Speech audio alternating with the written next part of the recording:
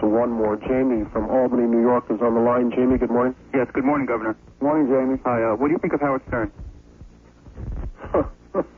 I don't know how to answer that.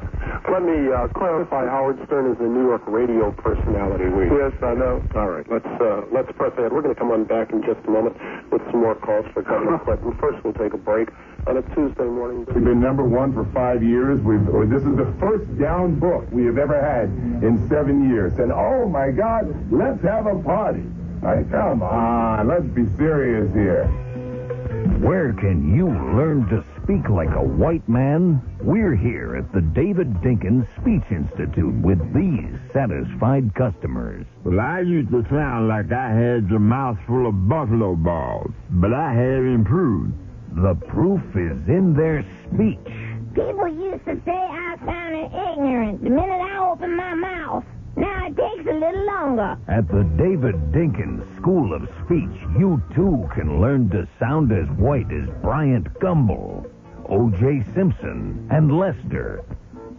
Learn in a real classroom. Say birthday. Birthday. No. Birthday. Repeat. Birthday. Mouth. Mouth. No. Mouth. Mouth. Pour. Po. Man. Mean. No. Woman. Bitch. Repeat. Woman. Ho. In a few short weeks, you'll be talking real good, just like David Dinkins. Okay, class, repeat. I forgot to pay my taxes. I forgot to pay my taxes. I never touched Sucrete Gable. I never touched Sucrete Gable. Ed Koch is a pussy. Ed Koch is a pussy. Hello, this is David Dinkins. Bonjour. I would like to play you my before and after tapes. Here's what I used to sound like. Yeah. Anyone want to buy a VCR? Pay no attention to the serial number. David Dinkins used to sound like this. I ain't paying no taxums or stipends. Today, the founder of the revolutionary David Dinkins Speech School sounds like this. My dear auditor, it is with great regret that I misplaced my tax returns. However, my recompense is on your desk. I swear on my wife's big fat ass. Call now if you want to learn to speak real good. Don't be lazy and shiftless. Call 1-800-555-EIEIO. Does it work? Just ask our valedictorian, Calhoun Van Buren. Now, if somebody teach me how to read, I'll be all set.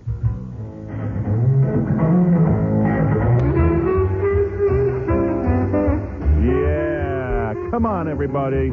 Come on, let's have some fun. Yeah, look at you out there. All right, are we on the air in New York? I heard we popped off the air for a second. Let me check my control booth. Yes, Fred, you had that music awfully loud. I had to lower that. Boy, I could give you a headache. Fred was rocking. Fred was really jamming. Hey, are we on the air in New York? Yes, we are. Testing 1, 2, 3, Papa modulation. Testing 1, 2. Hello? Yes. All right. We are on the air. Papa modulation? I don't think Allison ever knew she was off the air. She was in here running a radio show like she was on. Testing. 1, 2. Now, we are now testing this out for proper modulation. As you will know, when you record, the proper modulation that is required is for the electric eye, which is a green type of tube, will open and close as we record. Now I will play this back to hear the quality whether this is operating. Thank you. Oh, boy. I wonder how your father ever got anything on tape. My father's a fun guy. You got to hang with him sometime. Proper modulation. Proper modulation. Thank you. I'm almost afraid he didn't know anything about engineering. Yeah. A green type of tube. He's so technical. A green type of tube. Guy was an engineer for years. A green type of tube. My father was a lot of fun. Hey, everybody. Got a big show for you today, sort of. A lot of things to talk about. I could take a break here. Yeah, why don't I do that? I'm looking over the commercials. The best thing for us to do right now would be to break and then come back, because otherwise I will fall far behind, and we will not have the proper modulation. So let me take a break here. I'll tell you everything that's going on. Don't move from that radio. We'll be back right after these words. The Howard... Good morning, everyone. That's what I will do. That's my job for the next 4 hours. Is it to babble? Wasn't it great getting off the air at 10 o'clock yesterday? You know, you've done that how many times? There was a day last week we got off the air very early. And it's great. And we had been sitting around, here talking for about 45 minutes. And then Gary looked at his watch. Yes. And he said, "This is wild. It's 11 o'clock. I know. And we've been talking for 45 minutes. Well, after we got done at 10 o'clock, I went over to HBO Studios. I did this satellite teleconference with all of the different television critics. How did that go? Went really well. I thought I sucked during it, and then everyone was congratulating me afterwards, really, telling me what a great job I did. I figured, they're just sucking up to me. No, I meant the questions, Howard. How were the questions? Well, the questions are always terrible. So, nobody ever gets prepared for those things. Yeah. It's like the same stupid questions, the FCC, stuff like that. But I was just like, I don't know how well this went, and I was trying to be funny and stuff. And it was weird because you're on a satellite and you can't see your audience, and I couldn't hear the audience because it kept feeding back, so they had to kill the... your feed. My feed. Uh-huh. So I couldn't hear anything, and I was talking to them. And I said, I don't think this was very good, but everyone was telling me it was like the best thing that I've ever done, and, one of those kind of days. Uh-huh. Usually you can tell when you suck because people just say, it was fine, But, they were really carrying on. Uh-huh. And then they gave me a copy of it. I went home and watched it, and I really liked it. Oh. So, it shows you I'm not a good Now, judge. when you watched the copy, could you see the people you were talking to? No. Oh, no, strange. you could only hear them. It was weird. It was weird. Interesting kind of concept. It was difficult to do, but... once again, I pulled through. Thank you. Good night, everybody. Now, where will that show up? Nowhere. It's No, they'll write articles and stuff. yeah. In fact, I saw Diane Wirtz of Newsday wrote an article. No, I'm looking at her picture. You can't ever tell. Oh, you got someone on the phone? Yeah. All right, let me do this real quick, and I'll tell you everything that went on yesterday. This is a guy who called Financial News Network or something. I don't know what he called. What did you call? There's so many networks now. Yeah. I get none of them, by the way. What did you call? Financial News Network. What is that? It's on cable. They have a call-in talk show where you can talk about stocks, investments, depending on who the guest is for the day. Is that part of CNN? No. I don't think it is. Yeah. That's its It's on cable, though. It is? Yeah, I get no... How many channels do you get at your house? I'm in L.A. I get, I don't know, we did get, they just did add the entertainment after 5 o'clock, and now we get your interview. We've only had it since January 1st. Oh, Is that good. right? Yeah, it just came on in Hollywood. Yeah, what do you get, like 65 channels or something? I don't know. It's 50 is Playboy Channel. I know that much, so I don't know how much higher it goes than that. Yeah, I guess once you hit the Playboy Channel, you don't have to go up any higher. Further. Yeah, you don't go up any higher on the dial. Don't put anything after the Playboy Channel. Yeah. Nobody will ever see. No There's point. no need to. I'm surprised the Playboy Channel doesn't have if the theory is that showing naked women on TV would get you 100 share, the Playboy Channel should have 100 share. And they've never done very well, have they? No. It's weird. Yeah. See, everyone gets sick of that after a while, too. Although I don't. I'm just saying everyone else. Well, see, you haven't had that. Do you have the Playboy Channel at home? See, if I had the Playboy Channel, if I could program the Playboy Channel, I wouldn't make it just like naked women. I would have like a naked Oprah Winfrey show. You know what I mean? But it wouldn't be a naked Oprah. It'd be like a really good-looking girl doing a naked, you'd still have content, but everyone would be naked. The audience would be naked. The guests would be naked. It would deal with nude issues, naked issues, sexual issues. You know what I'm saying? I would do every show that's on regular TV except nude. I don't know. Who are you going to get to do that? You can't get the regular good people. Nah, I would do it. I mean, I'll host it. Yeah, right. You're not going to take your clothes off. No. I'm the host. See, everything's supposed to be naked, though. No. You I just don't. ruined it. On my show, I don't have to be naked. Anyway, getting to the Financial News Network, what happened? The guy lost it on you or something? Yeah, it's, I had called one time before, and evidently some other people had called because they allude at the end of my Howard Stern comment that this guy calls quite a few times. All right, let me hear it. Okay. You should turn down your television set. Anyway, go ahead, line one. Yeah. I got a question. I own a small business, a security business with about 20 employees. My question is whether I should set up some type of pension system for them, or should I tell them to chuck it and put all their faith in, of course, Howard Stern? And should they be interested in Baba Booey, Gary Delabate, Fred Norris, Rob? Okay, this fellow calls fairly often, or somebody like him. We always get Howard Stern mentioned on the business show. I'm sure Howard Stern feels honored to be mentioned on the business show. My guy was all upset. You have the Playboy camera? Whoa, sorry about that. All right. Well, anyway, thanks. You're welcome. Okay, bye-bye. Take care. Financial News Network. I got a little upset. Can't blame him. He's trying to do a show. Everyone's goofing. You know? He has to take calls. Yeah. That's the lifeblood of that show.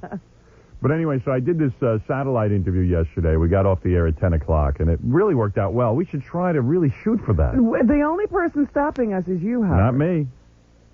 Not beg me. your pardon? It's not me. It's also you. I mean, I beg to differ like with you. yesterday we started news at 9:10. I remember we ended at 10 o'clock, and we did 50 minutes of news. Yes. 5-0. Yes. And believe me, you would have kept going if it was a regular day. Well, I didn't. You interrupt me constantly. Yeah, well, You'll take phone calls in the middle of it. But that's what's good about it. Other people that have nothing to do with the news. I can't control the length of the news if you're going to do that. How many stories do you do a newscast, would you say? It depends on the day. But on an average, in other words, how many would you hit in an average newscast? 5, 6. That's not true. It's not true. Well, if I had the 2 newscasts I used to have, that would be 5, and now it's 10 for one newscast. You do have 2. We combine them, though. You have 2 half hours. It's like the 5 o'clock news. It's unbelievable. That's not true. It's not all news. You go until I glare at you. You stop it. So at 10 o'clock now, we stop the show. That is not fair. You get an hour. That is not fair because that hour is not news. Well, sure it is. It is not. Absolutely. Well, the commentary is part of the news. I'm not talking about the commentary if you're talking about a news story, but when you interrupt the news to do an interview, then you're blaming me as that's news time. All right, you got me there. That's true. Well, I still say it's your fault we stay on so long. Right. I knew you would. It's not mine. Well, I know whose fault it is. What do you know? Anyway, I got done with that yesterday at 10 o'clock, right? You know, we got done with the radio show. Went over, I did this satellite news conference, which E should have taped because they could have shown it as one of the TV shows. Yeah, I was going to say you can't see it anywhere. Yeah, well, I don't know if the TV critics would have gone for it. No. So it's a room packed full of TV critics, and then instead of me having to call them, they're all doing reviews of the TV show. Mm-hmm. But they all want to have, like... input from you? Yeah, even though they have no questions and no questions that they haven't asked already. You know what I mean? It's all the same question. What about the FCC? Have you ever gone too far? And each one wants to ask it individually. Yeah. Have you ever gone too far? Have you ever, what else? Is there no topic that's not taboo? They asked that. They asked, are there any guests who have turned you down?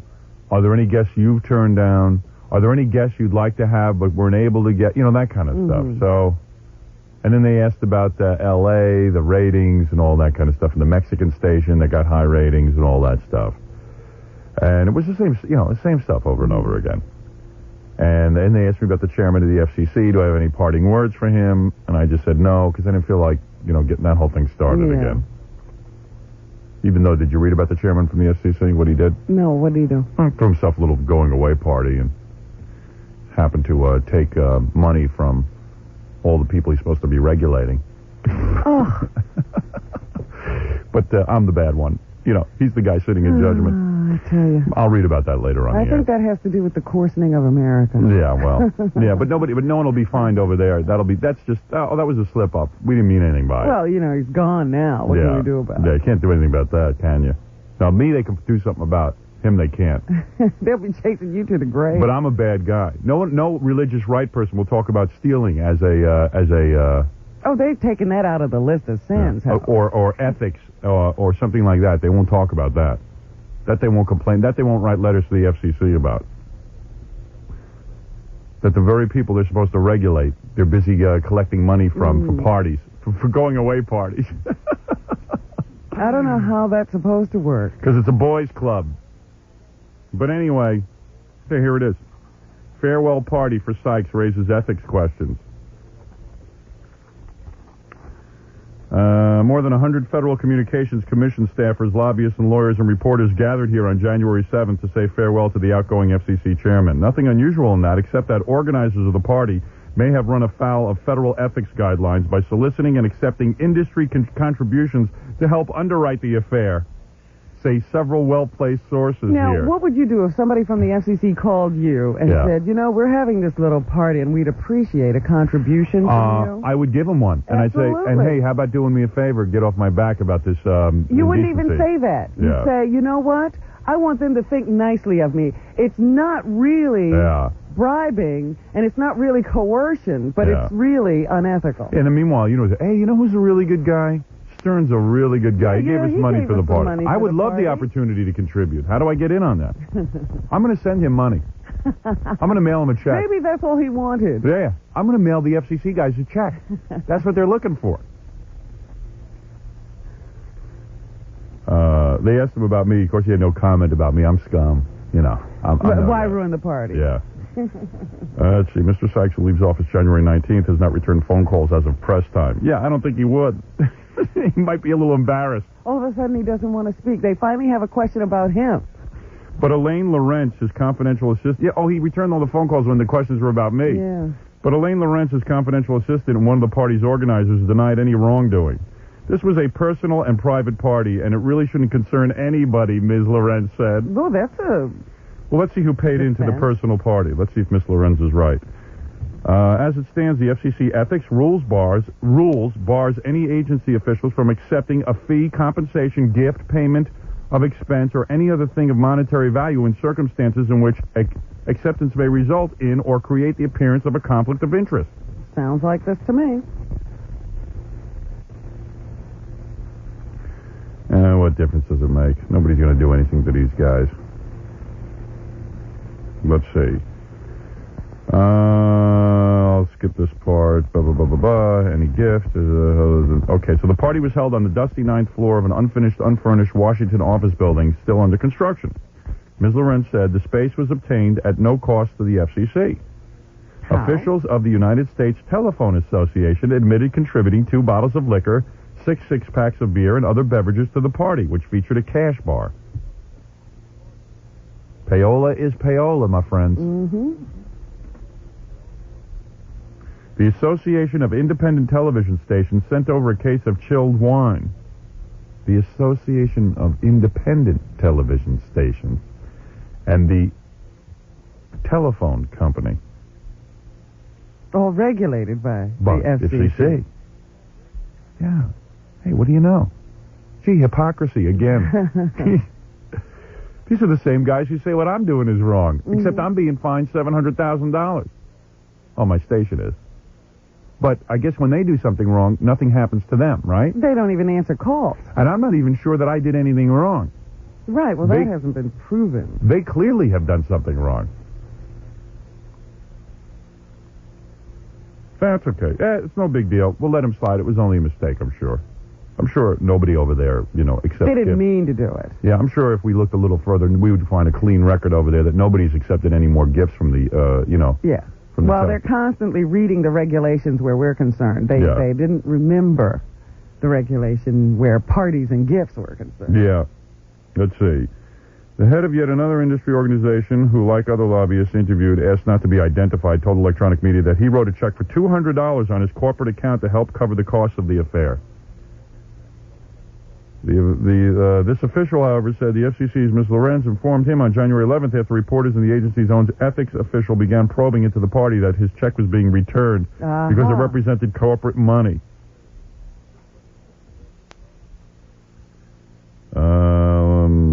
The FCC's Ms. Lorenz also conceded that industry representatives have helped underwrite the party by contributing small amounts of liquor or checks of up to $35. Well, I would like to get in on the contribution. I would like to make a contribution. Why can't I? Party's over, Howard. They didn't even You know why? Because they would see that was unethical. If I made a donation to the FCC and I wanted to donate to Chairman Sykes' farewell party, everyone would scream bloody murder and go, no, no, no, no, no. That's wrong. No, Howard Stern, don't accept any money from him. He's trying to influence us. But if the Independent Television Association or the telephone companies. Oh, is there an ethics problem there? Oh, I didn't know that. Oh, you mean there's only an ethics problem if Howard Stern gives money? Everyone else is okay? Oh, no, we all have a good relationship. I don't see what the big deal is. Well, you know, just a couple of cases of beer. Just a couple of cases of beer. They're all good guys over there. We're good guys. Nobody meant any harm by it. We've always had a good relationship. Meanwhile, Jeff Chester, co-director of the Watchdog Center for Media Education, said he hoped the Clinton administration's FCC would not find itself in a similar situation. This kind of sleeping with the vested interests is the kind of behavior we expect the Clinton administration to stop, Mr. Chester said. Regulators should keep a polite distance from the interests they're supposed to regulate. Oh, boy. I hate to say it, but that's what government means to me. Yeah, me too. I'm totally jaded over government. I'm really down on government. Even in the Clinton administration, it still rankles me that woman who's supposed to be Attorney General hired illegal immigrants. Yeah, well, I don't know. So she got caught, she'd pay a little fine. And the point is that it's impossible to find anybody who hasn't done anything wrong. But I would like to send a six-pack over to the FCC. Let's call this thing off, you know what I mean? Six-pack? We'd have thrown a real good party. Yeah, I could have gotten you hookers. I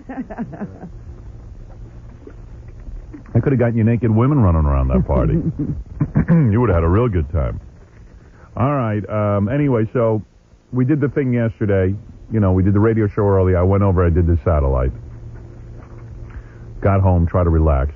That's my new thing. I'm trying to relax a little. Did you relax? No, but I tried to. Because when you try to relax, you're not relaxing. Yeah, I know, and I went through that whole thing. I said, okay, I'm going to relax now. I'm going to relax, damn it. But I couldn't relax. Because I was trying too hard to relax. So, had that whole thing going on, trying to relax. Well, what do you do? I mean, do you say, this is a moment just for me? Yeah, I say, I'm going to relax now. I'm going to watch a little TV.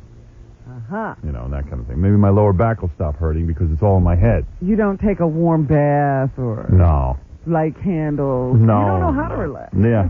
Well, to me, no offense to you, I know that's how you relax. That would not relax me, lighting candles. Well, how come you would find a hot tub here so relaxing? Well, because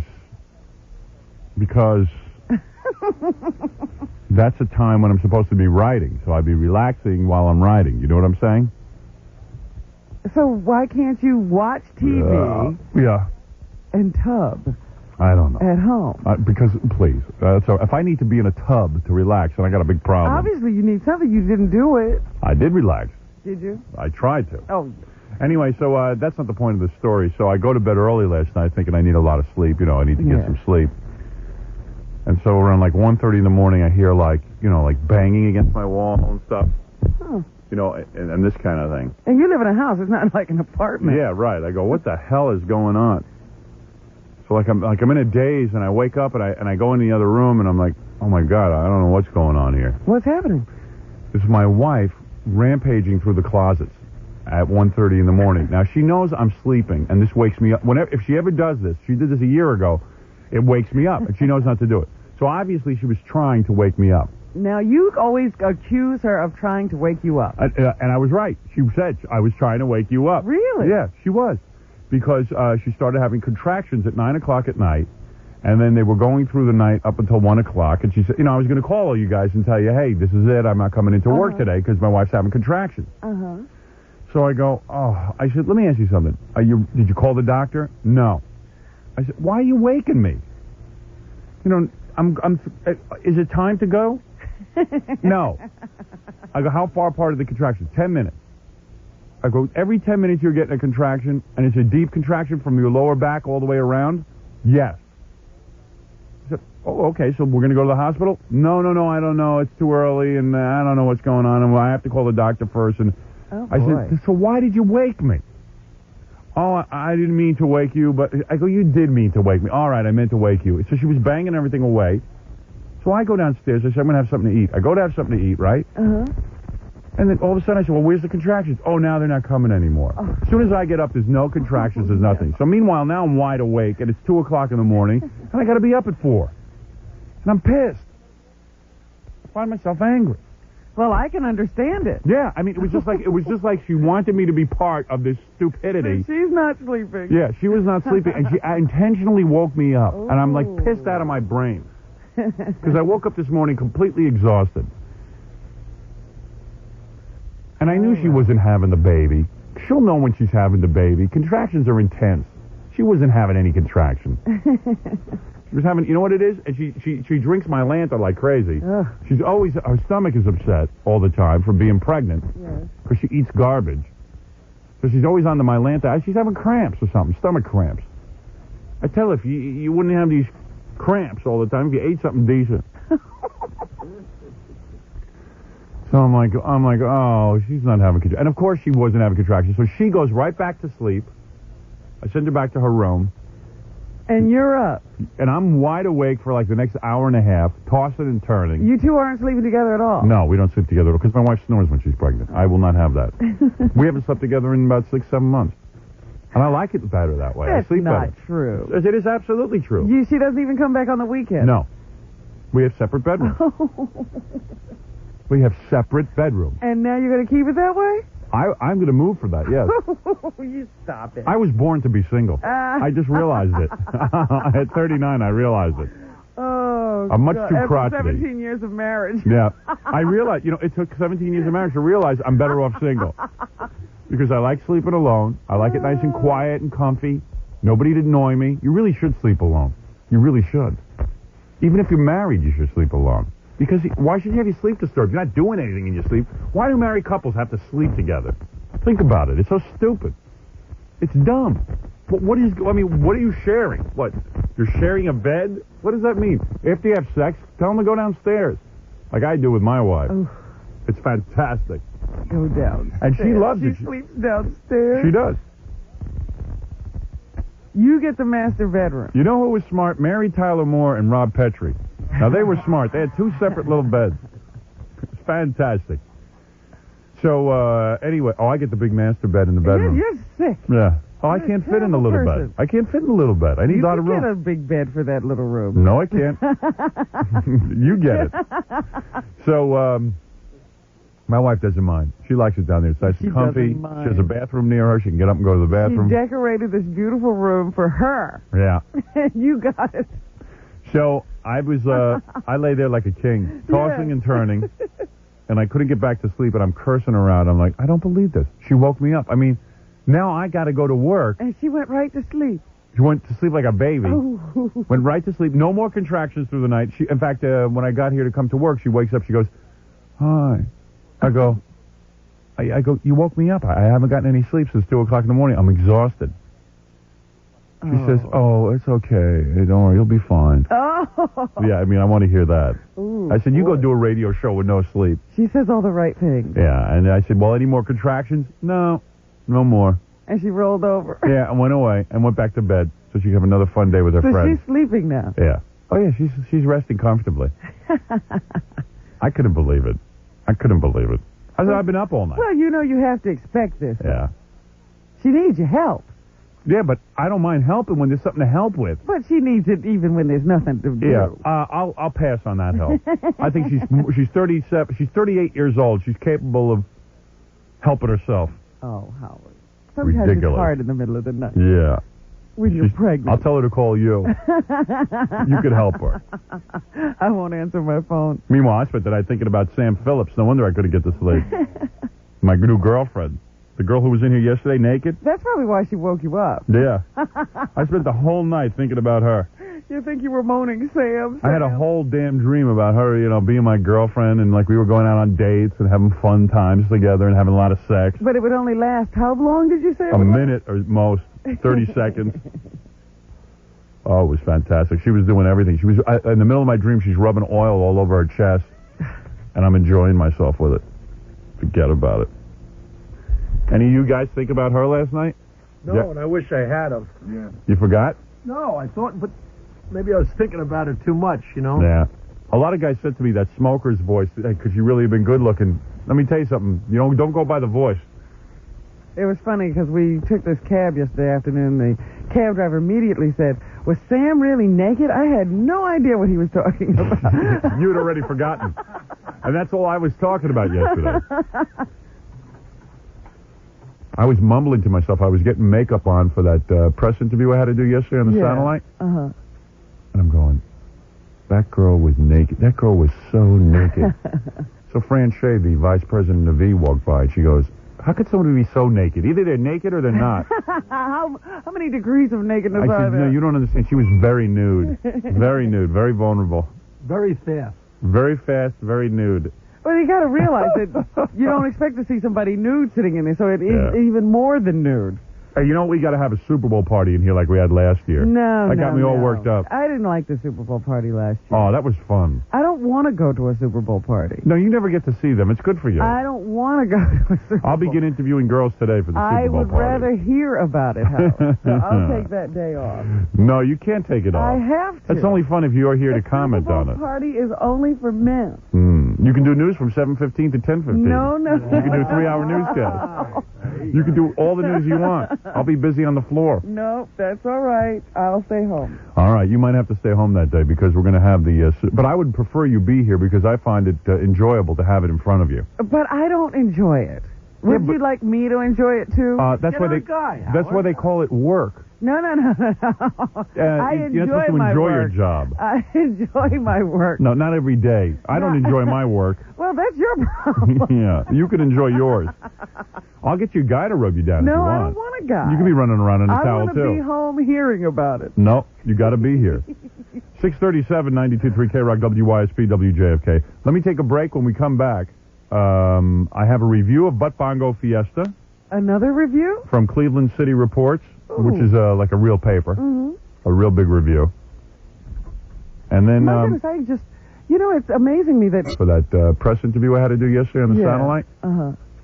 And I'm going, that girl was naked. That girl was so naked. So Fran Shea, the vice president of V, walked by, and she goes, how could somebody be so naked? Either they're naked or they're not. How many degrees of nakedness I are said, there? no, you don't understand. She was very nude. Very nude, very vulnerable. Very fast. Very fast, very nude. Well, you got to realize that you don't expect to see somebody nude sitting in there, so it is even more than nude. Hey, you know, we got to have a Super Bowl party in here like we had last year. No, That got me all worked up. I didn't like the Super Bowl party last year. Oh, that was fun. I don't want to go to a Super Bowl party. No, you never get to see them. It's good for you. I don't want to go to a Super Bowl. I'll begin interviewing girls today for the Super Bowl I would party. rather hear about it, Howard. So I'll take that day off. No, you can't take it off. I have to. It's only fun if you're here to comment on The it. party is only for men. You can do news from 7:15 to 10:15. No. You can do a 3-hour newscast. You can do all the news you want. I'll be busy on the floor. No, that's all right. I'll stay home. All right, you might have to stay home that day because we're going to have the... but I would prefer you be here because I find it enjoyable to have it in front of you. But I don't enjoy it. Would you like me to enjoy it, too? That's why they call it work. No. I you're enjoy supposed to my enjoy work. your job. I enjoy my work. No, not every day. I don't enjoy my work. Well, that's your problem. Yeah, you can enjoy yours. I'll get you a guy to rub you down if you want. No, I don't want a guy. You can be running around in a towel, I too. want to be home hearing about it. No, you got to be here.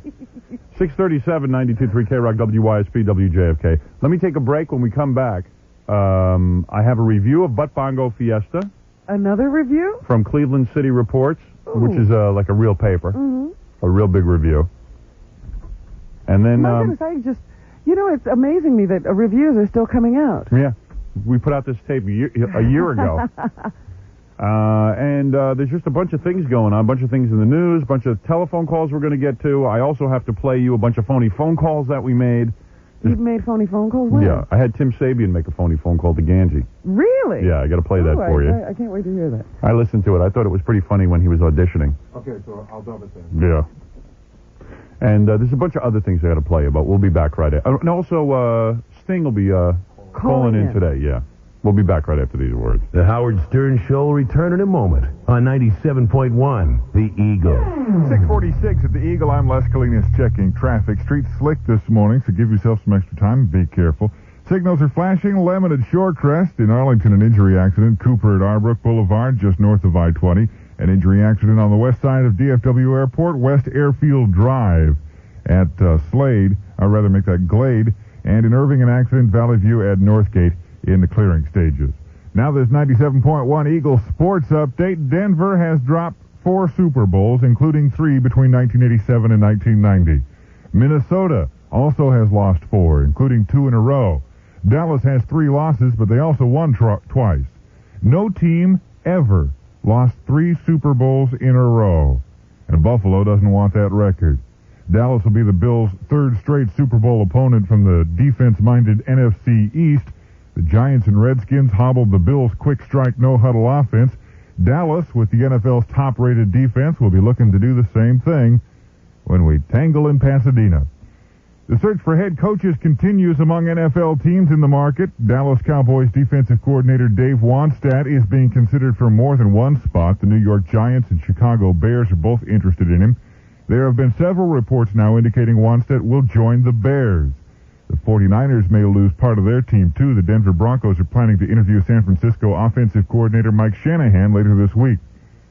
Funeral services for Oklahoma State basketball coaching legend Hank Iba yesterday in Stillwater, Oklahoma. Another former Oklahoma State coach, Bill Hansen, died yesterday at age 64.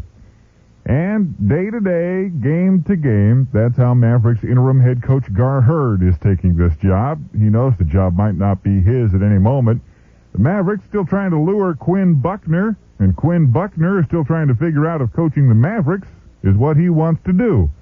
So, Hurd gets ready for another game, wondering how many more he'll get ready for. Detroit visits tonight. 6:48, Eagle weather, rain and thunderstorms, a high of 42. Right now it's 35 in Dallas, 33 in Fort Worth.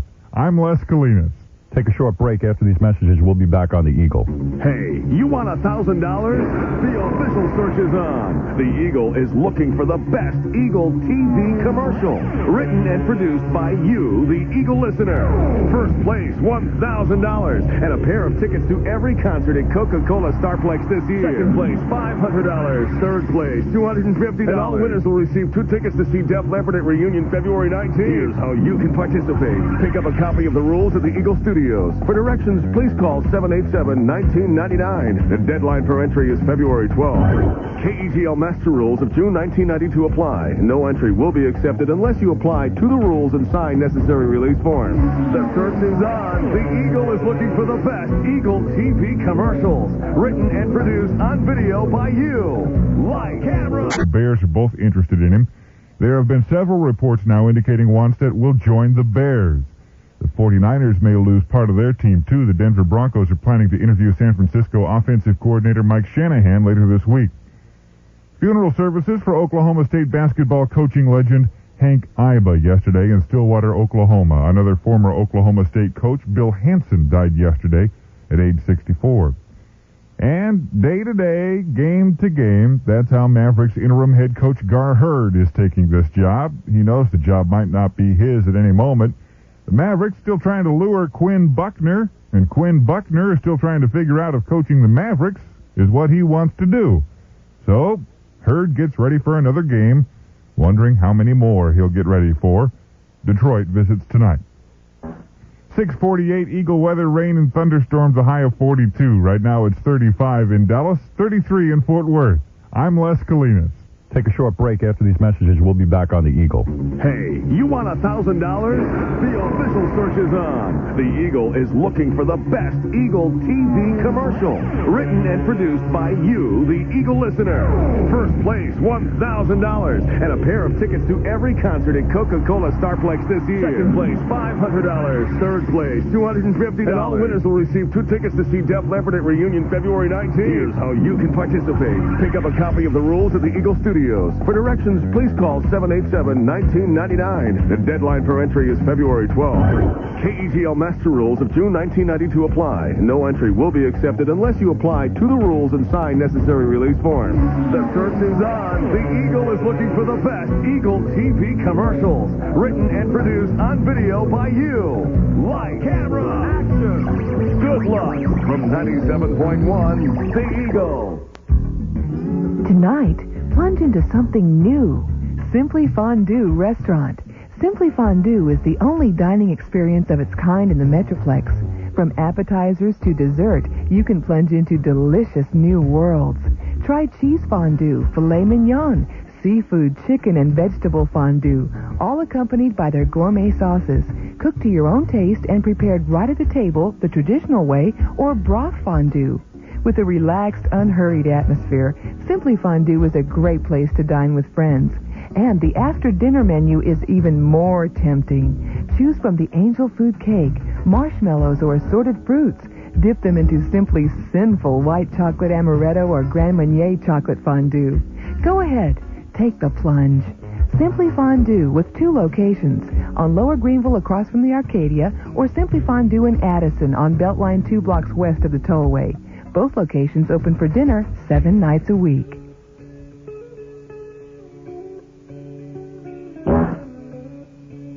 It's 6:50 at 97.1, The Eagle. It's the Howard Stern Morning Show, exclusively on 97.1, The Eagle. Ladies and gentlemen, Howard Stern. Let me go through all the paper in front of me. I just have a tremendous amount of material in front of me, so let me start right here. First of all, did you see the press release from the White Aryan Resistance? The press release? No, I did not. From Tom Metzger's organization? No. Well, it says a press release regarding Howard Stern and Tom Metzger. What are you two doing together? You're collaborating? It is time for real free speech activists to combine and attack the puritanical few who control, like an iron hand, the radio waves. For that reason, Tom Metzger has decided to support Howard Stern's struggle with the censors at the Federal Communications Commission. Maybe there is something wrong with what we're doing. There you go. Metzger's calling for a new concept, totally free radio. Nothing such as race, sex, politics, religion, etc. is to be taboo. Oh, dear. Metzger said to call radio and TV as it exists today, free. It's an utter and complete joke. Well, there you go. So we have been endorsed by everyone now, it seems. We're bringing them all together. We're bringing all people together. We've been endorsed by black groups, Jewish groups, and even the White Aryan Resistance. How could this be? And we'll take any support we can get.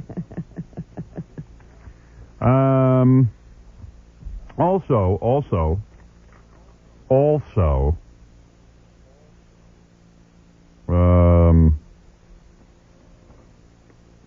I should go through all of these.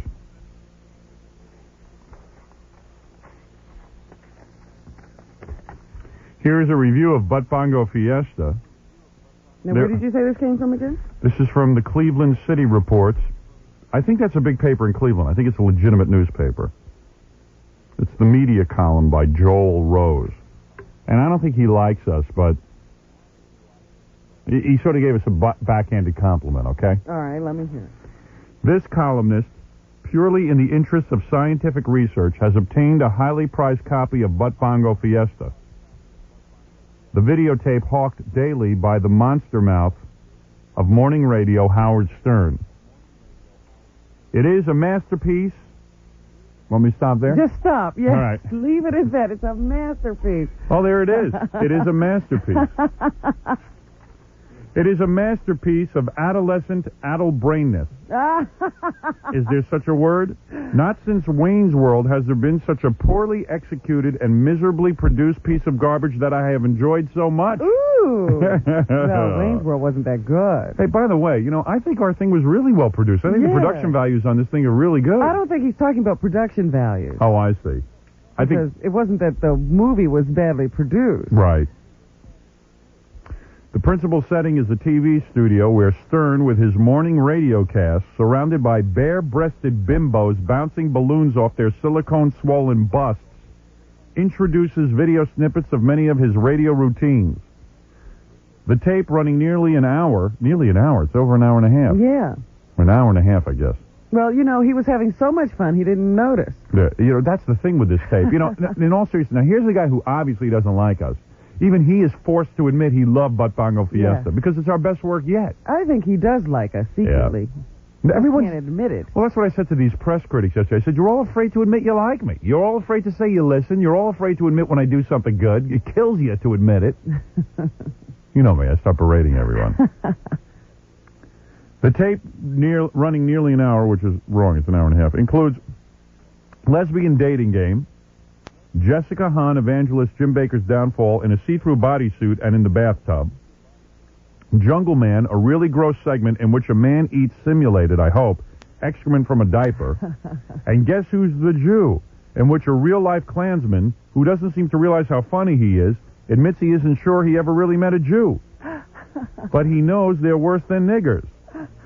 His words, not mine. Then, in self-aggrandizement, Stern runs some video of his triumphant Philadelphia rally when he came to town to declare his ratings dominance. I think it may have been a bit premature. He is not on top in Philadelphia as he is in New York and Los Angeles. Again, that's wrong. Well, that was premature, too. We have our highest, but just so this guy knows, so Joel Rose knows, we have our highest ratings in Philadelphia. And we are number one. And we are number one there. Hands down number one. I mean, there's no one even close. Why would he say this if he doesn't know what he's talking about? Oh, all right. It's a good review, so who cares? This tape has no lack of bad taste. Stern also includes a segment with one of his cast going on a date with Annette DeBello, the ex-wife of a rival Philadelphia radio personality. Some weeks later, following an exploitive appearance on Stern's radio program, Annette DeBello, D''ABELLO. Oh. He doesn't even spell her name right. Maybe this isn't a real newspaper. Annette DeBello committed suicide. Stern accepts no responsibility for that. Yeah, why would I accept responsibility A for that? suicide means that the person who did it is responsible. Yeah. Then comes the grand finale with Stern himself dressed up as a sequin Wayne Newton lookalike presiding over the pièce de résistance, Butt Bongo. You look like Wayne Newton? I didn't think so, but I'll take that as a compliment. Wayne's a very attractive man. Butt Bongo is a radio segment in which rather normal-appearing housewives and secretaries drop their pants in the studio to be spanked on their bare behinds by their husbands or boyfriends. So much for normal. On the tape, the Butt Bongoists are accompanied by a Latin band as Stern and his cast gleefully watch and applaud. To one half-naked young woman poised across her husband's knee, Stern asks, "Did that turn you on?" "Yes," she breathlessly replies.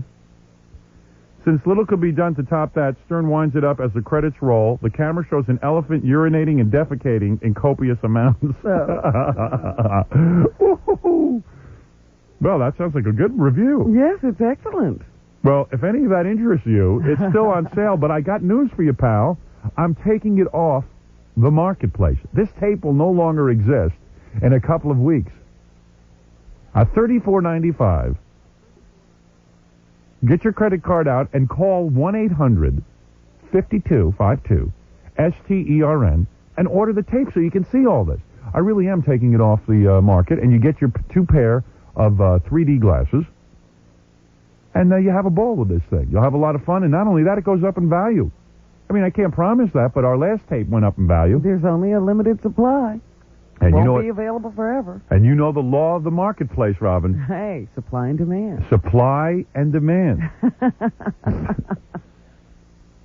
Little supply equals big demand. High demand. Yes, Howard. So please order this tape if you're a fan of the show, because I know you're going to love it. It's called Butt Bongo Fiesta, and you'll go insane. Thank you. I like that review. We have to read that again. Remind me later in the show.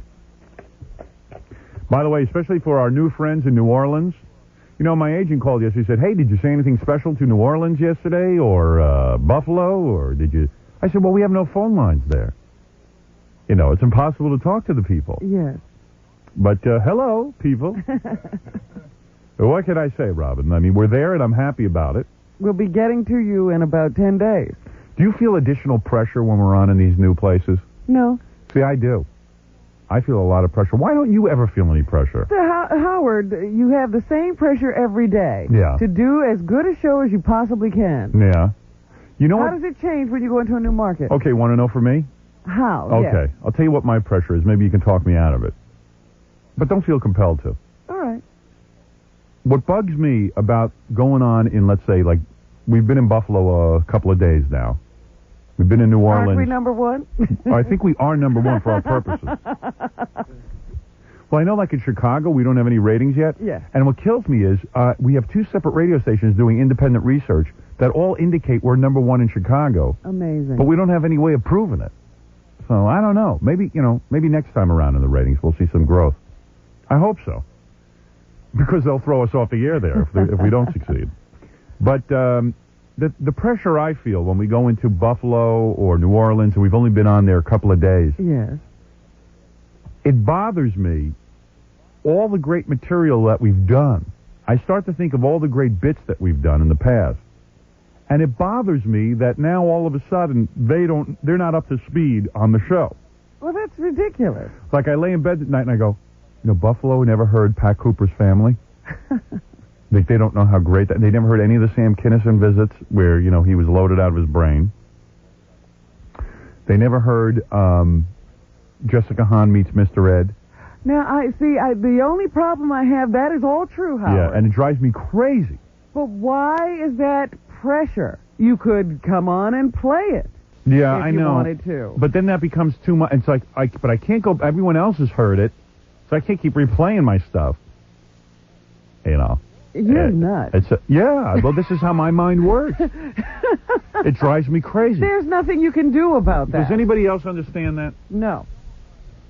It's almost like it's very frustrating. I've waited all these years to have a national radio show, except like when Letterman goes on nationally, everybody knows him in one day. They know him from start to finish. You know what I mean? Yes, but there are people who are now tuning into Letterman who never saw the 11 years of show. Yeah, okay, but that's their fault. You know what I mean? It's their fault. They don't know. I mean, how about if I stop being great today and all the other body of work... There are people in New York who just started listening to us. It's not the same thing.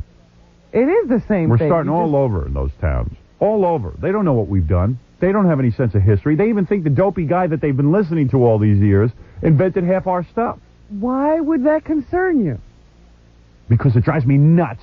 But for what purpose? It never stopped you. It doesn't matter what purpose. It drives me nuts. You're not following it. I'm just trying to tell you how irrational you are. You can't let it. Yeah, but that's like saying you can't let water, drip on a stone and wear it down. I mean, it just does. It's a fact of nature. But it's irrational because it means nothing. To you, it means nothing. No. It means nothing in the whole scheme of things. It really means nothing. Well, it drives me nuts. All right. You let nothing drive you nuts. And you didn't do anything to convince me. But Howard, has it ever... I could see it if you said, the reason we're so successful in New York is because 5 years ago we did Pat Cooper's Family. But everybody in New York has heard it ad nauseum, and they never want to hear it again. Yeah. So I can't play that for Buffalo. We will never be as successful in Buffalo as we are in New York. That's not true. Hey, get me Pat Cooper's Family, Gary. You're right. I got to play it for everyone.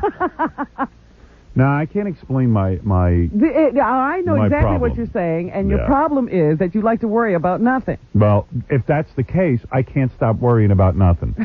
All right? You can't tell somebody to stop worrying about nothing. I didn't say stop. I said you like to. That's the way I operate. And that's why I have back pain every single day of my life lately. Well, you like being uncomfortable. Yeah, I do. I'm really enjoying this. You are.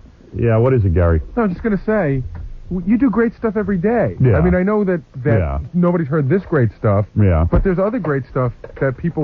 Shut up, Baba Booey. I'm not even kissing your ass. No, I can't take it. Baba Booey. Baba Booey. Nobody understands my life.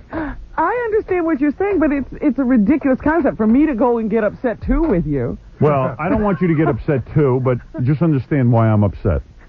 Howard, every time we go into a new market, you say, all right, I'm going to introduce some of the old stuff. Do you realize there are people who don't even know who you are, Jackie? Who, like, I talk to you. I'm Jackie the Joke Man. But we don't even have a formal introduction into these markets. We always say that we're going to introduce ourselves, but we never get around to it. All right, you know what we're going to do? We've never introduced ourselves in New York. Maybe we better...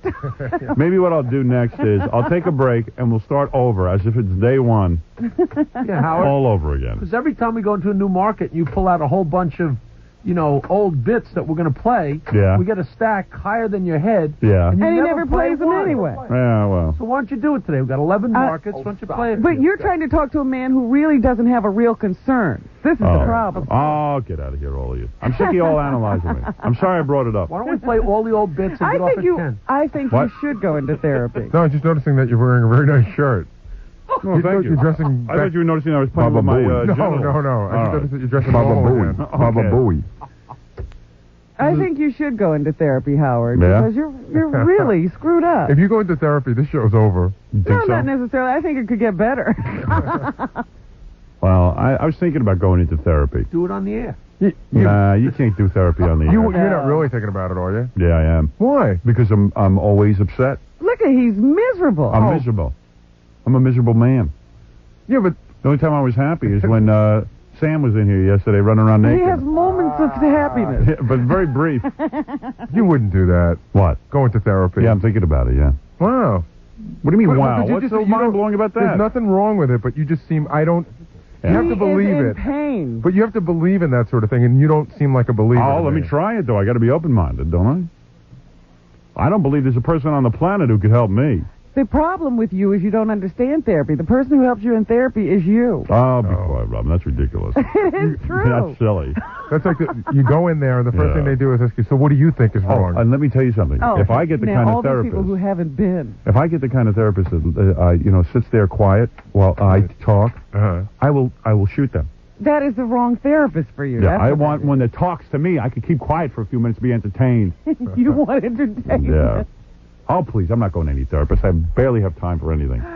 All I right. think it might be good. If you can't get rid of this back pain, you'd better do something. I'm going to get rid of it. Because I'm relaxing now. Oh, boy. I can tell. You know who could be my therapist is that Sam Phillips from yesterday. Well, all you have to do is convince your wife. Yeah, if that could be my therapy once or twice a week, believe me, I'd be fine. All right, we're going to take a break, and then we'll come back. I'll take some phone calls, and then we're going to introduce ourselves to Buffalo and New Orleans so I won't have anxiety. Right after these words. Howard Stern will be back after this on 97.1 The Eagle. Sting is calling us in a couple of minutes, but I was just reading a newspaper article on that moron Jay Thomas. Jay Thomas is an idiot who is a disc jockey in Los Angeles, and they gave him a show after Murphy Brown called Love and War, which I think is doing terribly in the ratings, isn't it? I had seen that it was, in the top 20 for a while. I haven't been tracking it lately. So I don't know what they've been doing lately. Because Murphy Brown does a big rating, doesn't it? Yeah, she's in The show's top 10. actually, according to this article, is in the top 15. Oh, don't listen to the article. But critics, it also says that critics say that that's only because it follows Murphy Brown. Yeah. That if it was in another time slot, it'd be way down. Yeah, it's a terrible show. And Jay's a horrible actor, and Jay's a horrible disc jockey. Everything he touches turns to mud. In fact, the first episode of Love and War was reviewed well, and ever since then everyone says the show sucks. So they put out one good episode. And Jay really is a no talent, but of course every article, now that they write articles on him because he's on TV, Yes. all he does, the whole article is about me. It's not about him. Nobody cares about him. He's a bore. His own wife listens to me. Get Thomas away from his radio microphone and he'll give you an earful. Howard's very talented, but I think he has a real rough show, Thomas said at a cocktail party last week in Santa Monica. Let me tell you something. Even at a cocktail party. This is a guy who spends more time at cocktail parties than concentrating on his career. Nobody else wants that act, Nobody else wants that act. Like, I went to a store and bought this act. And, people are stealing it all over the country. Yeah. Like, Jay didn't go to California and steal all the stuff I do. I'll tell you one thing. I never thought it was possible, but Susan Day looks like a bus hit her face. And I think Jay is personally responsible for making her look 10 years older. I think anybody who gets next to him on screen looks bad. Somebody told me they thought her eating problem had come back after working with Jack. Yeah, maybe she's going somewhere and vomiting. Did she used to vomit or something? Yeah, maybe she's vomiting after she has to work with Jay. Howard's very talented, but I don't know anyone who wants that act. Yeah, Jay wouldn't want an act where people listen. He's praying every day to be blessed. If he wants it, that's fine. He gets paid very well, but it's a strange act. I don't think this is the point of view of a guy who's obsessed with me and only wishes he was me. Why doesn't he stop talking about you? Because he wishes he was me. And he went to California thinking that he could be me out there. He even took all my advertising slogans and stuff. We apologize for what Jay, we did that. We apologize for what Howard says and all that. I don't think Howard is any more or less talented than any other DJ. It's just that his act happens to be a self-absorbed kind of character. So why don't you do it, Jay? Certainly you're such a scary talent. You could be self-absorbed. Why wouldn't it be talent if I can get all these people listening to me? Why is it talent to sit on and on the radio and try to suck up to everybody out there? Why is that talent? I also think the country is very bigoted, that it has gone pretty right-wing, and I think Howard feeds right into that, even though he pretends to be a liberal. What? An imbecile. He's an imbecile. He just said two different things. Howard feeds into the right wing, even though he's a liberal. Even though he pretends to be a liberal. Now, how do you do that? That's ingenious. Yeah, you would have to call me a genius. You know, I am a genius. Well, obviously, Jay spends a lot of time thinking about me. Thomas compares Stern to a little kid explaining to his mom all the curse words he heard in school so he can hear them himself. I don't even know what he's talking about. Wow. This is very sad. This is a sad interview. Well, but the writer says, so far, neither Thomas or anyone else has figured out a way to disarm Stern. Horrible Howard is at the top of the ratings book. So, screw all these guys. And their opinions. Yeah.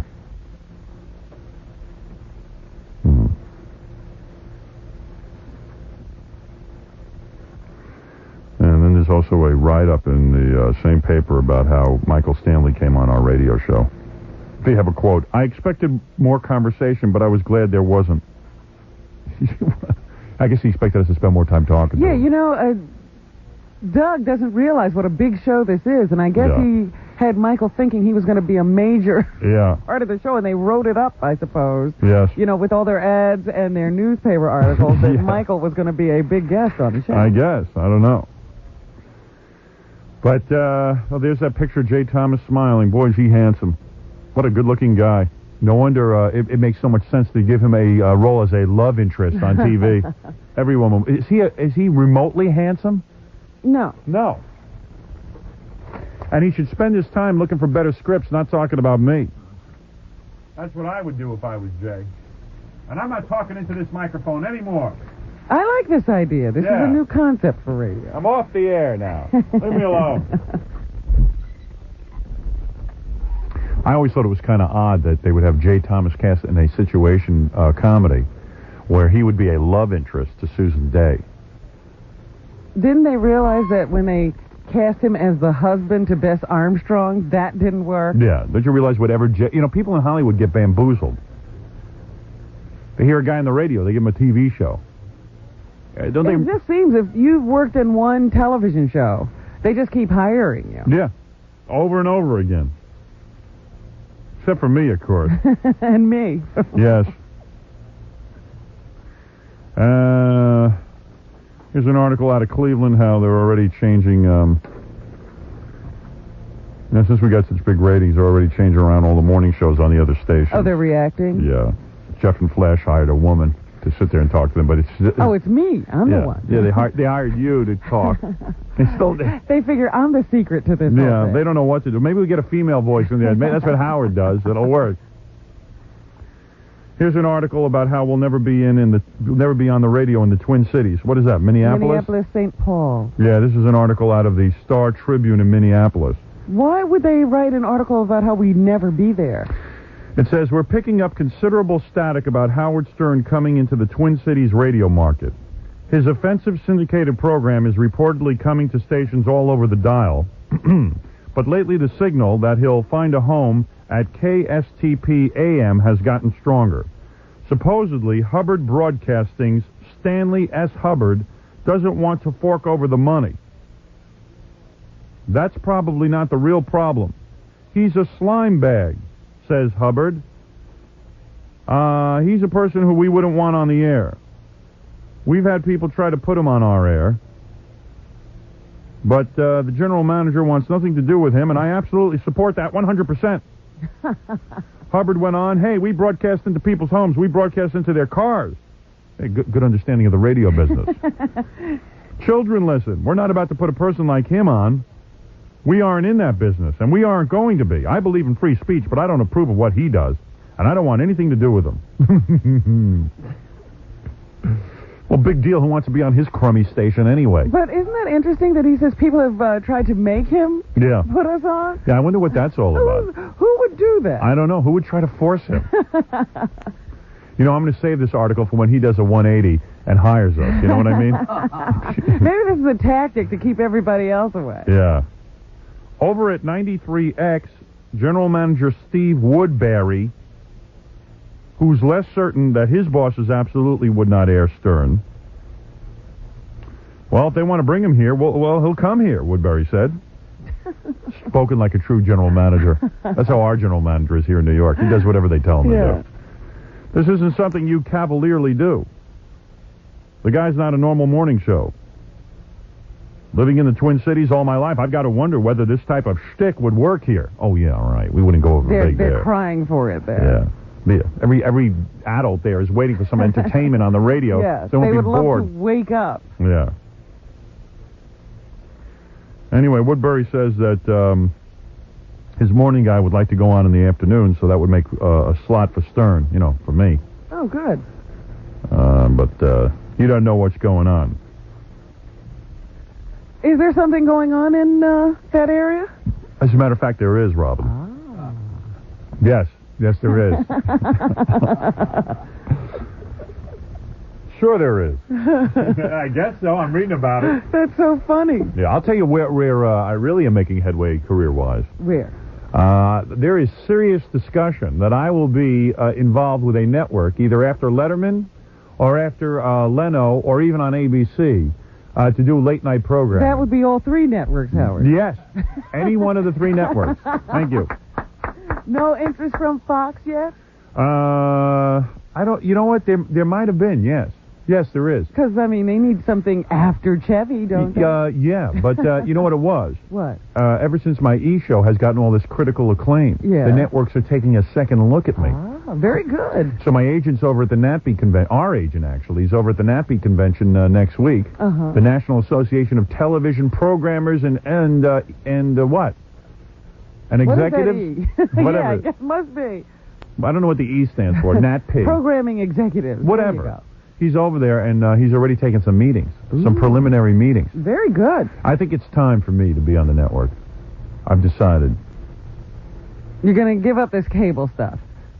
Yeah. Well, I don't know. Maybe I'll still do some stuff for them. Do some cable and do some network, too. I don't want to turn my back on anything just yet. But there's evidently been big interest. Ah, good. I think I've proven something.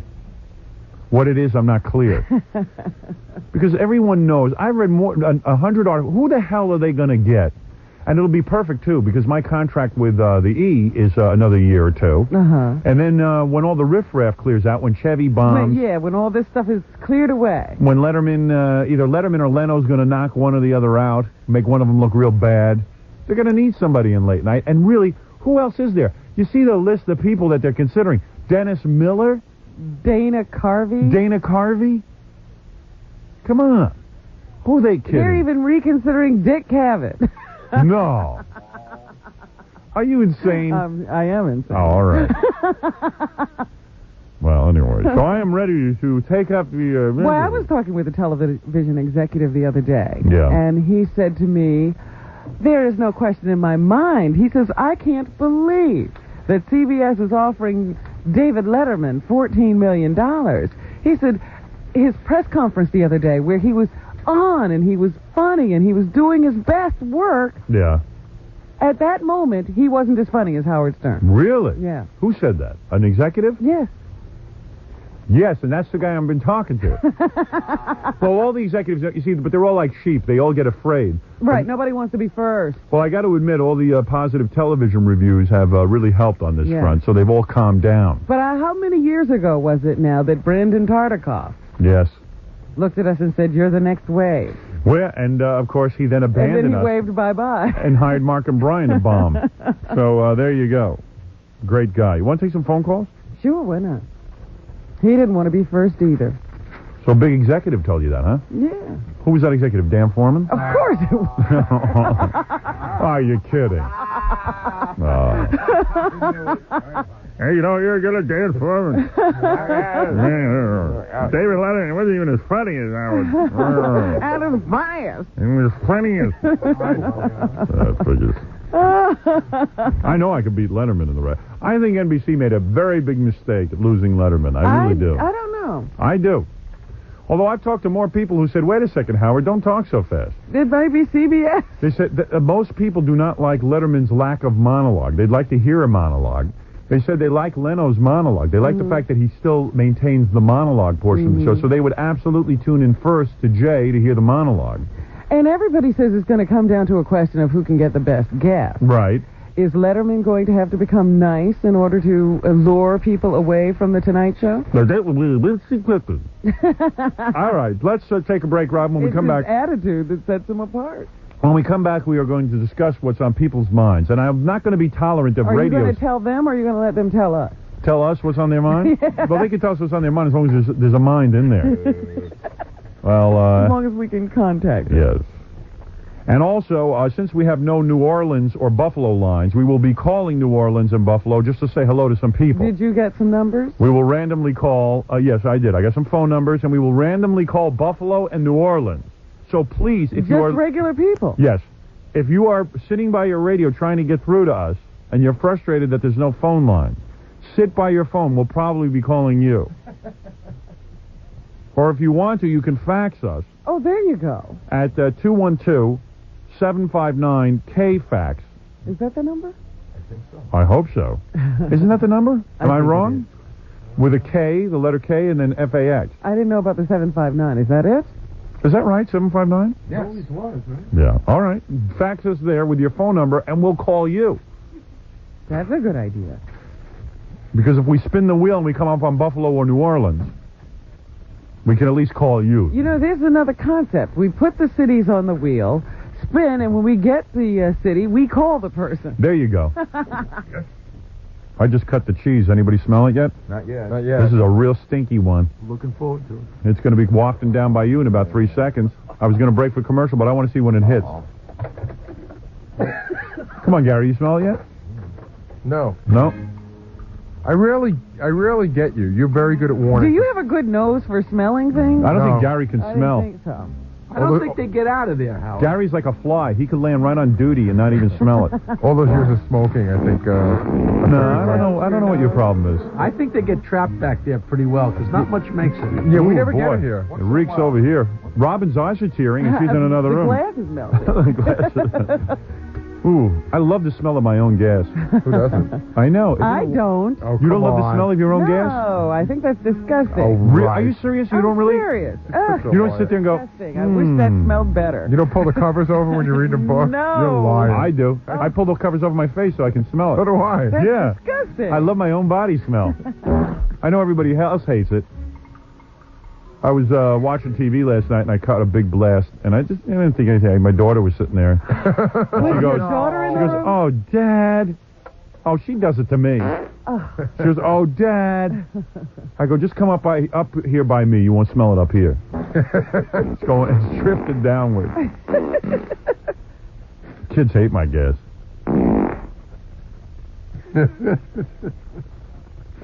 worst thing I ever saw in my life, there was this black guy in my gym class, and he stood up on the bench between the lockers and put one foot up on the locker and one foot on the thing, and he said to this guy, Bill Leishner, he said, "Hey, Leishner, come here." He had no top teeth. He was hysterical. He said, "Leishner, come here. I think I got a rip in my pants." And the guy had his nose an inch away, and I swear, he needed toilet paper when he's done. It was unbelievable. Leishner, see if there's a rip in my pants.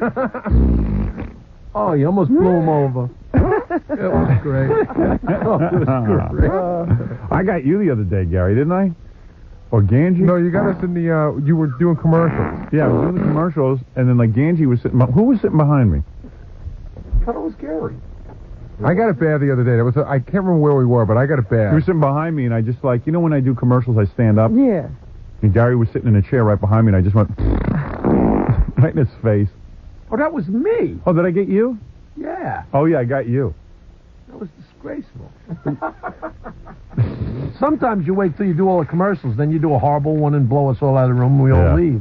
Hey, Jackie cut one the other day, and we got it right on mic. Jackie did it right into the microphone. Where's that one? Hey, Scott, you got that one?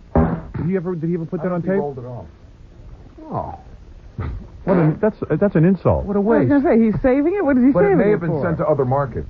We were just discussing yesterday, when you do it, and you're sure that you're in a place where no one could possibly catch you. Yeah, Robin always catches me. And then you accidentally get caught. Like for me, when I leave in the morning and I get my elevator, no one ever You gets do it on. in the elevator? Well, no one ever gets on because it's 5 o'clock in the morning. Yeah. And then about once every 3 or 4 months, someone gets on. It'll stop on like another floor and someone will get on. And then it's just obviously you. It's so embarrassing. Yeah, I mean, there's just no way around it. Well, every time I cut one, I think I'm alone. Robin comes walking into the room 3 seconds later, and I go, "Hey, Robin." But I just say it. I say, "Robin, I just cut the cheese. I prefer you to come in here." He's polite. I got Robin so good. But I go, Robin, wait. I just cut the cheese. Don't come in. I'm like a skunk. I got Robin about 3 years ago. Yeah. We were doing one of those Grammy broadcasts. Yeah. And she left. She left, so I went behind where she was working, and I really did it. And then she came back. She forgot something. Yeah. Oh, no. She came back. I thought her It was head like walking into a fog. Yeah. It was just surrounding. You got the dizzy, place. huh? Oh, I can imagine Gary really smells with all the hair and everything. And what I eat and stuff. And what you eat. I was screaming at him. She goes, "You didn't." And I go, "I did. I thought you were gone." You didn't. You committed the worst of acts. All right. Yeah. I was watching TV with my daughter while I was farting from a big dinner, and then the Somalia came on the news with all the starving kids. Oh. She was looking at it, and she goes, "Why are those kids so skinny?" I go, "Well," I said, let's see if I explain this right. I go, "In their country, there are bad people who are keeping the food away from other people." Yes, that's true. So she started to cry because, she saw the pictures, and it really blew her away. Like, oh, my God, she started crying. Uh-huh. So I said, that's why we're over there fighting now, so we can get the food to the people, to get rid of the mean people. Well, Because we're not necessarily fighting. We sent troops there so that they could guard the road. Well, I wasn't going to get that involved. She goes, "Oh, I hope they kill them all." Oh, jeez. She says, "I hope they kill all the mean people." Raising another pacifist. Yeah. Well, she was tearing from my farts at the time, so I don't know. You couldn't tell whether she was crushed by the news or you. Well, I wasn't going to say to her then, "Oh, no, it's bad to want these people killed," because I agree with her. I would like to see them killed, too. Then I don't think you should be teaching politics to your daughter. Well, that's right. After the kids were done with their political lesson, I dug a hole in the backyard and let the kids go down there. It's about a 10-foot well. It's got a bed and it's got a bed and a TV in there. And a toilet that doesn't work. And a toilet that doesn't work. Did you see the toilet that he made for Katie Beers? Did you see? It was lined with plastic. Yeah, that's like my toilet. So if you go, what was he saving this stuff? Yeah. It's gold, I tell you. She's so young. It's gold. Oh. He's saving it in a big box. Every one of your movements is marvelous. You're a fabulous little girl. Everything you do. Everything you do is special and should be saved in plastic. Oh. Because you're a special girl. Every one of your movements is special. Pinch me a masterpiece, my angel. Pinch me one. Oh. All right, we're going to take a break, and then we'll be back right after these words. Howard will be right back on 97.1 The Eagle.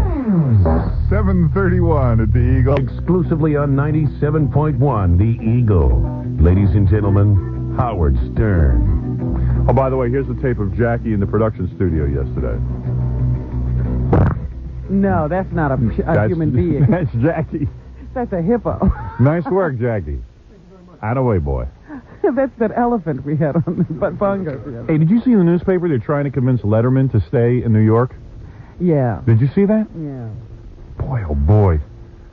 The mayor's office. He's just wanted. Everybody wants him. Why didn't that happen to me? I know if I announced we were moving to Los Angeles. They'd give you a party. They would throw a parade. Can we help you? How can we help you to move? You're a blight on New York's name. I mean, your own neighborhood will give you a parade. I mean, they'd send me a ticket, the mayor's. The mayor's office today contacted Stern about his move. Oh, did he want to make a bid to keep me? No. He actually gave Stern a ticket. Could you leave sooner? The taxpayers chipped in. Mayor Dinkins' top aides are making a bid to keep David Letterman's hip late-night television talk show in the city, officials told the Post yesterday. Letterman said last week he wants to stay here when his show moves from NBC to CBS in August, but that he would relocate to the West Coast if the price and broadcast facilities were right. CBS supposedly can't find a proper facility for Letterman. Now that's stupid. It sure is. Well, he's being a ball buster. He's got the world by the balls. But now that he's the producer, notice he's thinking of price, Yeah, oh yeah. of the facility. And you know how particular he is. Dave And wants the a cold location. studio. You know, Yeah. the studio has to be a certain temperature for Dave. Right. Now, what location would he want? Let's see. Brick, who is the... Brick? Brick is an aide to the mayor, Mayor Dinkins. As in thick ass? Yeah. Brick confirmed the two sides are to meet tomorrow at Morton's Rockefeller Center office. Bob Morton's going to have a meeting with the mayor's assistant. Bob Morton. Fat Bob Morton. Could we tell those... Let's call those people and tell them who Morty is. Yeah. Should we tell him, you know... Don't pay him any mind. Yeah. Brick says, I made an offer to help. As a city official, I'm deeply concerned about the decision the Letterman people still have to make. David Letterman is New York. His show is the quintessential New York show. Oh, come on. Oh. Ripping this up. What is this? Everybody's gone crazy. I mean, everyone's gone nuts. They don't even know whether the show's going to succeed. What do we care where it goes? Hey, did you get any tape of the Ace Awards? I told Gary to tape it. You know, I completely forgot about the Ace Awards because I got so caught up in the inaugural thing. The Ace Awards are, The Cable Awards. it's for all the pieces of Ace out there. I apologize. What? I taped it. You did? I'll bring it in tomorrow. You're a good producer. You know that I meant to tell you. He's the best. You're very effective. You're the best. It was on Sunday, right? Yeah. I'll get it by, like, I don't know. And if I never said anything, I'd never get it. How come when Robin forgets a piece of tape, which is very common, you don't yell at her that way? Because I cover for it. It's my tape. It's tape for me. It's something that she tapes for herself. Oh, okay. I asked you to do something. I got and you. what I see the scares me is- difference. I mean, seriously, you have to see the difference. I Yeah. called you up and said, would you please tape No, it? no, I called you up and mentioned it was on, and you said throw a tape in. Yeah, tape And I it did. for me. I did, all right. But I'm glad you did it, but if I don't... But you know what kills me? Seriously, can I tell you... No, you're wrong. You're wrong. I know exactly what you're going to say. What do you think? You're going to say that I would have never given it to you, but I was going to give it... I left it at home. It's sitting on my... But that's already 2 days you left it. It's just sitting right... No, I taped it Sunday night. Right. I didn't pick it up Monday morning. I apologize. No. Sunday night you taped it. You didn't pick it up Monday morning or Tuesday morning. That's 2 days. Right. I just forgot 2 it. days. I just didn't... It wasn't... But 2 days you forgot. Okay, fine. And admit that if No, I... I'm not admitting that because it's just not true. Oh, come on. It's just not true. If you were... I will not admit it. Well, not admit what? Do you know what he's going to Yes, say? he's going to he say, always admit does. that if he didn't bring it up, I would never bring it in. That's a lie. You never would bring it in. That's a lie. And what good is it like a week from now? What good is it 3 days from now? The What are you Ace talking Awards... about? You never. If I gave it to you Monday, you wouldn't have a chance to watch it yet. But it doesn't matter. What do you know what I would watch? When he was relaxing yesterday, he could I could have watched it instead of watching that new Fox show. Let's see. I hope Gary's going to run home and get it now. He never wants to admit that he's not good at what he does.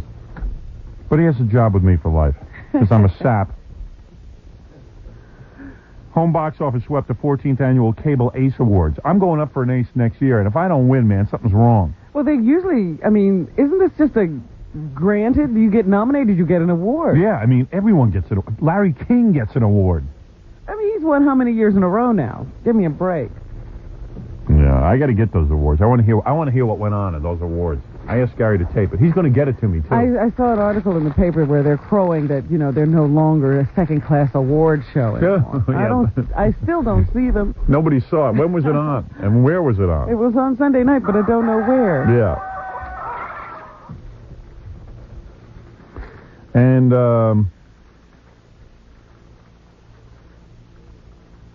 And I see a picture in the Daily News of Madonna with a woman named Ingrid. Now, Ingrid was Sandra Bernhard's girlfriend, right? Right. I don't know if it's the same one, but Yes, it is. this is the one that That they're Sandra. fighting over. Sandra's mad that Madonna stole her friend. So what is the deal? Is Madonna a lesbian? I don't know. Why is she hanging? You tell me. Well, there you go. I mean, if she's stealing away girls from Sandra, that sounds like they're fighting over women. I can't get any women to fight over I don't know if me. that makes you a lesbian. Yeah, I don't know. That's the question. I mean, do they fight over friends?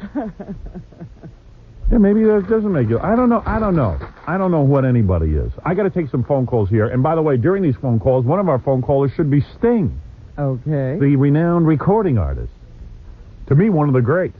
Formerly of the Police. Yeah, just got married. After how many years did they live together? He's got some good scene going on. He's got this Trudy, who's his girlfriend. who's got his wife now. Well, yeah, who was his girlfriend, and I mean, she's got a really good body. I mean, really giant breasts, thin waistline, beautiful buttocks, but she's wild. Is she? Oh, yeah. Oh, yeah. He's got a good situation going on, this Sting. Well, see, now, yesterday we had this discussion. Sam walked out of here. Sam Phillips, the girl who will be naked on the cover of Penthouse, yeah. who was naked in this studio? Yes. Oh, man. And you said to me, oh, you were gushing. Yeah. Robin, that's the kind of girl I love. I love slutty girls like that. I love sluts. She's so slutty. So, you're saying Sting, he found someone who fit his bill, right? Yeah, yeah. Why didn't you? Well, I don't know. Well, my wife fits my bill of a wife. I just need Sam as a girlfriend. You're saying to me that you like this. This is the kind of woman you want to be around. Your back stopped hurting everything. Well, I never could get women like this when in all candor. Okay. I could not get women like this when I was just an ugly guy running around. Now that I'm an ugly, famous guy, I can get these kind of women. So that's the difference. Oh, my. I was not allowed to have women like this. These are top-notch women. Cover a Penthouse. Come on. I mean, you're talking about top-notch women. They don't look at you unless you got something to offer them. All right, let's spin the wheel, or do I have to take a break, Fred? Break. All right, let me take a break. We're going to spin the wheel. We're going to go all around to our various markets. We're going to be calling all over the place. It's going to be a lot of fun when we get back right after these words. Howard Stern will be 97.1, The Eagle. Jackie Joke Page Martling for a catalog of Jackie's products. Right? Oh, what is it? Is Sting on the phone? Jackie, I'll do your plug after Sting. I don't want to miss this call. What is that? It's Sting. Oh, it is Sting. Okay. Hold the plug. I'll get back to it. Jackie always throws that plug up when I got somebody on hold who's obviously not going to sit there for a long time. Yeah, I'll give it to Sting, the plug. Yeah, he'll read it. Sting, you son of a bitch. Is that you? It certainly is. How are you? Look at you. Happy New Year. Well, Happy New Year to you, my friend. Why didn't you come to my wedding? Why didn't you invite me? I did. No, you didn't. That's a lie. I was a little hurt. Why didn't you invite me? We were both hurt. Yeah. Robin, you don't have to invite, but me you invite. Excuse me. Well, we'll get married again. You can come. Why not invite? What is our relationship? You know, I have those strange... I thought I was a friend. I have a strange relationship with you. We do have a very strange relationship, but it keeps coming back to the same thing. Why at the Rock and Roll Hall of Fame did you ignore me? What happened? That was how many years ago? That was weird. You totally ignored me. No, wait a second. I made the effort. I was at the Rock and Roll Hall of Fame 2 years ago, which I will never go to again. It's because more than 2 years, because I was there 2 years ago. Oh, was it 3 years ago? Yes. It was totally bogus, because you sit there for 2 hours while they induct every old black guy who you never heard of. You got to sit through this. Am I right, Sting? It's true. All the old black guys. That's true, but maybe they deserve it, Yeah, well, anyway... Oh, you know what I'm thinking about right now when I'm flashing to? I got to tell my daughter that I was talking to Sting. Is she a Sting fan? I turned her on to Sting's music this past weekend. I played her Secret Policeman's Other Ball, where he does Roxanne and Message in a Bottle. How old's your daughter, Howard? 9. Big fan of yours now.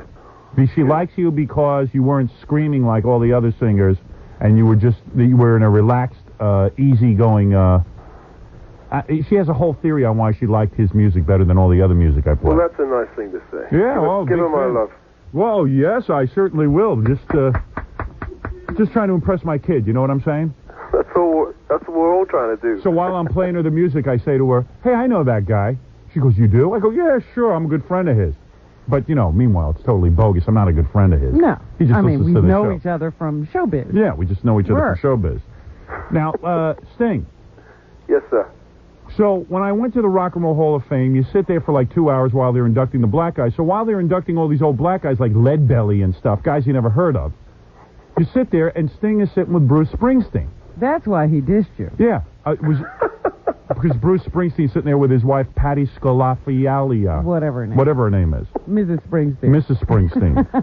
Hey, you know who I saw on TV the other day, Sting? Who's that? The first one he married, Springsteen. Yeah. And I never met her. She had chipmunk cheeks. I was surprised he married her. She wasn't that good looking, right? Julianne or something. What was her name? Julianne Phillips. You guys are going to get me in so much trouble. No, I'm not. That's why you don't hang around with us anymore. Yeah. So I go over and I said to myself, I see Sting sitting there, and I know the guy. I've interviewed him a couple of times, and I know he's a fan of the show. And I say to myself, hey, I'm going to go over there. I'm going to hang with him because that'll look really cool. Like I'm a happening guy. I'm going to go over and hang with him. So I go over to the table. I got to tell you how embarrassed I was. So I tap Sting on the shoulder and I go, hey, how you doing, Sting? He goes, oh, you. Oh, so I go, that's totally untrue. You know it. No, so he goes, oh, you, in that English accent. And didn't say any more? No, then he didn't goes, introduce you. He goes, how you doing? I go, I'm doing pretty good. And he turns around and he starts talking to Springsteen again and totally blows me off. Total nonsense. Oh, come on. I felt like such a jerk. I think you must have mixed me up He's with still Sting, the talking wrestler. about it. It I'm must have telling been you. bad. I'm telling you, it was really a rejection. It was a slap. Oh, man, but you what's killed me. worse, forget about that. And you know how recently, yeah. we couldn't even... Gary must come in and tell me the story. Yeah. We wanted Sting. We tried to call Sting for your birthday. Yeah. What happened? Whose birthday? Mine. Howard. Oh, Howard's birthday. All right. And I don't think we could get you on the phone. Does that really surprise you? He's a big star. How much you worth, Sting? How much money do you have? Millions. No, seriously, you're worth about $100 million, right? Probably. Wow. What is I that certainly like? hope so. What's it like when you... $100 million? What do you... Nobody stole any of that from you?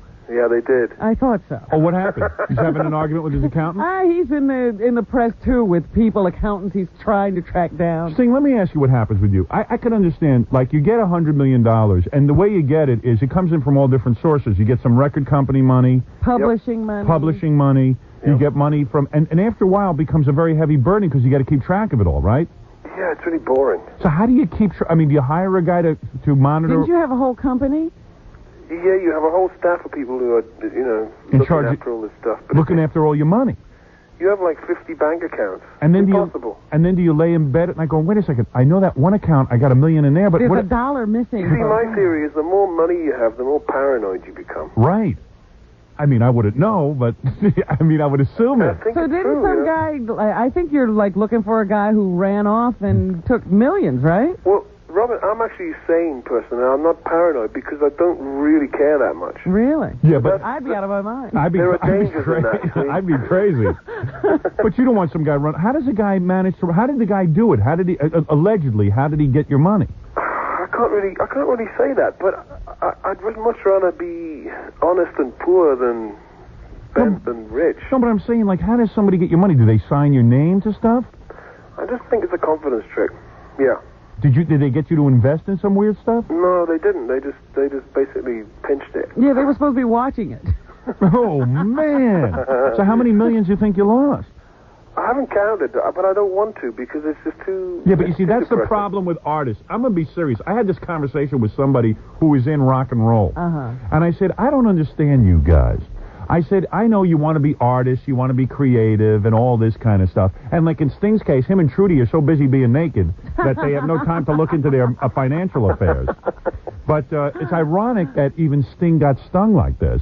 But in essence, these guys all want to be artists, and, I'm not going to pay attention, and this and that. And you know what ends up happening? A lot of them go bankrupt, but they don't pay attention. Right. Well, Billy Joel is in this situation. Sting is in this situation. Yeah, it's an old story, but, we're basically interested in making music. Yeah, but my friend, making music is fine, but if you... You made it to get some money. Yeah, I mean... No, that's not true, Robin. You beat the odds and everything, and you actually had hit songs and all that stuff, which is not an easy thing to do, to tap into what the public's into. I mean, I would, if I was Sting, right? Yeah. All right, he's got a great life and everything, but an hour a day I would devote to my finances. You would go visit this guy, make sure he's still at his office. I would have a meeting every day. Let me ask you something. When's the last time you met with your financial advisor? Oh, about 4 years ago. Are you serious?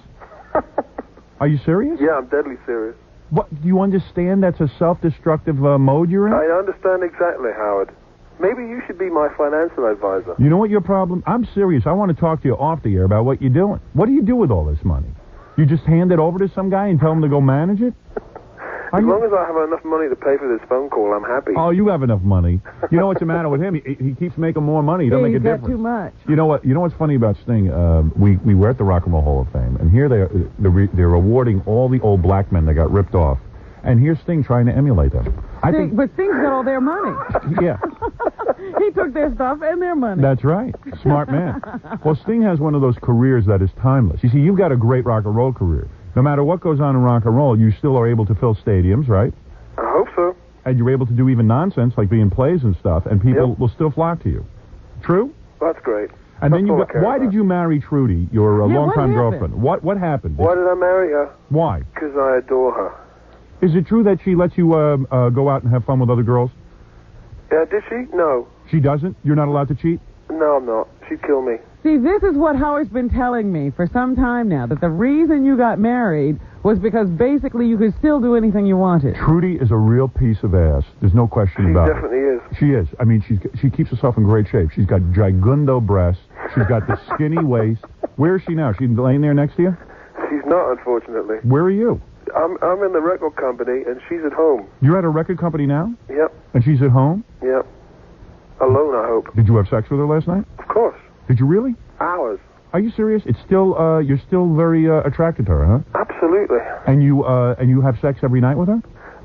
Yes, every night. Oh, no, be honest, Dave. No, really, every night. It just depends on how long. Are you I don't know whether serious? it go for 2 hours or 4. But when you find yourself getting bored, what does Trudy initiate? She goes, hey, I've got Sting here, I want to hold on to him? How could you get bored? And what does she do? Does she initiate the sex, or do you? We both initiate. I think, we both have an idea that we want to do something. Does she dress up in outfits? Of course. She's got some hot body, this Trudy. But what I heard is that, these two can go wild at any time they want. Well, the last thing we read, the reason this conversation came up, as a matter of fact, was because they were here in New York. Right. And they wound up at some club with dancers. Oh, Goldfingers. Or something. You were at Trudy Goldfingers? got up on the table. And danced, right? Yeah, she doesn't want to be upstaged by anybody. She's a little sex pot, your wife. I'll tell you, I'd like to get in on some of that action. I'm sure you would, Howard. How close are we? Very close. Yeah, you said we're not that close. Did you give any consideration to inviting me to your wedding, or was it just like that would be just too goofy? Yeah, I did, but I think you were being sued. I'm not being sued. I think you were being sued by somebody. By the government. Oh, you were in trouble with some FCC or... Yeah, but that's and not me. me. And you had to stay away from us? Yeah, Sting was worried about it. No, I was worried that, I didn't want to distract you from your defense, you know. Trudy, you have any sisters? She does. She has 2 sisters. You ever get it on with them? I'd like to. Would you like to... every guy wants to get the sisters in bed. Sting, you can't make that happen? Good looking as you are? I don't think so. You're a good looking guy, man. I think it'd be homicide. You're talking quite well with him on the phone here. I'm very impressed. Hey, by the way... Who are you saying that to, Robin? You. Yeah, I tell you something. Usually you're not this talkative. Hey, what happened? You shot out of a cannon this morning. Trudy keep you locked up too long? All right, let's talk about what you're calling in about. On March the 2nd, I'm doing a Carnegie Hall event for the Rainforest with James Taylor and George Michael. Once again, let me explain what happened. Trudy is really into this rainforest. She really is, yeah. And so she hounds her husband. She makes me do it. She makes her husband do a rainforest benefit. At least once a year. So Sting will be appearing with James Taylor. Now, you just added a special guest. Who would that be? George Michael. George Michael. Ooh. Yep. And this benefit will be at Carnegie Hall, Tuesday, March 2nd at 7 p.m. Now, are you going to do the hits, or are you going to sing some of those show tunes? I think I'll do the hits. You're going to do the hits? Oh, do the hits this time. I fancy doing the hits. Well, then I'm going to come. I think... But you guys aren't doing anything weird like last time. What did you sing the last time? Yeah, last time it was Cole Porter and all Cole that Porter, stuff. yeah, old songs. No offense, Sting. Cole Porter sucks. Oh, you don't like Cole Porter? No, of course not. You got to go... You blow Cole Porter away. Just do your music. Howard. My friend, nobody wants to hear you do Cole Porter.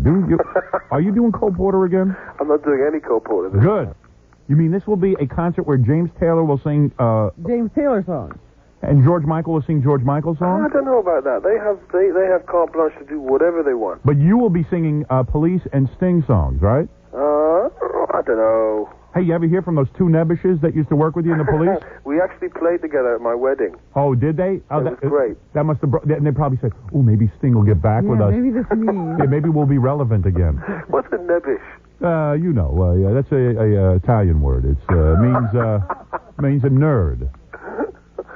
Those 2 guys ever say to you, let's get back and have a police reunion? Well, we had a great time. Then they beg you you actually for it. remember the chords, Hey, Sting, share with everyone how great it was when you went in and told those 2 guys how you weren't going to have the group anymore. And they fired me, Howard. No, they didn't. Tell them what that's like. I would love to have been a fly on the wall. What'd you do? You walked in. Did you have Andy and the other guy in the same room? No, I didn't. It just kind of fell apart. What we happened? Just didn't call each other. You didn't call each other for a while? No, and we then fell out. And you went out and made your own solo album without even telling them? Yeah, I did. You mean they woke up one morning and saw And you there were was solo? no police? That's a beautiful way to do it. Dang. That's the way I would do it. You always seem like such a sensitive guy. Oh, sensitive my ass. Man's a businessman. Well, not that easy. Now, why should you probably said to yourself, hey, why do I have to go explain myself to these guys? I already put out some records with them. They made a lot of money. I made a lot of money. I'm going to go do my own thing. Screw them. Am I right? Is that pretty much how it went in your head? Stuart, Andy, if you're listening to this, take no notice. Yeah. Come on. Well, how did you do it? How did you tell those guys you wanted to break up the police? Well, I didn't really. I just wanted to make a record on my own. Yeah, but what do you do? Do you have your accountant call them, or do you have your business agent My call accountant? Are you kidding? them? Who do you have? I never meet him. Who do you have your manager call and say, listen, there's no more police? No, we just did it. What do you mean we just did It just happened. How does it happen? It just kind of evaporated. One minute we were the biggest band in the world, then we weren't. Maybe those two stole your money.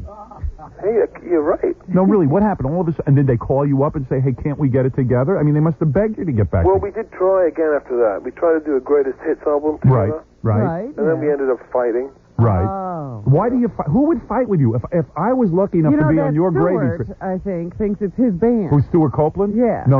Stuart's like a sheep. You Stuart, think so? Stuart lays down like a lamb. He's like a woman in the passive I position. don't know. I'll tell you who the troublemaker is. Who? Andy Summer. You think so? Oh, yeah. He seems like the quiet one to me. No, He's the troublemaker. Andy, What? yeah. Andy thinks that he wrote that music and thinks that Sting needed him. Is that right? Isn't that what happened? That was my vibe on. Hey, Fred, isn't that right? I'm not sure if you've got it quite the right way, because... No, doesn't Andy Summer think he's like this super Well, artist? he was around for a long time. Meanwhile, he was in the original, like the new version of the Animals and stuff yeah, like but that. big Just deal. a session guitar. After the police broke up, guess what Andy Summer did? He's still looking for Movie the stuff. animals No, to get together again. he was on the Dennis Miller show, being the band leader. God. Sting, did that make you feel good? Like, hey, I proved myself to these guys? No, I don't think Andy should have done that. He shouldn't have, right? He's a great guitarist. Yeah, but meanwhile, didn't you secretly feel good? Because, like, hey, look, all of a sudden, hey, those guys, man, they thought they were so great. Now look at them. Was he the troublemaker? Andy, We were all troublemakers, Robin. All of us. you knew all along that you were the group, right? I couldn't have done without them. You could have, yeah, I know. No, I couldn't have. Be honest. I couldn't. Oh, please. You just needed the confidence in yourself to get it together. I needed those guys. What, were you busy being a school teacher, and then all of a sudden you got your confidence together to go in a band, and then all of a sudden you realize you didn't need them? I bet you Trudy broke up the band. She's like Yoko. Yeah, that's what I'm looking for, the Yoko Ono factor. She's the Yoko of the police. I Yeah? hope she's listening to this, Howard, because you're in trouble. What was Trudy wearing when she left the house today? She was still in bed. Oh, she was in bed? What was she wearing? Was she naked? No, it was black silk. She's hot, man. Yeah, I know. You got to treat her right. I know. I've got to maintain that relationship. You ever spank her? You ever Only spank when she her? wants it. She's a bad girl. So marriage didn't change the relationship, huh? I was actually afraid that it would, that it would make everything different, but it's actually made it better. Yeah. She must go wild when you take off your clothes, man. You're in good shape. My wife gets repulsed because of my cottage cheese on my ass. No, Sting keeps himself together. When you take off your clothes, does she go like nuts? Of course. Yeah. Damn, I got to get in shape. Yeah, You have to have to do hug some a kind of bare-chested routine. Sting. What kind of routine are you into? I do yoga. Oh, yoga you do? That That stuff? keeps you in shape? That's all you do? Yep. You diet? No, I don't have a diet. You do yoga. Just yoga, huh? I just do yoga for an hour, half a day. Hour and a half of yoga. Uh-huh. And what do? You stretch and stuff? You stretch, you Get into breathe. those poses? You put your feet over your head and I like... can put my feet over my head and turn myself into a pretzel. No kidding. And that makes you in shape. You don't lift Keeps weights. you in shape. You don't lift weights. You I must. hate weights. You hate weights. Hate them. But his body is so defined. Why don't you tell us about it, Robin? Well, I've seen him practically naked. Yeah, Sting Yeah, does... Robert's been in my dressing room at Sting the right has time. Sting has this good move. He invites everyone to his dressing room, says nothing, then slips away to take a shower, and then comes out dripping wet and dressed. I didn't stay for him to come out. You were in the shower, Robin. Come on, fess up. When are you coming to New York? And why don't you hang out with me? Why don't we get together? I'm coming to New York at the end of February. Why don't we get together for dinner so I could say I have a celebrity friend like you? Okay, are you paying? Am I paying? No, well, I better pay considering you don't have no money left. Maybe my accountant could pay. All right, let me tell you about tickets here. Sting is throwing a benefit for the Rainforest. Now, this is some bill. Sting, James Taylor, and George Michael. In fact, I might even go to this. I'm going. I'm going. I reserved my ticket. Too bad it's Tuesday, March 2nd at 7 p.m. when I have to work the next day, so I would be very tired. I take a nap, and I extend myself a little. Take a day off. 212-245-6570. Now, that's, of course, the number for the gala, if you want the $500 fee. All right? Produced by, oh, look at this, Trudy Styler. I wonder how she got that job. And what will Trudy be wearing that night? No panties? Something extreme. She's good. She's a good woman. I like her. I'd like to swing with her. Although I'm sure after a woman's been with you, she gets pretty nauseous over an ugly guy like me. No comment. Hey, by the way, also at the gala dinner, Trudy asked to remind us that you can walk up to Sting and request your favorite yoga position. He'll do it for you? And Sting will perform it for you. I'll have to go through my book. Like a dancing monkey. You do the yoga, brother? Well, I got Raquel Welch's book. Yeah, Robin's got a book about yoga. Hey, look, if you look like Raquel Welch. That's right. You know, maybe I should get into this yoga, Robin. Oh, here we go. Maybe weightlifting hurts my back and stuff. Maybe I need to be into yoga. I see. Weightlifting is bull. Really? Forget it. Well, you certainly seem to know. You don't know anyone it's worked for. Well, I can't imagine just twisting yourself up like a pretzel. I don't think he got to look like that from weight. Yeah, I'm Look sure. at Raquel from Welch. yoga. And you don't run? You don't run around at all? No, I used to run, but I gave it up. All right, you gave it up. All right, Sting. I won't hold you any longer unless there's something here you want to tell me about. Well, I miss you guys, and we'll come in. All right, come in sometime. All right. Me and Trude will come in. Yeah, come on in. We'll have some fun. Bring Trudy with you. That's always good. We're a duo. And tell her to wear something special. All right? And tell her to bring her sister, too. For me. Okay, guys. All right, Sting. Have a good time. Thanks will. for calling in, and we'll all see you at Carnegie Hall. Goodbye. All right, Bye-bye. that's Sting, everyone. Bye-bye, Robin. Go back to living that great life of yours. I'll sit here like a dope. Goodbye. See you later. All right. That's Sting, everyone. Did the honorable thing. He married the woman. Yes, he did. They say that a man won't do that after 6 or 7 years, but Sting did. Yep, Sting did it. And there's a guy get anything he wants. Despite what he just said, I believe that his wife lets him fool around. You think so? I absolutely think so. I don't know why you think that. I have a vibe on it. I have a vibe on it. All right, you're usually right when you vibe. Yep. I have the vibe that, like, maybe they bring other girls into bed with them and stuff. So you've got me believing that. Yeah. Oh, that's just, I totally fabricated this. I mean, but you got me believing it. I just imagine that she would do that for her man. Stop that. I don't know why I have that vibe. I thought you knew something. Maybe I do. Oh. I have ESP. I'm like Kreskin. About sex, I have ESP. All right, Robin, I tell you what, since Sting called in, he interrupted the event that was going to take place. We were going to take calls from around the country. Oh. So what I'll do is take a break, and then we will, of course, take some calls. Okay. People requested I give that number one last time for Sting. I want to get those tickets. It's 212. It's always a good concert. Yeah, it's great. 212. Carnegie Hall, a great place to see him. 247-7800. But order them quick because they do go fast. Carnegie Hall isn't that big. We'll be back right after this. This is the Howard Stern. 16 at 97.1. The Eagle. You're listening to the Howard Stern Show on 97.1 The Eagle. Jackie the Joke Man for a catalog of Jackie's products. Write to Off Hour Rockers, Box 62, East Norwich, New York, 11732 for Dirty Jokes. Can we get that catalog? Oh, yeah. I want to see the catalog. Can we get it? In the other room. You got it in the other room? Can I take a look at it? Mind getting it? I'd like to see that. I'd like to see that myself. Maybe there's something I want to order. For Dirty Jokes and to order a copy of Who Farted I Smelt It, call the all-digital 516-922-WINE. Remember, 516-922-WINE is just a regular call. Whatever that means. Don't try to interpret what Jackie writes on that piece of paper. Very short catalog. Let's see your catalog. Wow, look at that. Looks very professional. Let's see. Jackie the Joke Man order form. Jackie Joke Man order form. Jackie's original talking joke book series, cassette only.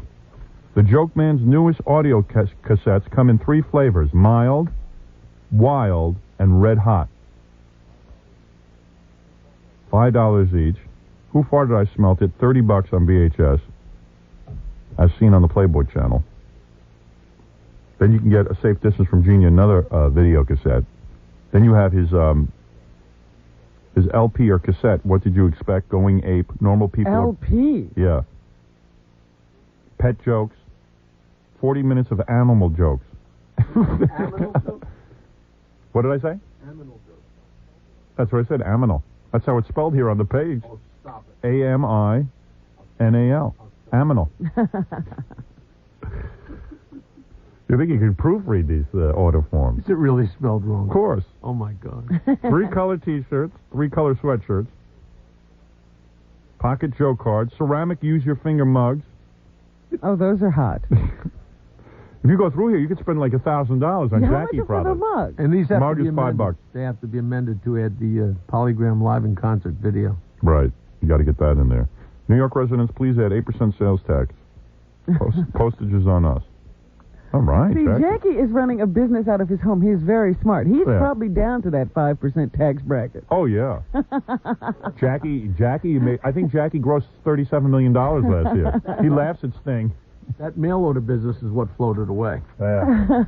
Well, it's coming back. Very nice. Very nice catalog over there. And that's Jackie Joke Man Martin. And you got a picture of Jackie, too. Yeah, oh, yeah, on the catalog. Catalog. You get, suitable for framing. Yeah. Quite a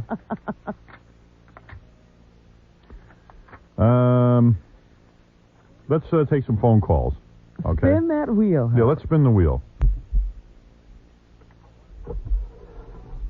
Oh, by the way, the guy who's writing my movie for New Line Cinema, Fart Man, Jonathan Lawton, also the author of Under Siege and Pretty Woman. He's out there. Hey, you can bring him in, Jonathan.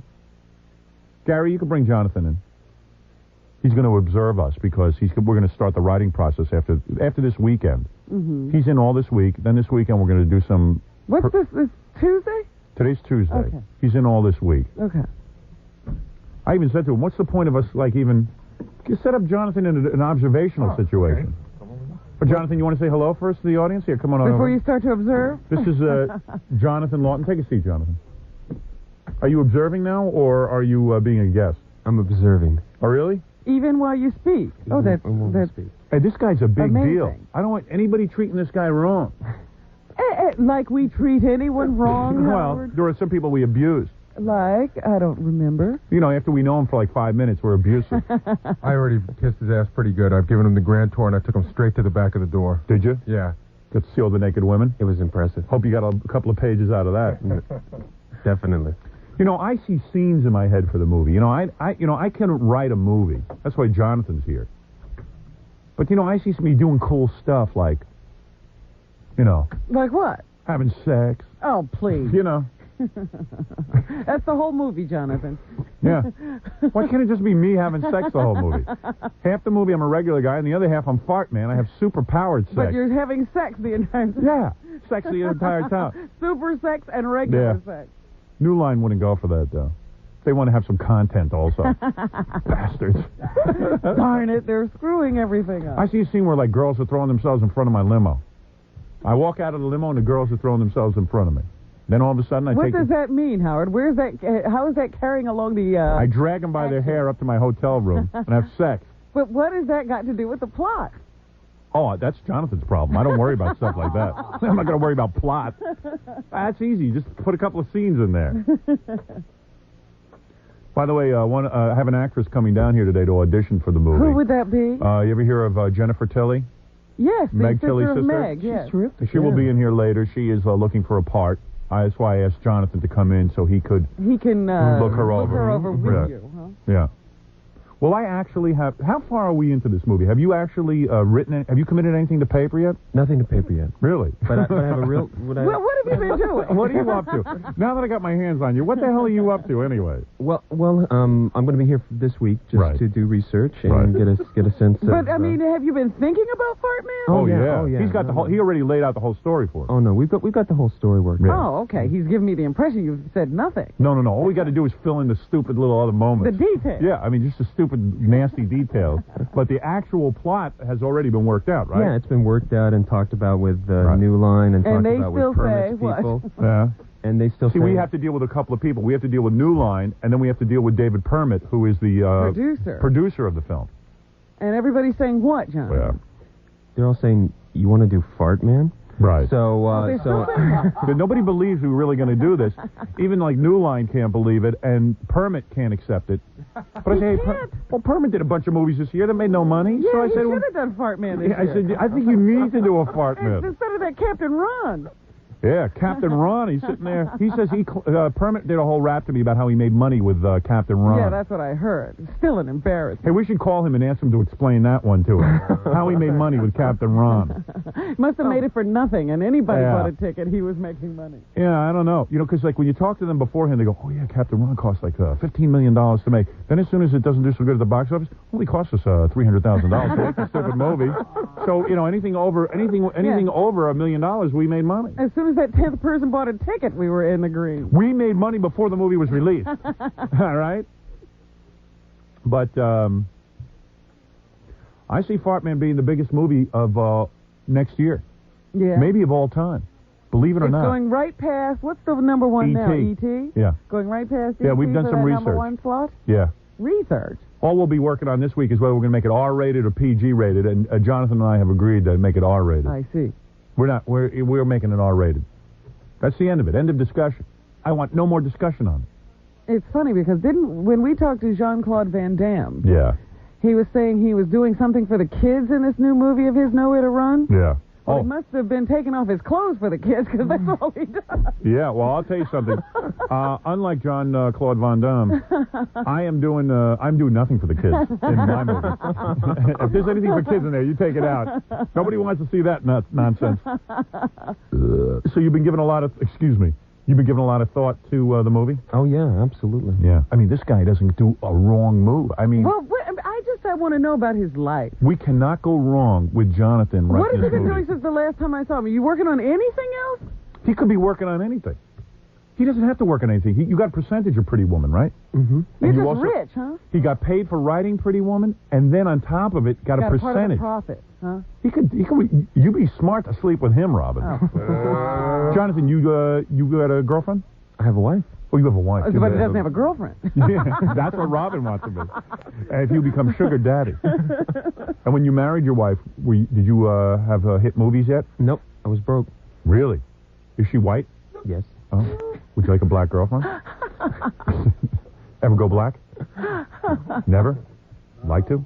Ever think about it? It's a whole different thing than running your hands through that afro hair. I'm telling you right now, it's a whole different experience. It's wild, man. Let me tell you. I don't know what they're talking about. That afro-style hair is wild. I love it. Dark and lovely. Just trying to do that's a sell a hair job. product. Is it? Hey, that's a good one. But, so... What have you been doing anyway? So you really don't even need to write anymore. So you just sort of sit back and relax a lot. Well, actually, I have been doing some writing. I mean, the reason we haven't moved this project forward faster is we've been working out all the contracts, and we've been getting New Line to understand the idea that we really are making Fart Man. Yeah. I mean, it really is Fart Man, and the studio's a little nervous. Well, don't they know it's on a fast track and it'll be coming out in May of '93? Yeah, we keep reading. Did you read that? We're going to get in there fast. How long does it take for you to actually write the script? Once we have our initial meeting, which is going on this week, and then what are we going to do? We're going to meet a couple more times this week? We're going to meet a couple more times this week. Oh, I already have back pain from this. Yeah. Can't we just shoot the movie already? We're going to meet a couple times, and then I'll go off and write it. Right. It's hard to say how long it takes to write it. It took me about a month to write Under Siege. Did it? We ripped the first draft, yeah. So Fartman should take you a day. I would think so. It doesn't seem all that complicated. No, I don't think. I don't think it'll take too long. I think, it'll take a little while. Because you basically have it in your head, and you know how to commit it to paper. Now, how many drafts do you do, usually? Well, you see, that depends. I'm not quite sure what's going to happen when we hit New Line with this thing, because it's pretty, it's going to be pretty bizarre. Yeah. And so, I don't know if we're going to get, story meetings with what's the character motivation and no. The I say like once that, I like the film, once I understand my motivation, once I like the film, that's it. We go in and shoot. I don't want nonsense. When did you start running the company? Oh, I run the company. I'm telling you, if I see a Jonathan Lawton script in its finished form, and I read it, and I will read it through once, and I'll know immediately if we're there. Yes. And once I say, okay, I'm ready to film. What happens? We go and film. That's it. That's right. and we cast this thing in a couple of days, and we go in and do it. I don't want any nonsense. I want to be on schedule. Well, I know you'd like it to be that way. That's the way it's going to go. It's going to be easy. Don't write me too many lines. I need the freedom to ad-lib a little bit in this. I need freedom. I need creative freedom. Yeah, don't write him any words at all. Yeah. Here's the formula I go. My bare ass, nude girls, equals big bucks. Right? How can you go wrong? A lot of ass shots. Yep. Oh, dear. Hey, you know what? On film, though. You know who's going to be the villain? What? Fred. Really? Oh, yeah. Well, he's a villain here. I don't know why he shouldn't be in the movie. Well, nobody likes him. And he's scary. No, I don't know. Who should we get to play the villain? We need some big names in this film. I think you're right. We got Jennifer Tilly coming in, but I don't even know if she's big enough. You want a star? Yeah. You know who called me, wants to be in the movie, reminded me yesterday, wants to be in? Who? Sebastian Bach from from Skid Row. I said, well, I don't know. But don't make him the villain. No, I see him in one scene. A cameo. Where Fartman becomes very famous, and he's going to a rock concert, and they ask him up on stage. Yeah, and he jams with them, and he blows out some gas. Brian Grazer called and said he wanted to be in the film. Does he? I was talking to him. Brian Grazer? Who's that? He's the Ron Howard's partner. Oh. I know rich Brian. And powerful man. Yes. Yes, I had meetings with him. Uh-huh.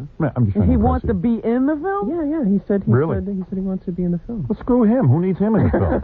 He put up some money if he wants to be in it. Got to put him in with a subtitle. I'm thinking of somebody much bigger than Brian Grazer. I'm thinking of Melissa Rosenberg. Something along these lines. I'm going right. Melissa should try out. Yeah. But, I don't know. This is going to be big. It's going to be... How can we go wrong? Hey, Jonathan, you better not screw up. I'm blaming it on him. If anything goes wrong, it's your fault. Oh, yeah. It's Jonathan's fault. I'll take crummy script. Guy was burnt out after Pretty Woman and Under Siege. That was it. Yeah, he flipped his lid. He'd already done his best stuff. Yeah, he had rich man syndrome. He got rich and he wasn't hungry anymore. He wasn't hungry anymore. So you don't have to write now. Now you're under no pressure, right? I mean, you really don't have to write. No, I don't. No. Boy, what a nice feeling. Yeah, because he just roams around. What do you do all day? Well, I work. I do work. What do you do? I've been finishing up. I've been finishing up a rewrite for Joel Silver. Oh yeah. Yeah. What's the name of that movie? It's called Speed Racer, based on that Japanese cartoon. Oh yeah. Yep. You just rewrote that for them? I just rewrote that for them. I finished that up just a few weeks. See, they come to my guy. Well, I was just wondering because I was getting this impression that he did nothing. No. He's making tons of dough. And there's another project of mine that I wrote a while ago that I've been taking meetings on called Indigo Cat. Oh yeah. Which is we're just about to set up. Is that right? Indigo It's going to be a big movie. Yeah. It's Pretty Woman with a Cat Burglar. Pretty Woman with a Cat Burglar? Couldn't I be the woman in this one? Couldn't I be the pretty woman? I see myself in that. After your Gilligan's Island playing Ginger. That was pretty good. I think you could do it. Oh, he's got a whole bunch of projects. Everybody wanted him. Oliver Stone, they all wanted him. They wanted him for Under Siege, too. But he knew Fartman was in his blood. That was next for him. That was next. You don't want to get typecast. No, that's right. And I think you're right. I think it'll be a huge hit. Oh, I know it'll be a huge hit. Because I've seen all these other movies. There's nothing going on. You talk about, Hoffa was going to be such a big hit. Who cares already? And then you go to, you take a movie. What was the movie you went to see? Madonna, right? They get Madonna. Right, Body of Evidence. And Willem Dafoe. And they screw it up. They screw it up. Well, we're not going to screw up. I'm telling you, I'm a movie star. Damn it, I know it. You feel it inside. I feel it inside of me. There's a movie star waiting to get out. And let me tell you something. If you talk to any of the greats. Yes. Bogart. Oh, gee. Somebody we could talk to. Hold on a second. You talk to what made them different than all the other actors? What made them different? They felt inside they were big. Oh. And they were on the verge of something big. He talks to Bogart.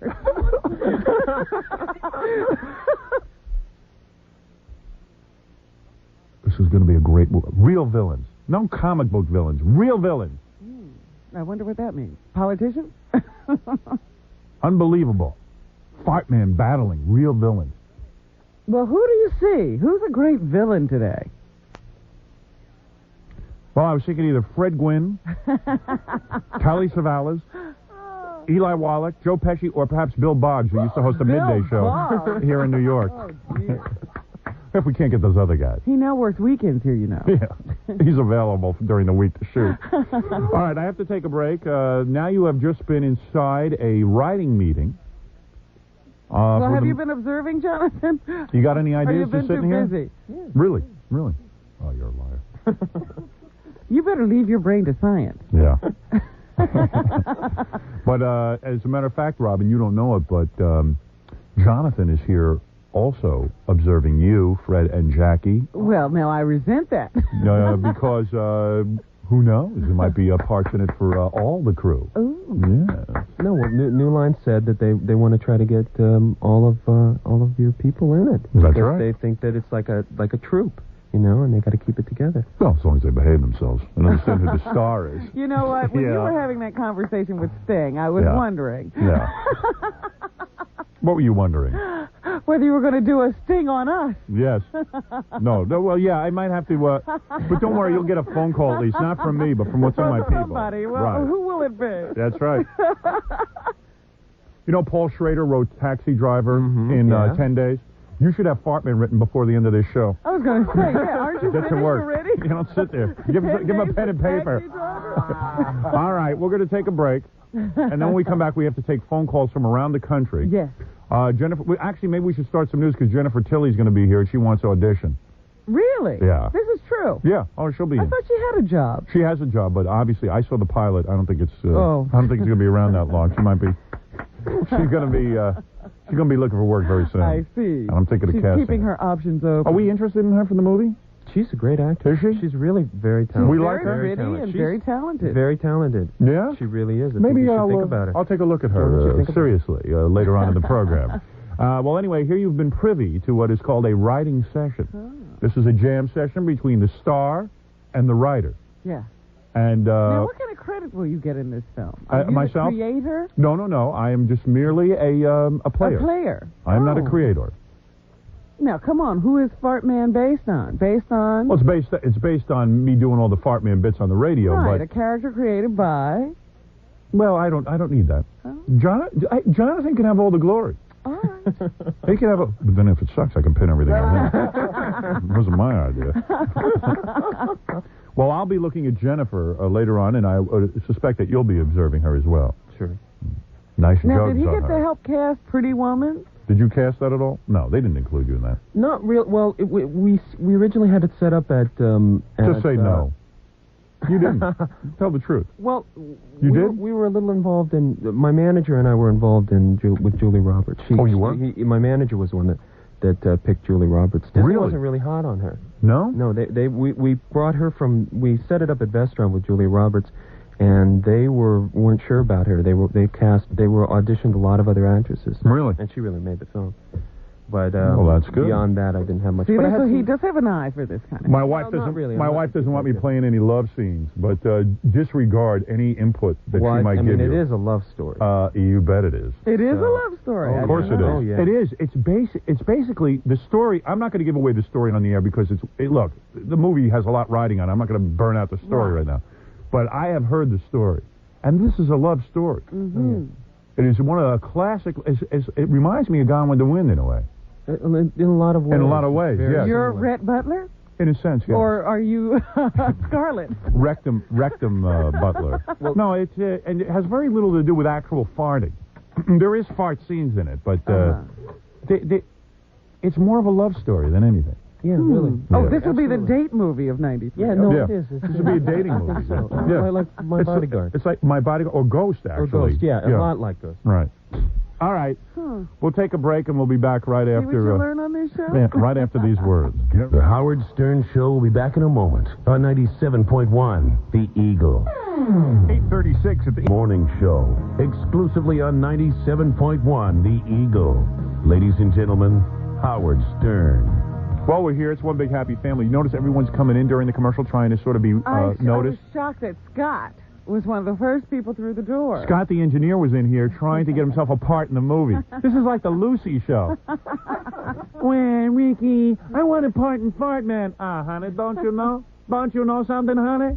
That you can't get a part in the movie?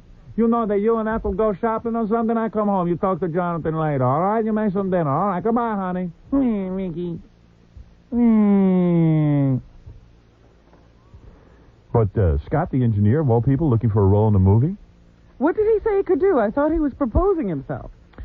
Jackie said Scott could spin the records at the rap party. That's what he could do. I don't know. Who else you want to observe before I go to the phones? You want to observe Stuttering John at all? I've met him out there. Do you want to observe him under this setting? Sure. You do? All right, Stuttering John, quickly for the movie. Are you interested in any of the other guys? Gary Delabate or... Gary's great. I mean, his performance in Bonzo Fiesta. Right. What about Scott the engineer? You're not interested in him for the movie, are you? I think that's going a little crazy. What is it, Gary? I thought I heard you call me. Yeah. You want to be auditioned? For the movie? Yeah. Yeah. Scott, you want to be in it? Sure. Why not? I mean, why say no? Didn't Jonathan spend some time actually in Robin's little cubicle there? Why? To make you uncomfortable. Oh, thank you. Absolutely not. Hey, Jonathan's going to sit in on one of our writing sessions today, too, Jackie and Fred. Oh, you have to write today, then? Then we have to write. I was going to go home early. Now we have to work so we can be observed. Oh, boy. So you guys better have something funny to write. Well, I'm not going to work hard. Stuttering John, you want to be in the movie real bad. Yes, I do. But, hey, seriously, we're going to have, like, a lot of non-professionals in this movie? Jonathan, we graduated from NYU. Can't you have somebody play John? Can you have someone play Stuttering John? What? Say that? A real strong central plot, but there'll be a lot of room for flexibility in the rest of it. Oh, really? We'll have room for ad-libbing and stuff like that, because you do that really well. Really? We want to have a lot of room for ad-libbing.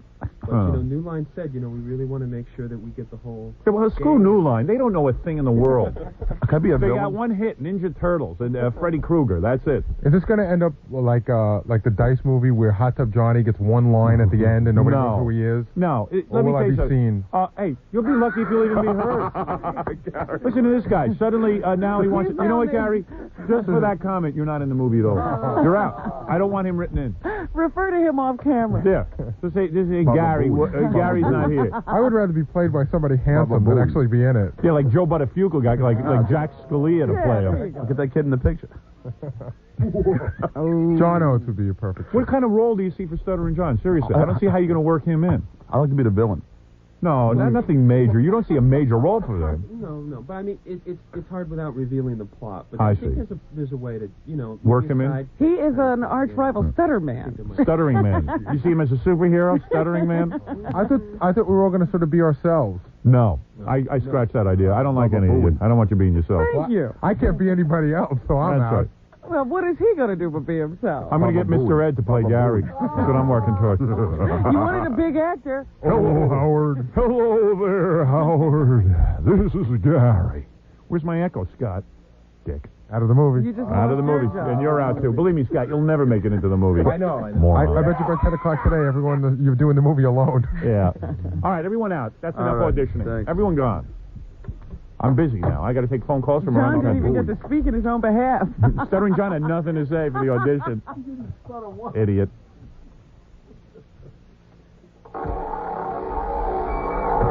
Here we go. Going to talk to people around the country. Quickly, because we're on a schedule. All right, we go to Albany for our first phone call. All right, Albany, here we go. Albany, you're on the air. Hello? Yes, hi, you're on the air. Oh, for Howard? Yes, of course. Listen, and today the rules don't change. If you cannot, I realize Albany's a new market. Maybe they don't know what's going on, but I'm saying this. When you call me, your radio is turned down. You don't say, "Is this Howard?" Because obviously I pick up the phone. I'm new at this. And you go, did "I don't this care," before. and then you go right to your topic. Okay. All right. Well, I heard Robin mention to you earlier about your back, about how you have back problems. And I work for Party Like Gifts, and I sell candles. And I have some candle scents here that are therapeutic to lower back pain. Oh, please, don't be stupid. A candle. No. Let me tell you something. I am working. Listen, I'll indulge this for 1 second. I now believe that my back pain is psychosomatic. There is nothing wrong with my back. I am reading a book. It's in my head. Yeah. I am reading a book by Dr. John Sarno. How far have you gotten in this book? I've read the entire book. Oh. Oh, very good. And I am attending lectures, and I am going to cure myself of my back pain. Is your back pain still there? Yes, it has moved from my upper back to my lower back. Well, they say that plum-scented and peach-scented... Shut up, you bitch. Oh, I can't believe her. Woman was trying to help. No, she's not. Oh, come on. Plum-scented candles are going to help me. I'm relaxing without candles. Write that woman into the movie, Jonathan. Number 20, that's, you can choose any market you want. Let's let Fred choose. Fred, you choose. Very good. Dallas. Dallas, okay? Dallas it is. Fred, a Dallas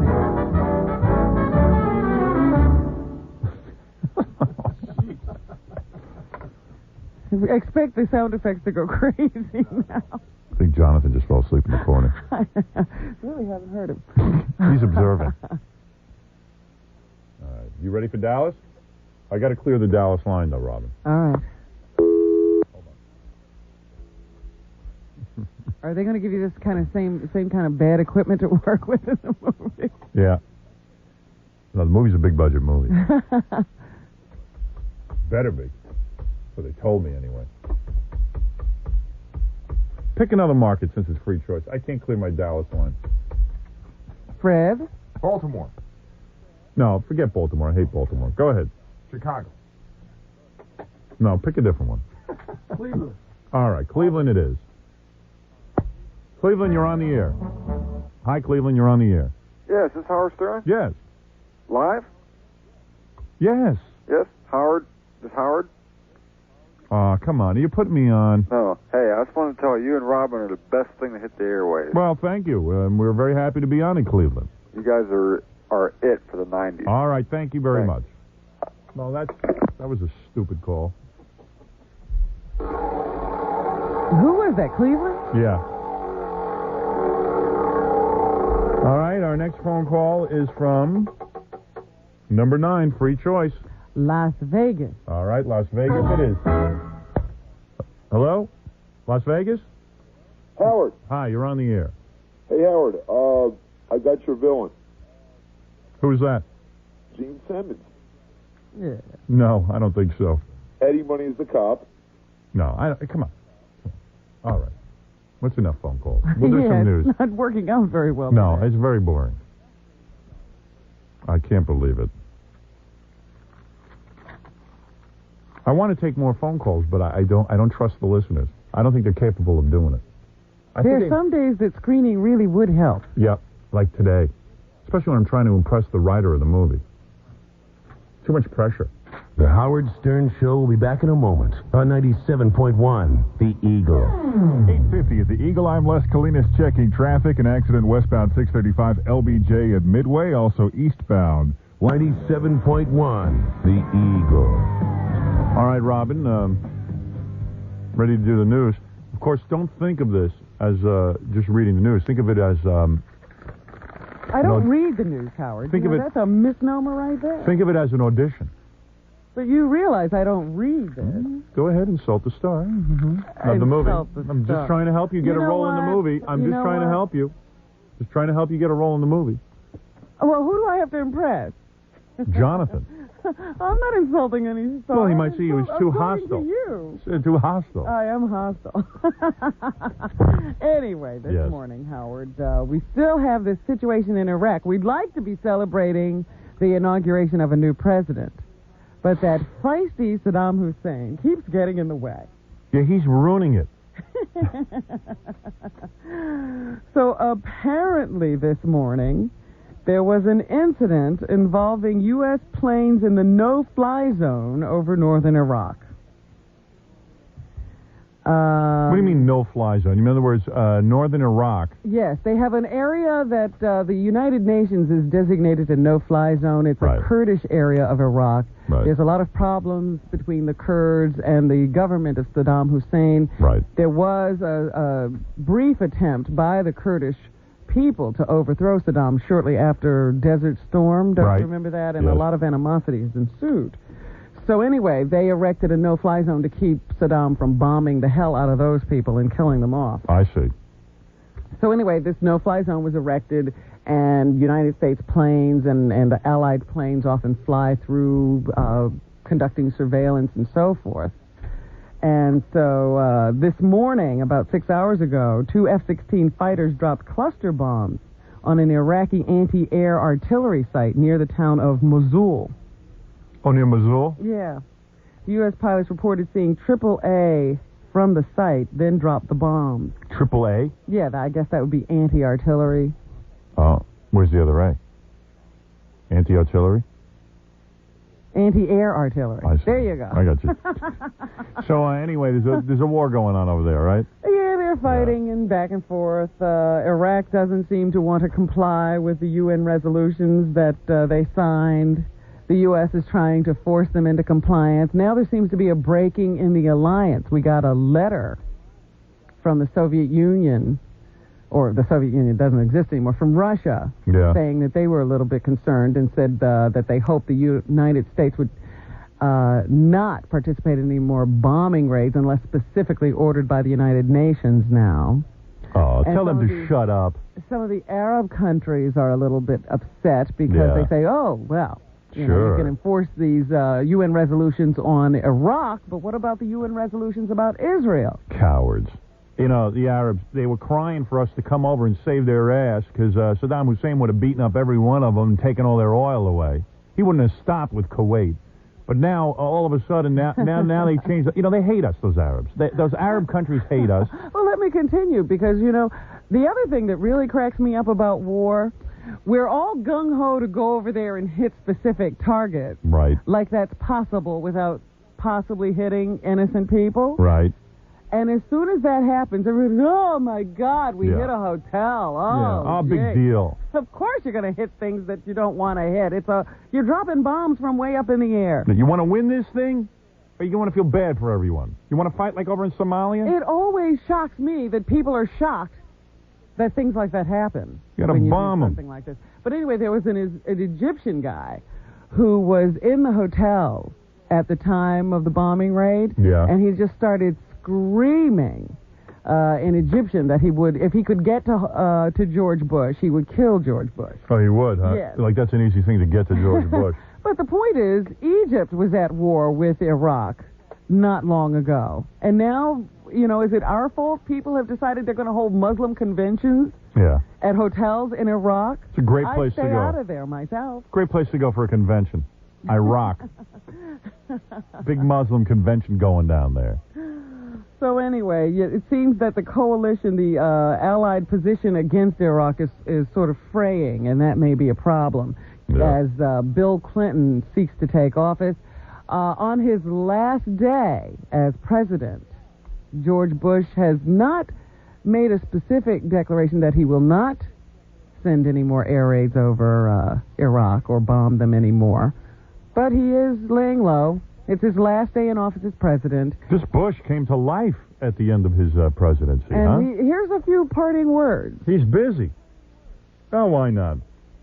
He took so much vacation during his presidency. Well, I thought it was funny because even his last weekend he spent at Camp David. He was over at Camp David, returned to the White House yesterday. Oh, let me tell you why they should. Never mind blowing up hotels in Iraq. They should blow up Camp David. I'm going to tell you why. We need an air raid here. Every United States president falls in love with that Camp David. He doesn't care that he's not president anymore. He just wants to hold on to that Camp David. He's losing a vacation home. I'm surprised he didn't pass legislation that would go through, that would say all ex-presidents can live at Camp David for the rest of their lives.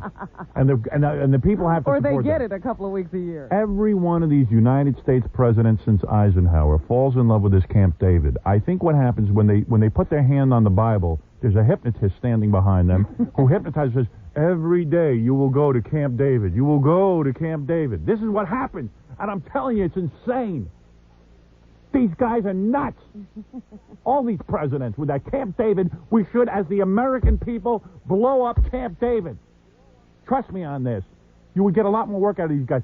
Where does it say guy gets a job for 4 years? He's got to be on vacation every weekend. Every weekend they got the whole first family flying there. I think he took it to extremes. I don't know of any president who spent every weekend at Camp David. This guy Bush was the laziest bastard on 2 feet, and they're all the same way. They get these old men in office. That's why I say, thank God we got a young guy in office. He says he's raring to go, too. He wants to go. We got a guy who's raring to go. Nobody in this country is raring to go anywhere. If I was the president, I would feel such pressure to change things in this country.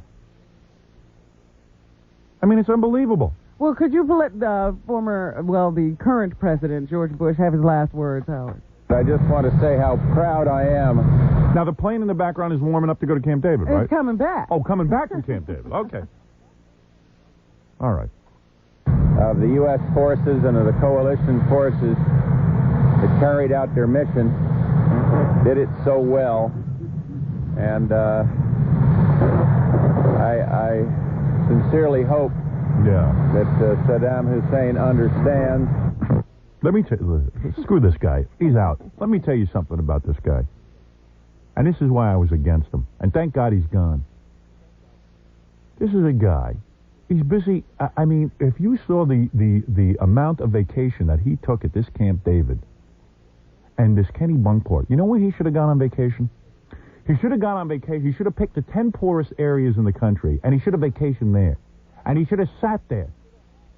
And he should have gotten a hotel at the Comac Motor Inn, and he should have sat there and observed people and see what condition the country's in. Instead, he's at Camp David. What can a guy learn at Camp David? Well, he did remove himself from the people. This is true. Of course.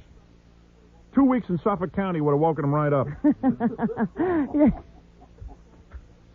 These guys visited Amy Fisher's neighborhood. These guys all become lunatics, Robin. Let's hope we got new young blood in there. That's why I'm excited. And people say, Howard, are you excited? I'm excited. Seems to be everybody's excited. I am really excited. Really, really excited. Real excited. All right. This is going to be real cool. Real cool administration. All right.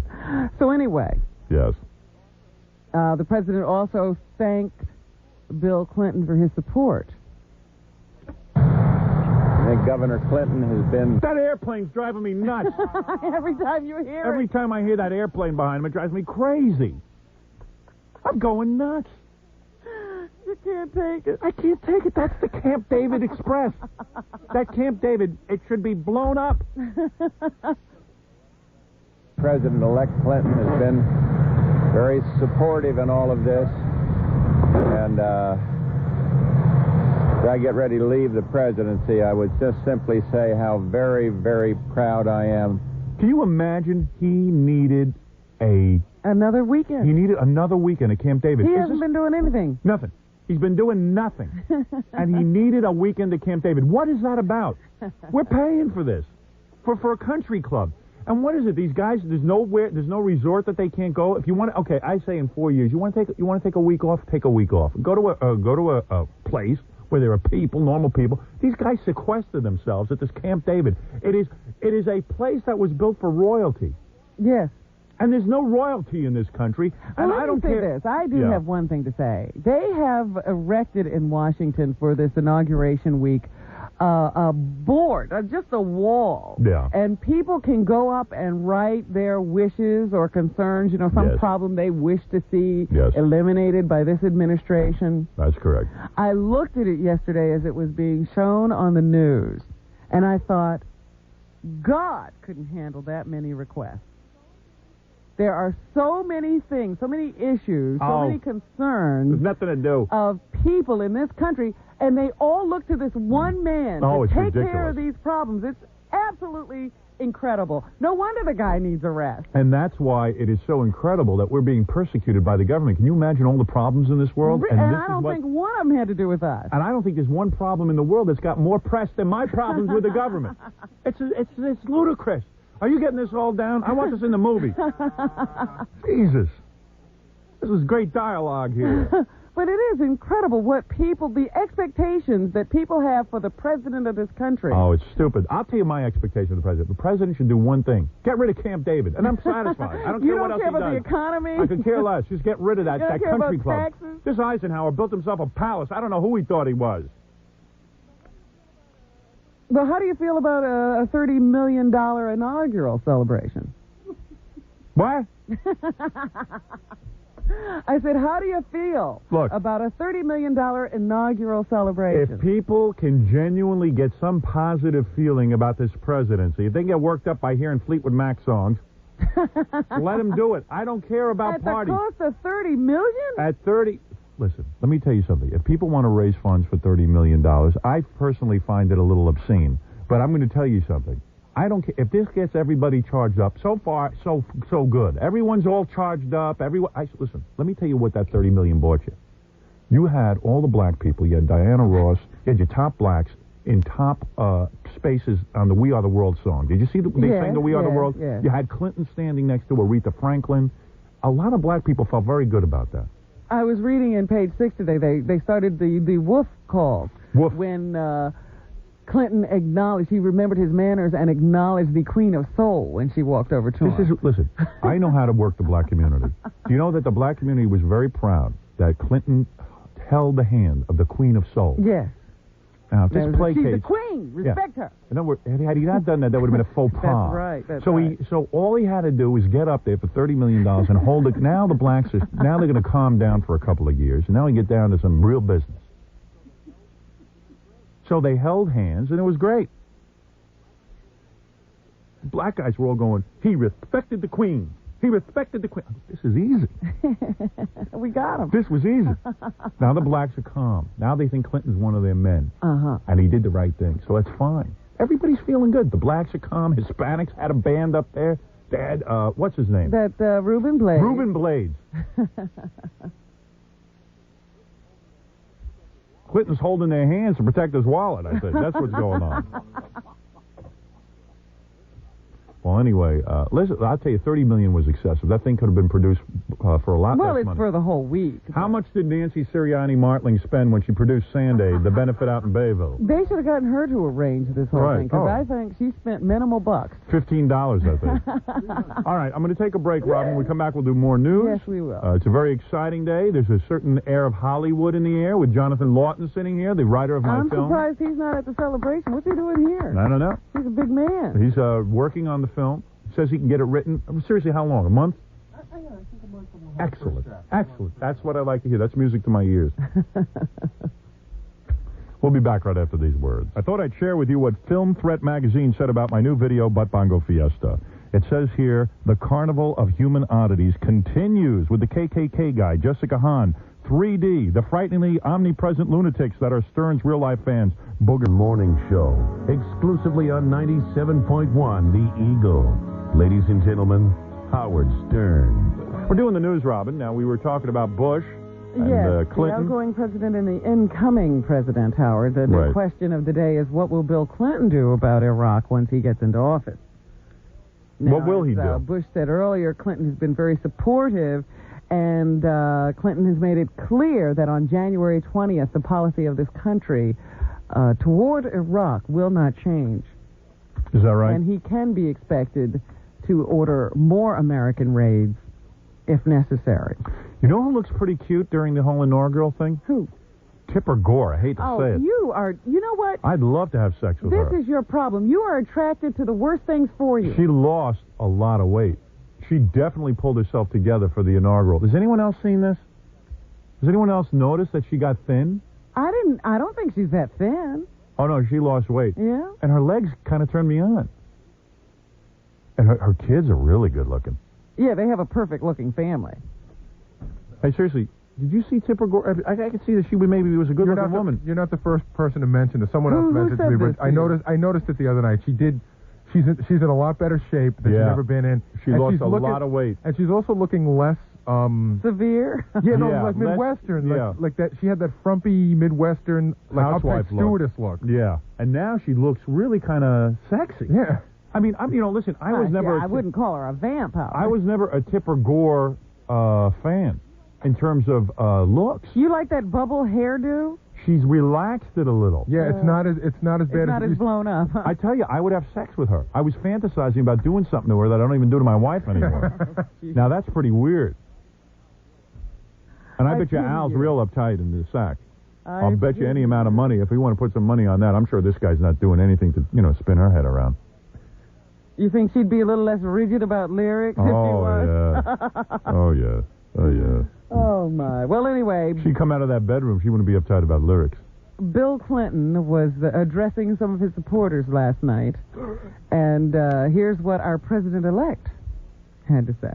Is he still hoarse? Well, I don't think he has much of a voice anyway. He's sort of like Jackie. Oh.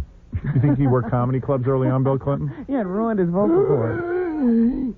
I hope you enjoy every minute of this inaugural celebration. You earned it. And I hope... Michael Jackson was there. He looked like a guy from another planet. Well, he is. He really did. I was trying to look at that outfit that he had on. Very charming. You know, ironically, Jonathan Lawton is wearing the same outfit this morning. Know just how profoundly determined we are to make sure that every one of you will always be very proud of the work we did together. He's got some multiple voices going. Yeah, that's what I say. Sort of like Jackie when he talks. You will be very proud. President Andy You'll Devine. be very proud. I can't wait to serve in the presidency for one more year. Come on! Of course, there's another big celebration tonight that will be broadcast on CBS, I think, with a star-studded cast, including Michael Jackson again, Elton John, Barbra Streisand. En Vogue will be there, and I understand that Roger Clinton and Bill Clinton will join En Vogue on stage. Really? To do a version of the Sam Cooke song, Change Is Gonna Come. This is going to wear him out, I'm telling you. He's going to be too tired to be raring to go Sort of when he finally takes that oath of office. I saw Aretha Franklin doing a number in her fur coat. Yes, I said she's the only one who doesn't know that fur is sort of... politically incorrect. Right. Yeah, well, nobody's going to give her anything. Nobody told her. She's the queen of soul. That's what I said. Maybe it's all right for the queen. Yeah. She looks like she ate a queen-sized meal before she did that performance. Did you see her shouting as she finished the... I thought she was going to hurt herself. But anyway, so big celebration and more festivities in store today for our president-elect. And then, of course, he takes the oath of office tomorrow. What was the song she sang? R-E-S-P-E-C-T? Yes. What about D-I-E-t? Is there a song for that? She's actually quite a lot smaller than she has been. Wow, yes, I got to tell you. That's pretty wild. Speaking of people who've lost weight. Yeah? Aretha has. Who? Aretha. Aretha, yes, Aretha. And Joey Buttafuoco is in worse shape than ever. Yesterday, someone took a shot through the window of their auto body shop, Howard, out on Long Island. Apparently, business has not been affected at all, if in the adverse. Yeah. Anyway, by all the scandal raging around he and Mary Jo and Amy Fisher. Right.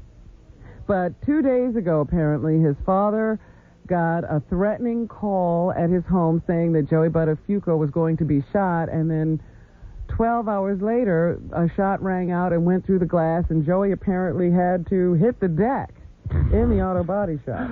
What's going on in there? Joey Buttafuoco is one of our country's biggest stars. He better not get shot. Well, you know, I found this interesting because it's something you always say that rang true to me. It's terrible to be famous and poor. Yeah, well, yeah, he's still going around that stupid auto body shop. You know, why you think, oh, he's a businessman. Yeah. When you've got to barricade yourself behind walls, it takes a lot of money. It sure does. To remain comfortable and safe. You better believe it. And people are saying today in the paper, you know, when you have Madonna tearing up your picture on national television, you can expect to be shot the next day. Did you see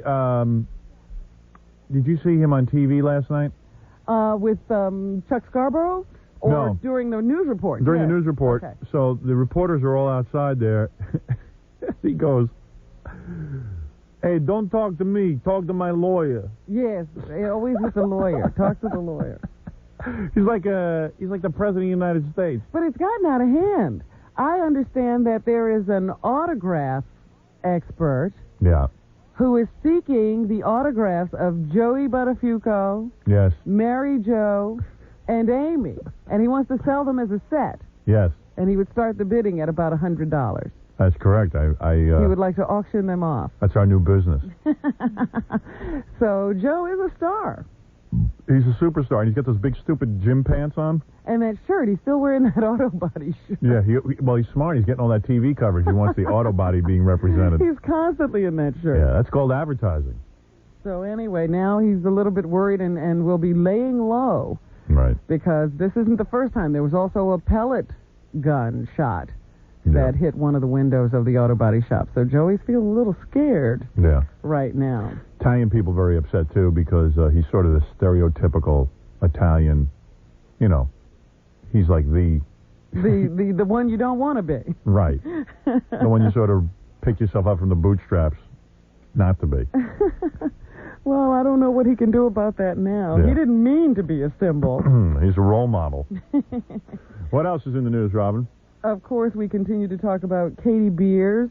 One of her neighbors has found a way to make money off of this. Their backyard abuts the site where they were digging up the bunker built by John Esposito, in which Katie was kept for 16 days.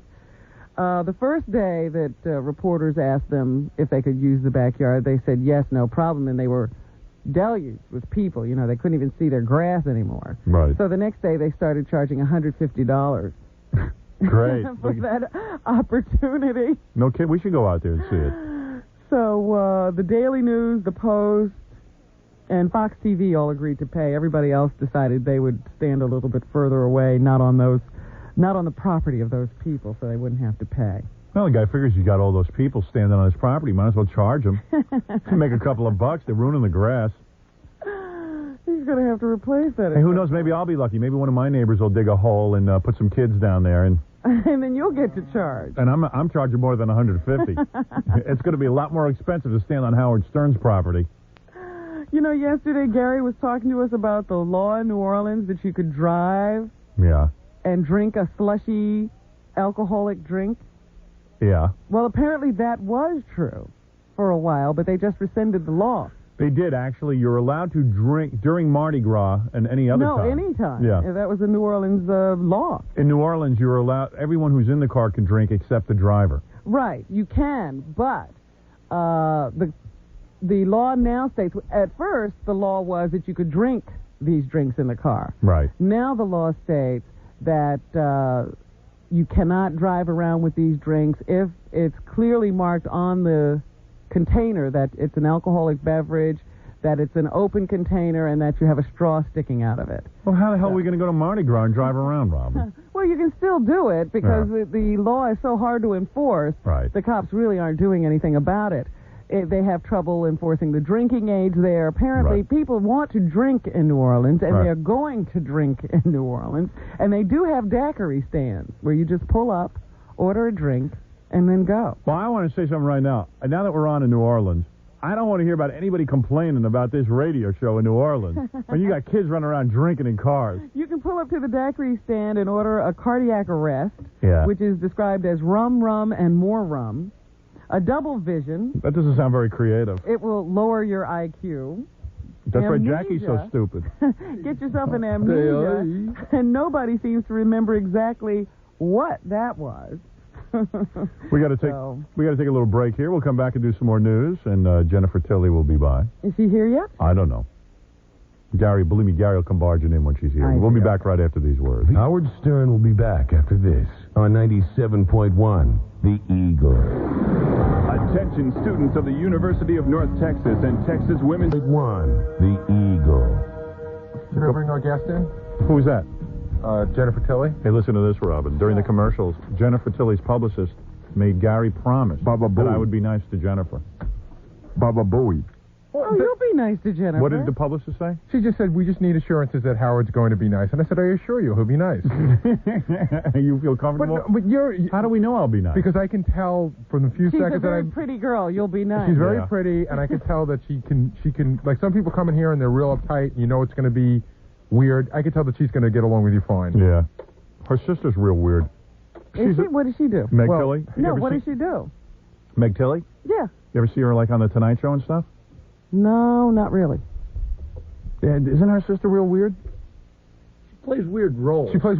I don't think I've ever seen her interviewed. But she kind of talks baby talk or something. No, I think... No, you got them mixed up. You got them mixed up with Jennifer. Then Jennifer's real weird. No, she's not. Now you're being mean. You remember That's not mean. You remember she was in... I can talk baby talk. Get her in here. Remember Robin, can we bring her in for 15, 20 minutes and audition her? Do you remember the Fabulous Baker Boys? Yeah. She was in that. Get her in here. I'll talk baby talk to her. Come here, baby. I love you so much. This is how you talk to your children? No, this is love talk. She has like a... is she the one or is her sister? She has a little voice, yeah. Like this? Yeah, I can can't talk like that. Get in here. Come on, everyone. Where is she? Here she comes. She's in a new TV show. Is it on Fox? Yeah. Hey, you are cute. I saw you on the. I actually saw your show, and you play a hooker, right? Yeah. No, can I, like, talk before I have my headphones on? That is a little bit like a baby talk. Can you hear me? Is this my microphone? Yeah. I can't believe you insult me before I even come out here. Why? Because you have baby talk? No, I like can't baby believe you said you saw my sister on the Tonight Show and she was really weird. And But I didn't realize it was and you. Then, yes, you did. You realized it was me. It was You were you. just trying to get me all riled up before I even came in and sat down. Can I sit down? Or Yeah, sure. Does this mic move? Why don't you take off your sweater and relax a little? No, I'm not Why taking not? off my sweater. What a hot little body. I saw this. Stop She's in the it. Fox show, and she plays a hooker, so she's seducing like an 18-year-old and all this stuff, and she just seduces different guys. And then there's a lady in the wheelchair. She seduces her, too? No, that's what I thought was going to happen. I said, this show's a little too weird. The lady in a wheelchair, but she can't get it on with her husband, so they Right. blindfold the husband. Right. And they, well, what you do is Yeah. you seduce the guy while I she talks to him. That's right. She talks to him, and I just kind of stroke his forehead in a very gentle, comforting way. And then we play the entire scene, and then they, left all that on the floor, the cutting room floor. You got a hot little body on you. Who's your boyfriend?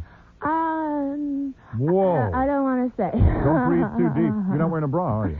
Oh, stop it. Are you wearing a bra? I bet everybody comes on the show and they're either in a bikini, they're in like an overcoat. Yeah, so why don't you relax? Here, I'm going to put my sweater back on. You see her chest? It's wild. You're a beautiful actress. But Yeah? What's your sister been in? I don't talk about my sister on the show. I come on the show to Why? promote myself. Jealous? Jennifer Tilly. Jennifer Tilly, the actress. Or are you jealous of your sister? No, I have people like running up to me on the street saying, Oh, Meg, we're such a fan of yours. Can you sign this autograph, look a please? lot alike. Actually, when I left Good Day, no, we don't look alike at all. We look nothing alike. Oh. People I think sense a I'm her rivalry. because People magazine prints a picture of me, and underneath it says, Meg Tilly in her new TV series. Now, why did they do Key that? West. Why do people do that? I don't know. This is so discombobulating because Robin is not sitting here. She's just talking. She's like a voice. What are you doing with your But shirt? I can see you. What? You can't wear how? Here I am. Hey, how come you won't look at me? Hey, how come you won't look at me? What? Are you turned on by me? I'm telling you, I think you're a little turned on. You won't even look at me. You won't even look me in the eyes. Oh, my God. She's turned on. Oh, my God. This is the look of love that I get from the girl. The look of love is not to look at you? Yeah, I'm telling you, she can't even look at my beauty. Oh, boy. Oh, by the way, What? Jennifer, let me What? introduce you to someone, the What? writer of my new screenplay. He wrote a movie called Under Siege, and he wrote a movie called Pretty Woman. That's Jonathan Lawton sitting over there in that chair. Oh, the one with the headphones on. The one with the headphones on. Oh, everyone has headphones on. Hey, Jonathan, yeah. how are you? Is This there a is- part in it for me? I That's believe. like an actress joke. Don't ask him if there's a part in it. Ask me. He wrote Under Siege and he wrote Pretty Women. What Yeah. is he, schizophrenic? What do you mean? Well, He doesn't want to get typecast. Pretty Tell us. Woman is about a very attractive, wholesome prostitute. Under Siege is about Steven Seagal, right? Right. And Fart Man is about me. So there it is. Well, you know how Want the to mighty have audition? fallen. No, Want to thank audition you. for the movie? No, I never audition. I just get offers. Yeah, sure. Hey, listen. What? That new show you're in, Yeah. the guy who is the lead in the Yeah. show is Michelle Pfeiffer's boyfriend. Is Used that to be. that Fisher Stevens? Yeah. He's not Michelle Pfeiffer's boyfriend anymore. He hates that moniker. He does? I was going to Yeah. ask you what happened to him. What was wrong with him? Nothing happened to him. He's an extremely suave, charismatic How did he man. lose a nice piece like Michelle Pfeiffer? What did Boy, he do? really blew it. He cheated on her, I Yeah, think. he cheated on her. Well, why would a guy No, cheat on her? that's- why I No, wanted to you ask you cannot. more. You cannot believe everything you read in the tabloids. Well, how do because, you know this? They make things up. Well, then what did happen? I have no idea. But you have no idea. Fisher doesn't talk. Is he good in bed? Do you ever sleep with him? No, I You're not never interested slept in him? with Fisher. I don't sleep with people. Sure you I'm do. in a very committed monogamous relationship right now. How come you don't stare at me? You appear to be looking at me, but you're not really focusing I'm at looking me. at your watch. You like my watch? Yeah, why? Do you always look at people when you're talking to Yeah, them? well, how come you're not looking at me? I never do. You don't look at people? It's just like a personal tick of mine, yeah. Good, you're weird. I like that. That's good. I like weird chicks. I like weird actresses. Oh, boy. Yeah. So, Howard, I was It's like having a blind person in here. Well, that's what I was saying. Maybe he has a seeing problem. She won't look at me. Oh, Hey, well, Jonathan, what do you think about putting her in the movie? She's got a good body. I could play a blind person. I could be like the person that's never on screen with Howard, but when she is, she's wearing big sunglasses. I'll tell you one thing. She's definitely ripe for Hollywood. I'll tell you that. Because you're wild like that. You're like an actress type. I dated an actress when I was younger. Not a real actress. She was someone trying to get into acting. And did she? And she acted like, she behaved like this. Like what? Like you. Like what? You know, quirky, a little odd. You know, it's like an affect. Not quirky. But let me tell you, if you were my girlfriend, I would get that affect right out of you. Oh, you would fix her? Oh, I'd fix her. And ruin her career. Of course. I have an idea. You could play a topless blind beggar on my show, in my movie. I never play topless. You will never work nude in any movie? Well, actually, I was nude in Shadow of the Wolf, but that was sort of... You're sorry you did that? Oh, no, not at all. It was sort of anthropologically correct nudity. There was something we had to talk to her about. What? There was a big question we had for her. What? Nobody discussed it with me. No, Gary knows what it is. There's too many people on this show. There was a really good question. I think I should leave. You have a new show on Fox. Yes. It's called? Key West. It's on tonight at 9 o'clock opposite the inauguration. Key West. All right. What was the question that we had for Jennifer? I think the question was that she just rapped on a movie that starred Ted Danson and Whoopi Goldberg. Oh, That's right. Okay, let's ask you They about did that. a movie together, too? Yes. Those two? And you saw them fall in love, right? You know what? I had no idea anything was going on. Liar. But I felt the electricity in the air. Let me ask you something. What? You worked on a movie with Ted Danson and Whoopi Goldberg. Yes. At the time that the movie began filming, right. Ted Danson was a married man. Yes. All right. And you knew that. I feel like I'm in body of evidence. All right. I'm on trial here. Yes, you jerked it out of me. Ted Danson What? was a married man. Yes, he was. During the making of that film, did he ever approach you sexually? Well, we had a scene where we were in bed, but he was so nice. He was like covering up things, so you didn't see anything. So he was protective of you and didn't come on to you. He was very protective, and he didn't come on to me because I knew him from before. And what is Whoopi Goldberg's role in the movie? Oh, well, I played Ted Danson's live-in lover, who's this blonde aerobic step Reebok instructor that wears braces. And Whoopi Goldberg is the woman he dumped me for. He dumps you for Whoopi Goldberg, so it's a total fantasy. He dumps me for Whoopi, but he dumps me mercifully at the end of the movie, so I'm like through the entire movie before I'm gone. So while you were working on this movie, you've seen Whoopi Goldberg. Whoopi Goldberg is not a beautiful woman, is she? She has this charisma that rolls off of her. She's just really warm, attractive person. All right, and I didn't have any scenes with Whoopi. I understand, but during the making of the movie, was there a rumor on the set that the two of them were falling in love? You know, I was just so wrapped up in myself, I didn't notice. You didn't notice. But actually, afterwards, a girlfriend of mine that knows someone that worked on the movie said, You didn't see any of this stuff? You didn't notice anything? And I said, no, I didn't. And then I thought, well, they certainly did seem to have a good chemistry. Don't you think that's peculiar? I mean, everyone... She doesn't see anything? Yeah, she doesn't look at anybody. I mean, you would not even pay attention. I have to ask you something. Those are not breast implants? No, I'm afraid not. That's amazing. That's a miracle. Good for you. How old are you?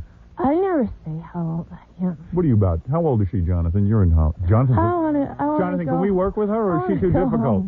What? She's easy to work with? What's the rap on her? She's a good hard worker. Really good reputation. When you picked Julia Roberts for Pretty Woman, did you get the same kind of vibe on her for our movie? She could play love scenes with me? I think she could. You do? What? Great chemistry between the two. Really? Stop. Why do you say there's great chemistry between us? Because I'm looking at his watch. She's chewing on the wire?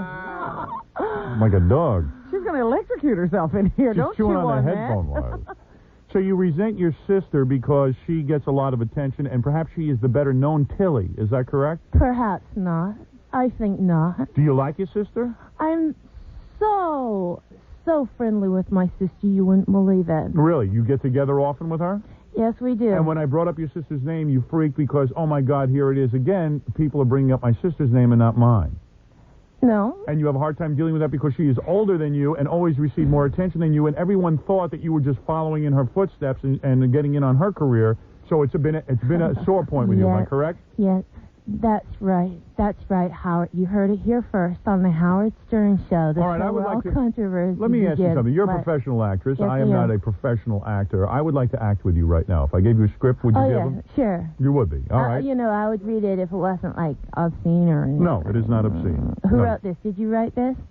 No, Jonathan did not write it. Jonathan did not write. No, this is a scene that I envisioned. So I bet your movie is about a guy who's like a radio talk show host. No. And you're doing research. He's doing research, but he is not casting me as a radio talk show guy. That's something we agree on, right, Jonathan? Absolutely. All right.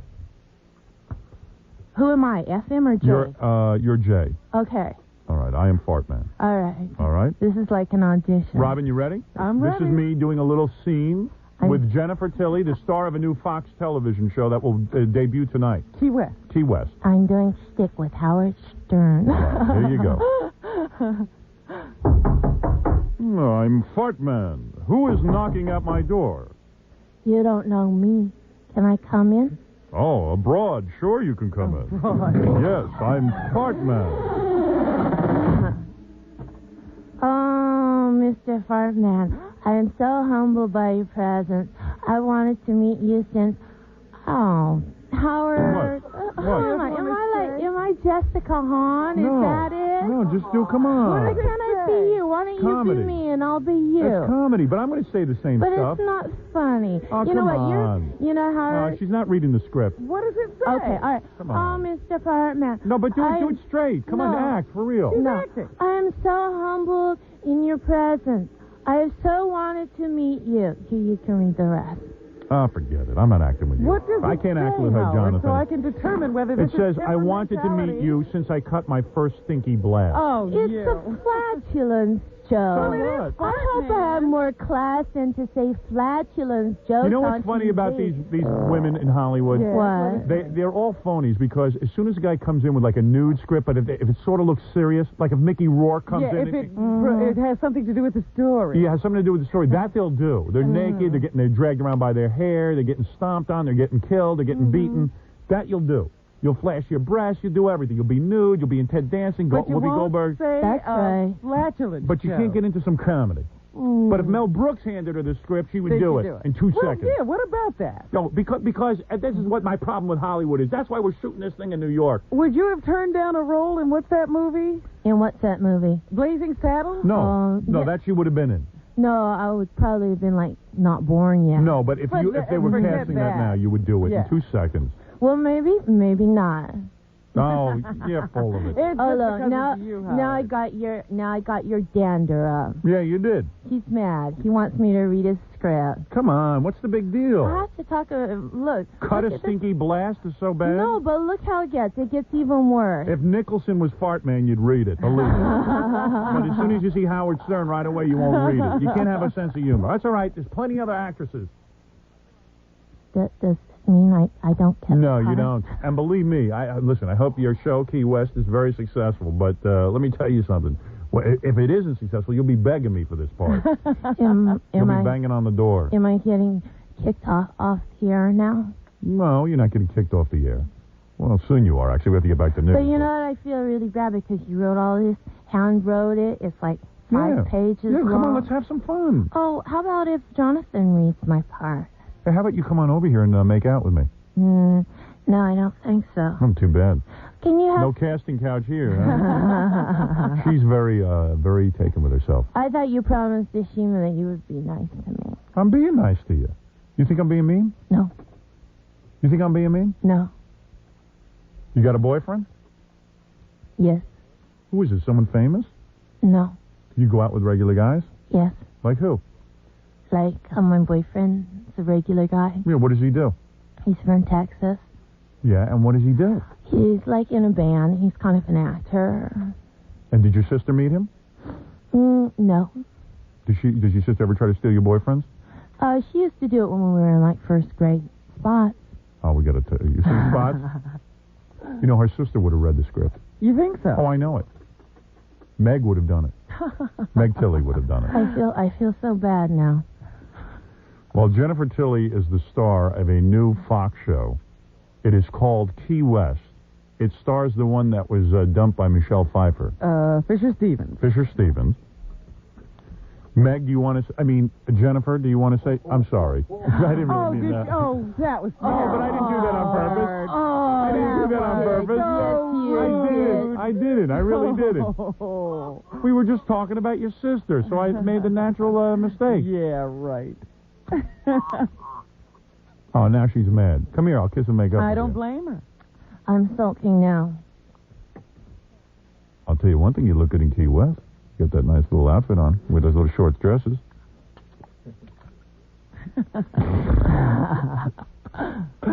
You're drinking a lot of water. Spots. I'll screw the spots. But, aren't you driven by your advertisers? Don't you want people to tune in tonight? Oh, yeah. Yeah, you want them to tune into Fox Television. What time is this on? Tune into Fox Television tonight at 9 o'clock. At 9 o'clock, yes. And they will be able to see you. Yes. And admittedly, you are in some very sexual scenes, right? Yes, I am. As a hooker. Mm-hmm. Now, you have a recurring role as a hooker? There's a hooker on the show? Every week. That doesn't sound bad, does it? Oh, my. We have come a long way. And you will follow Class of 96? Yes. Well, that's it. That's all I have to say. Anything you want to add? No. Was I nice to you? No. Uh-oh. Are you going to tell all your Hollywood friends I wasn't nice? Yeah. You didn't have a good time, huh? No, it wasn't fun. Oh, dear. It really wasn't? My feelings were hurt. Why? What? Because you were disapproving of me because I wouldn't read your script.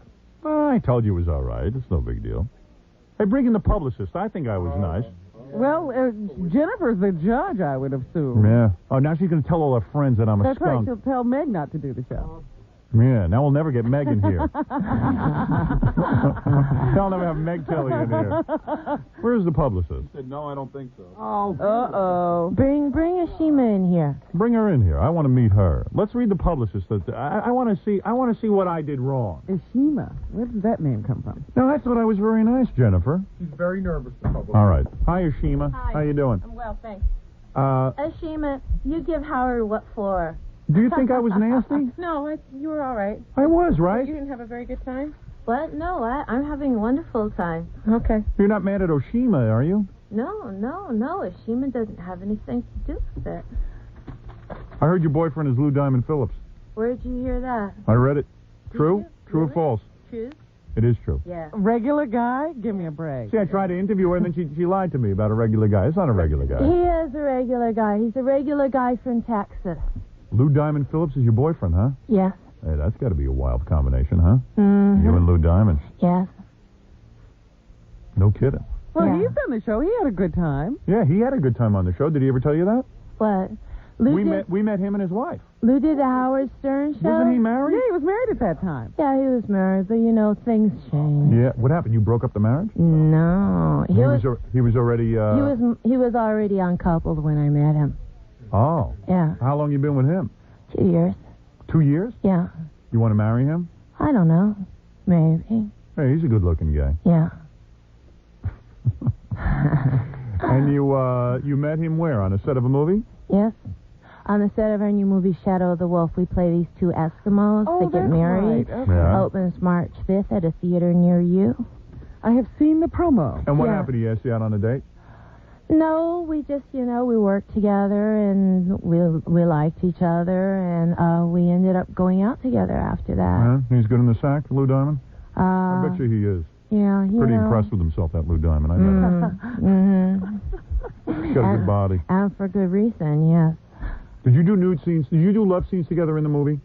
Yeah. That's what did it, huh? No wonder my wife don't want me doing love scenes. I would think she has a reason. She might have a point. Yeah, because you fall in love pretty easy. Oh, and believe me, anybody touches me, I'll fall in love with them. That's why I won't touch you. I'll fall in love. I'll be cursed. Well, Ashima, I thought I handled myself fine. Well, as long as you had a nice time.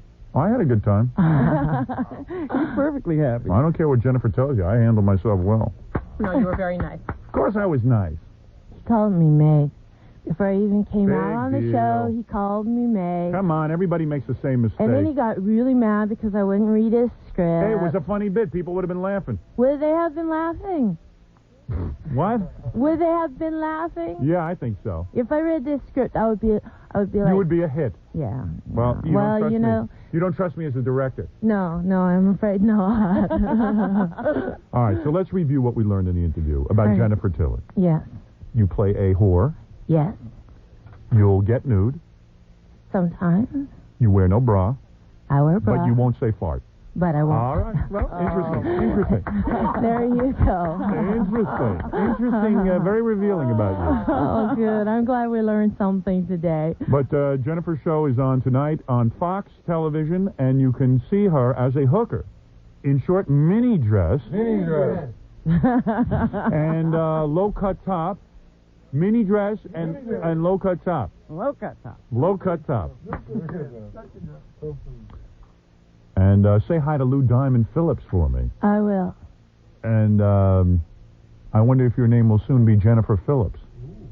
Well, I guess nobody has that name. That's a good catch, that Lou Diamond Phillips. I could see the two of you making beautiful love together. Two of you would look very nice with one another. He must go wild. Good for him. You know what probably happened to him? He got married when he was young. Then he gets famous all of a sudden, being in that Buddy Holly movie, or whatever that was. That was La Bamba. La Bamba. Richie Valens. Whatever. And then I like to reduce a guy's career to like whatever. And then he gets very famous. I thought it was funny that she described him as a sort of a musician. No, he's sort of an actor. Yeah. Well, no. He's sort of both. Well, I was just trying to throw you off the track because I didn't want you to know all about my personal life. Well, maybe you tell Lou, maybe someday he'll do another movie. He's doing Shadow of He's doing a movie right now. He's directing a movie. Shadow of the Wolf is coming out March 5th. He has a movie called Extreme Justice coming out in March. He's working a lot. All right. Hey, I just haven't seen anything he's been in. I'm sorry. Well, do you get out? Do you see the movies very often? No, not very often. No, I admit that. Oh. So, good luck to you with the show. Thank you very much. And that's it. Okay. Thank you. Goodbye. Oh, I don't think we got along well. I don't think we got along. Really let's analyze it after she leaves. I have a bad feeling about it. I don't think she liked us. Well, I like you, Jennifer. I don't know if I like her. She wasn't nice to me. Don't talk. Why do I have to worry about everyone being nice to everyone? How come nobody's nice to me? Don't talk about me after I leave. I thought you had to go to a commercial. All right, we're going to do a commercial. All right. Bye. All right, we're going to take a break. Go see Jennifer Tilly. Or see her tonight. You don't have to go anywhere. She's at home. That's right. Yeah, you don't have to do anything. TV. Just turn your TV on, and we'll be back right after these words. Howard will be right back on 97.1 The Eagle. Win cash with the Eagle and Exclusively on 97.1 The Eagle. Ladies and gentlemen, Howard Stern. Boy, was that weird. Now, what happened? Well, so we go to commercial, and this Jennifer Tilly, who I think I was more than nice to, I don't know what she expected. Even Jonathan said to me during the commercials, well, what do they expect when they come in? I mean, they know who I am. So I asked her about a bra or something. Was that what upset her? I don't know, man. You know what? She couldn't even keep her eyes on me. They were all over the place. Hey, Jackie, tell everyone. It was very strange. It was really like having a blind person here. She was kind of looking down at the countertop and kind of swaying back and forth like a nut. Yeah. And playing with that wire, and then she started chewing on it. And I was trying to interview her. I was being, I was being honest and trying to interview her. I mean, I was doing my best. I didn't think I was being particularly nasty. But at the end, when she said she was getting uncomfortable, she started taking off her sweater and sticking herself out again. She was very weird, man. Hey, Jonathan, didn't you think? I mean, you're a Hollywood guy, but even for Hollywood, didn't you think she was acting a little peculiar? Give me your analysis. Most actresses are a little peculiar. Are they? But not like that. I've interviewed actresses. Did you think I was rude to her? No, you're very nice. I was nice to her. Was I, Robin? No. What are you talking about? You weren't fawning over her, which is probably what she expects. Oh.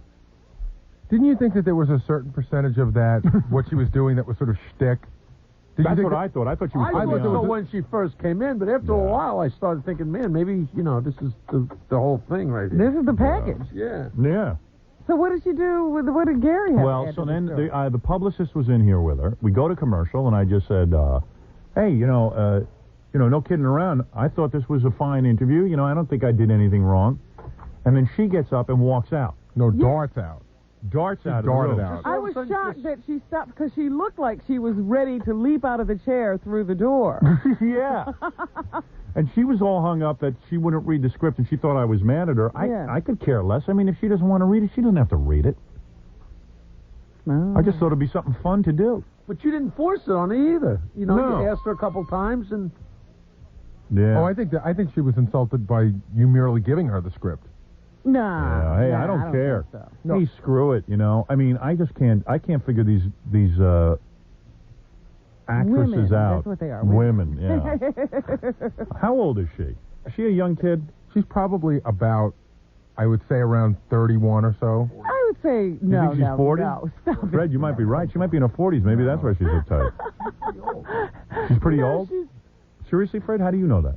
Just look at her face. I mean, usually it's like a little. She wasn't physical. Oh my God! Come on, I got to deal with these people, Freddie. I thought she looked. Probably mid. I thought she was in her I 20s. think she's in her 20s. Yes. Yeah. 40. So she just kicked the cab driver in the head. She's 67. strangling. What's her name? Ishima. She's on Social Security. No, but it was kind of weird. So then she stormed out, and I was talking to Oshima. Oshima said, "Hey, look, I got to go with my client." Of course she does. And like, what was she doing? She just stormed out? Yeah, but then when we got to the guest lounge, she wasn't really upset or anything. I thought she was going to just run right out the front door because she had her jacket hung on the back of the door, and she was looking for a jacket, and I got it for her. And then I needed her release, which was in her pocketbook, and she had left. She had a bottle of Poland Spring water in her pocketbook, and it opened up, so her entire pocketbook was flooded.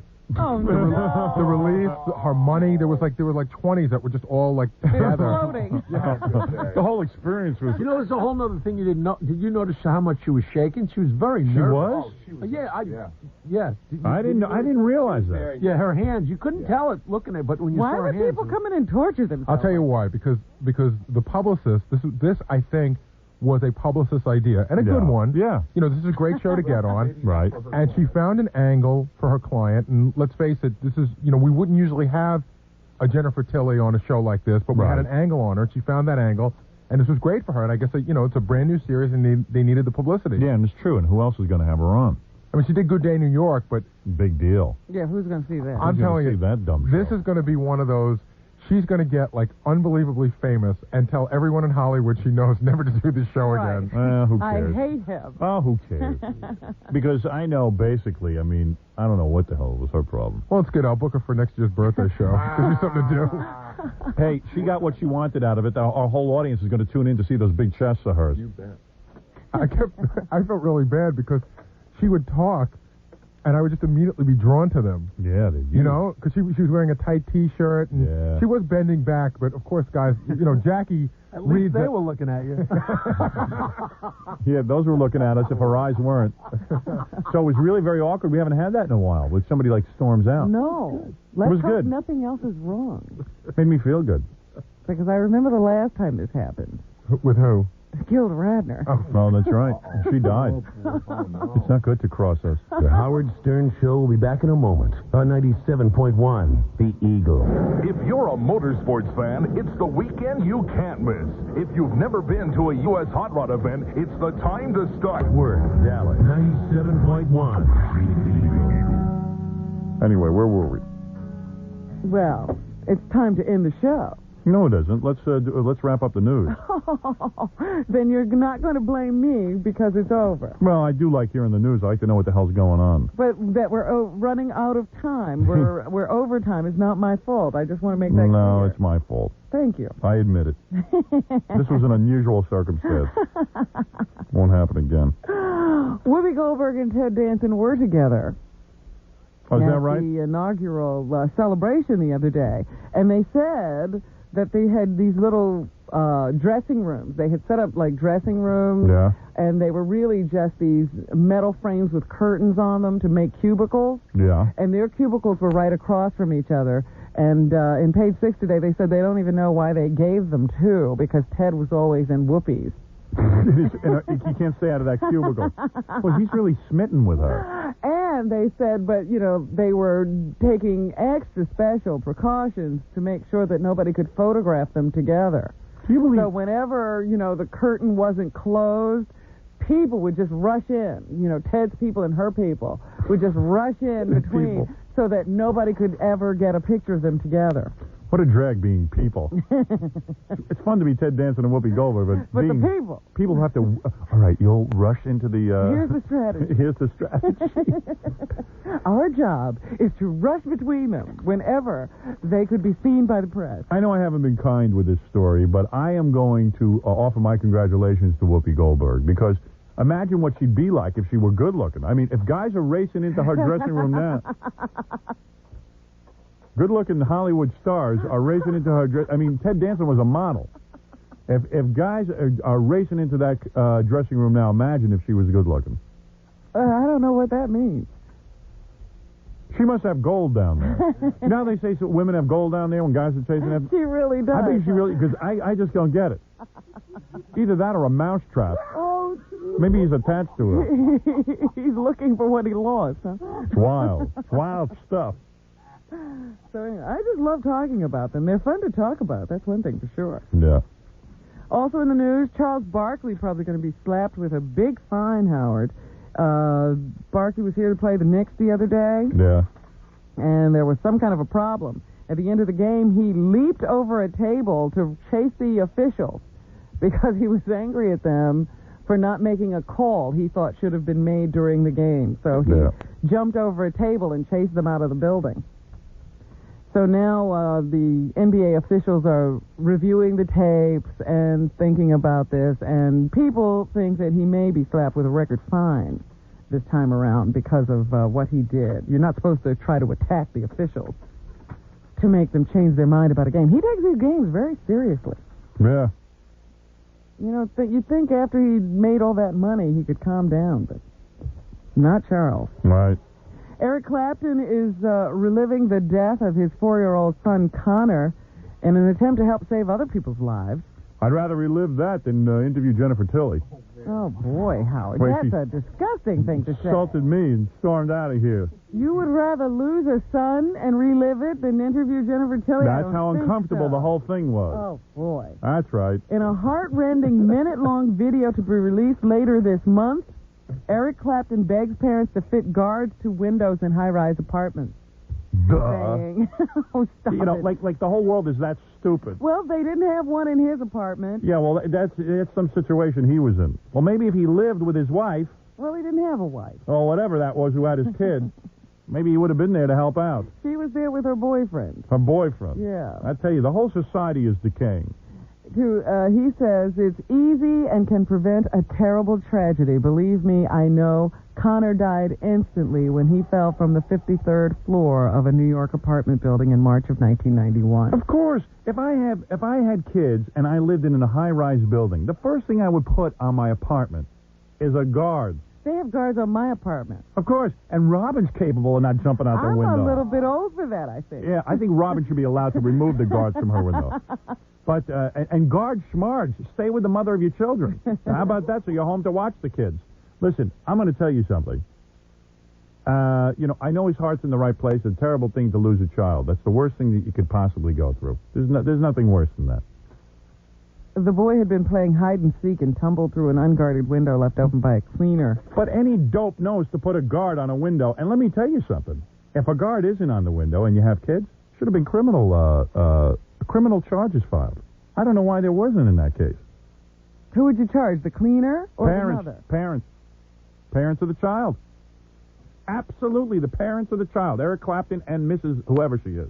Mrs. Whoever. It's criminal. You are responsible for the lives of... Listen, accidents can happen in the house. You can't watch 24 hours a day. But a window guard you put on if you're 53 floors up and you're busy opening windows and cleaning... Better your child should bounce off the window than fall through it. I take better care of my cat.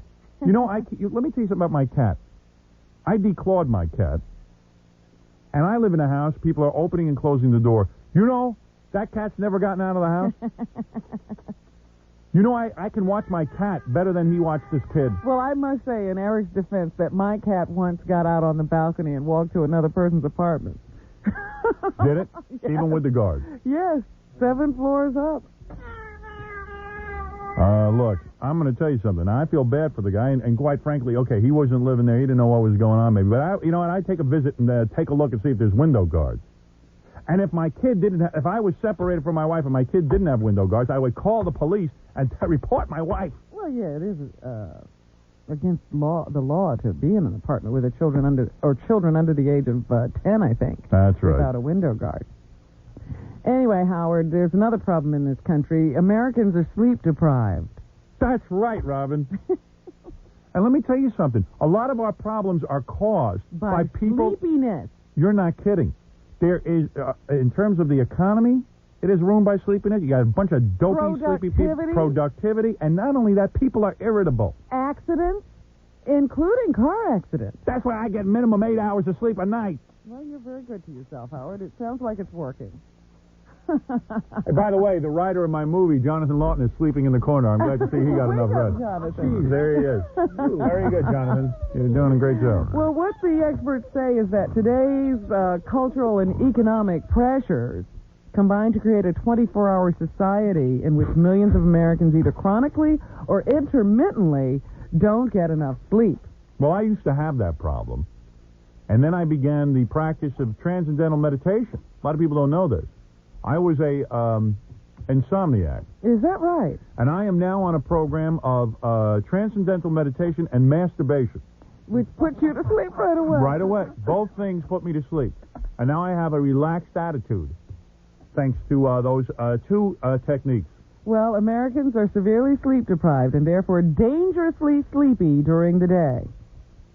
In the last century, Americans have reduced their average night's sleep by 20%.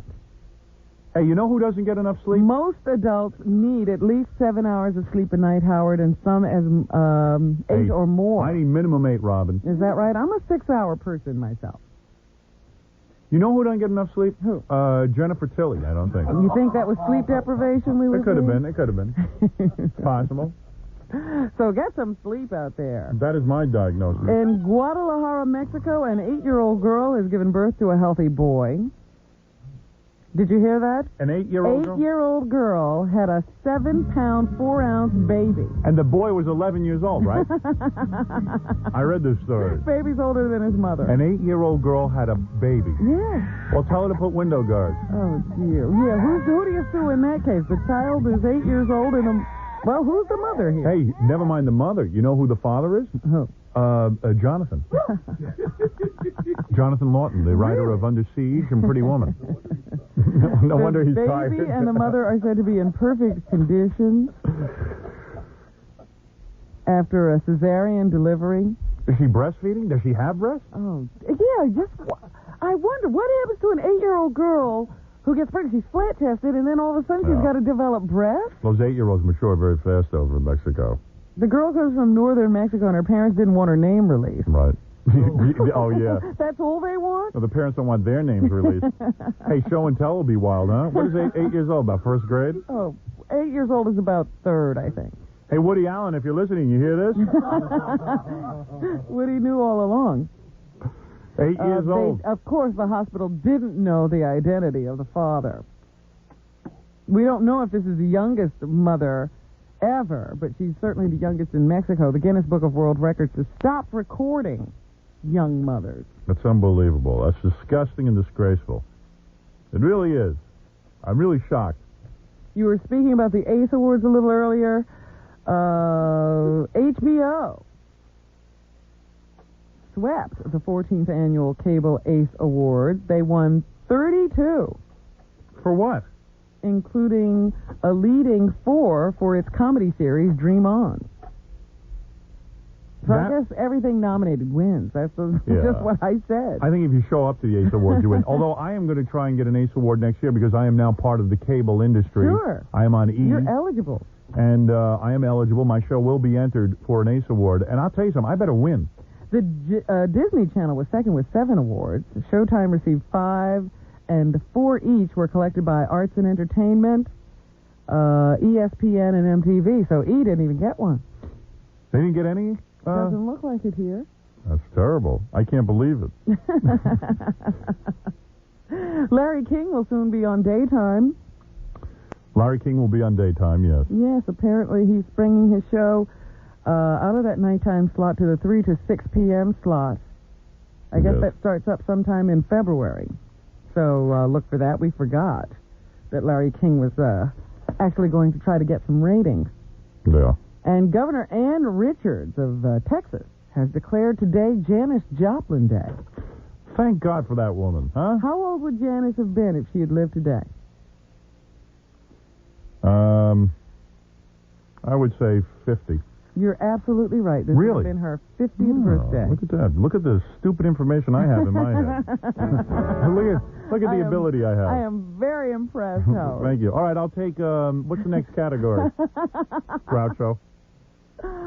Tonight on TV, What do you got there? Donahue, gossip columnist.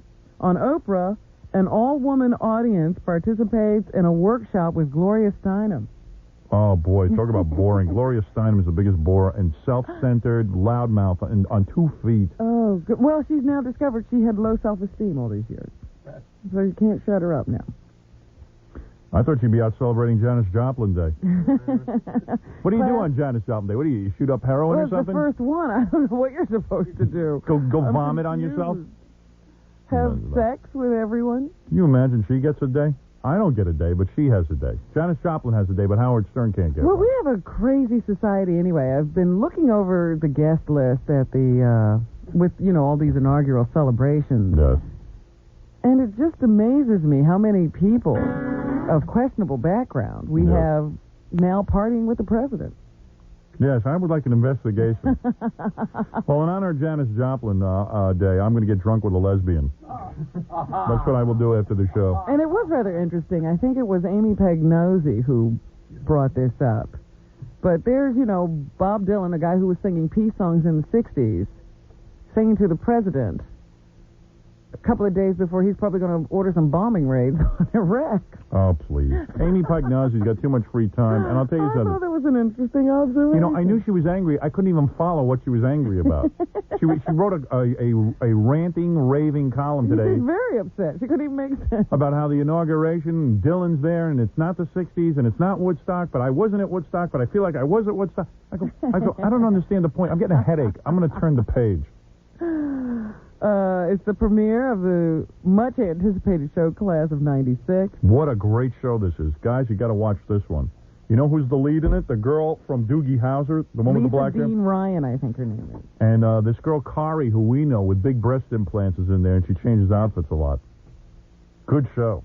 It was very funny because I think it was last week's TV Guide. They asked Kari to describe her character. And she said, I think she's a rather insecure girl who really hasn't found herself yet, but she knows she's a woman, and she can get anything she wants if she uses it. Sort of sounds like Kari doesn't have to do much acting for that role. So she's describing herself. Yeah. I'll tell you, it's a hot show. And also you know what I had to do? My wife made me put saran wrap on the screen when I watch it. Oh, stop that. So I won't mess up the screen. That's ridiculous. It's ridiculous. That's what I told her. I said, it's my screen. I'll mess it up if I want to. Stop being a bitch. At 9 o'clock on CBS, American Reunion, the 52nd Presidential Inaugural Gala. Yeah. When is that? From Landover, Maryland, tonight at 9 on Channel 2. I think when here. I think when Tipper and Hillary dance with each other. Yeah, when they start shake. shimmying. I like that. I dug it. Am I sick? I dug that. Yes, you are sick. You know what? And I must not be the only one, because if you notice, every promo and everything has the two of them shimmying together. Looks sort of like Shindig or something. Oh, goodness. It's from Landover, Maryland, Barbra Streisand, Fleetwood Mac reunion. Am I crazy? I thought they were good dancers. You are crazy. I like Bill Cosby, Kenny Rogers, Aretha Franklin again, Jack Lemmon, James Earl Jones. I wish I could all there dance to like celebrate that. a new president. Yeah. I saw James Earl Jones in one of the clips. He was standing there reading for seemed like way too long. Well, he can't sing. What's he going to do? I'm going to read. Oh, what is that? What was that, I Howard? was trying to get my harmonizer on, but I'm going to read. Oh, this thing doesn't work. Everything's wrong. Yeah, everything's wrong. Going to read. All right. Good night, everybody. And that's what's happening. Yeah. Did you hand me this article that I'm in USA Today? Mm-hmm. Do you think I should read it or forget it? Go ahead and read it if you want. Nah, forget it. I want to go. I want to go home. I got to go talk to Jonathan Lawton. Do you think it's interesting to read this? Yes, I thought it was. Yesterday, I did a satellite conference with a whole bunch of reporters, TV reporters, because they're reviewing my TV show. But none of them reviewed the show. They just talked about the conference. Yeah, I don't know if you're just going to get little mentions like that out of this or full articles. I don't know. Howard Stern, who does a talk show on E! Entertainment on Fridays and Saturdays, doesn't know if he'll appear on David Letterman's or Jay Leno's show when the competition starts. They asked me that, and I really threw me, you know. I really have a hard time knowing what's going to go on. I don't think I care if I appear on either show. I think I'm past that now. I don't think I like being on either show. I don't know that you're going to be on either show. Yeah, and I don't even care. But I really don't care. I mean, I like doing Letterman's show, but I don't know. What happened to him? Yeah, I don't know what your status is with him. And I don't know that. After I think my Tonight Show appearance was so good that I never want to go back on because I'll never be able to top it. Well, they certainly, they haven't asked again. No, and they know better. Howard Stern, who does a talk show on E! Entertainment on Fridays and Saturdays, doesn't know if he'll appear on David Letterman or Jay Leno's show when the competition starts. Quote, on the one hand, I owe allegiance to Letterman because Letterman put me on first and treated me like a human being. And I thought about this. I don't think he was the first to put you on by yourself first. Charlie Rose was, but... That's right. Yeah, but who cares? No allegiance to him whatsoever. Oh, please. Stern told critics at the Winter Press Tour in Santa Monica, California. I had no idea where I was. I was on a satellite. The press tour. Tour, yeah. But the last time I went on Letterman, he looked at me after I was done and said, what's wrong with you? You just used the word fart on my television show. And I said, what is it? You're being courted by CBS and you now become a member of the religious right? So I don't know where I stand with Letterman. Geez, it looks kind of harsh in print. I really don't know. We haven't heard from any of them. Did Bob Morton ever call back after you left that message the other day? No. Well, I don't know. I don't even want to get caught up in that whole thing. Because you know how Leno and Letterman are saying like it's nothing personal between them? Mm-hmm. But it is. Believe me, it gets personal. I don't see how it couldn't be personal. Yeah, it is personal. And I don't even want to get caught up in it. I like both guys. You'd rather let the dust settle, and you'll go with whoever wins. Right. Let me see who gets higher ratings, and I'll go with him. I don't want to be the one in the trenches, okay? Yeah. I have enough enemies. There's two guys who actually like me. Sorry, Robin, I'm already out the door. I was going to say, are you just leaving while the show's still going on? There's two guys who actually like me, so, it's like, why should I get caught up in their little stupid thing?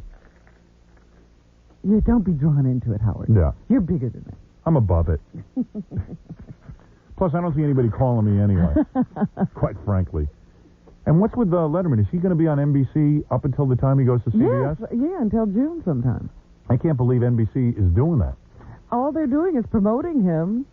Yeah. Further, I'd let him cool out. Yeah, Hope chill people out. Forget him. Right. Although, on the other hand, they might say, hey, wait a second.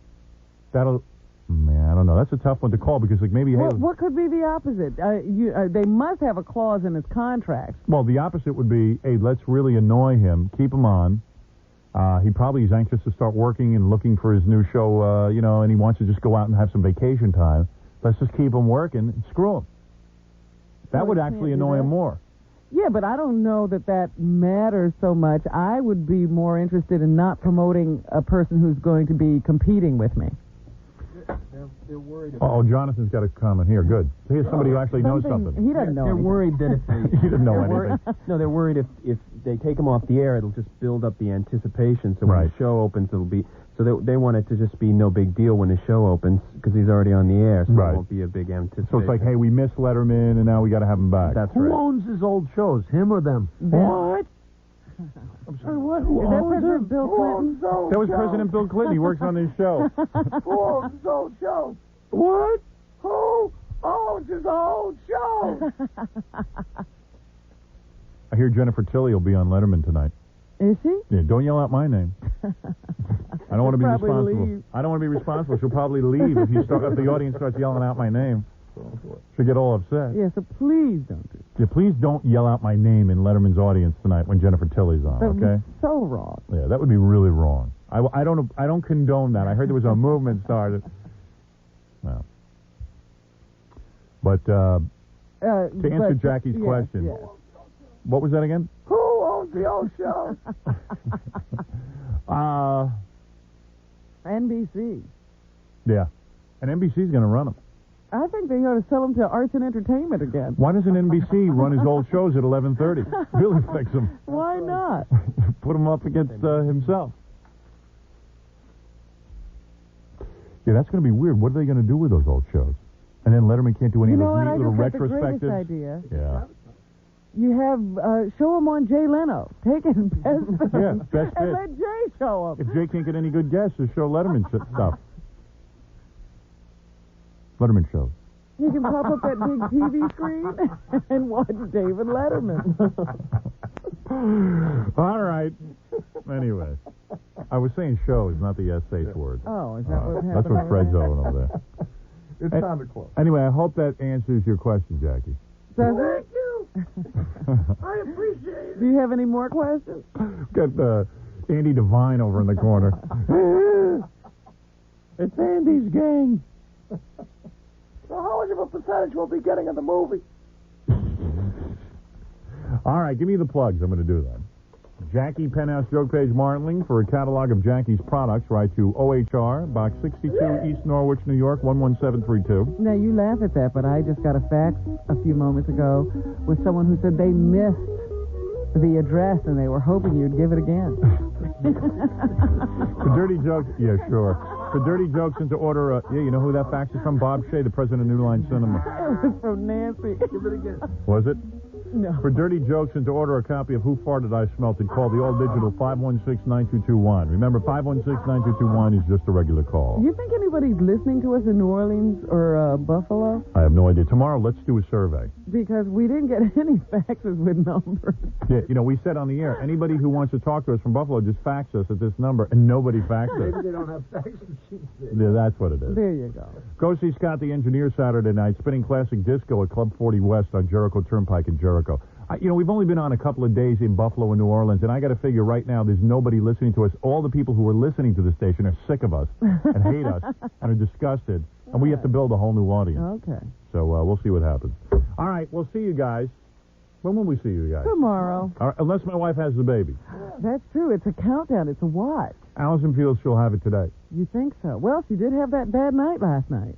Let me ask her if she got any contractions. What will the name of that baby be? You know, I'd like to be able to make some plans this evening if you're gonna be. Hey, so would I.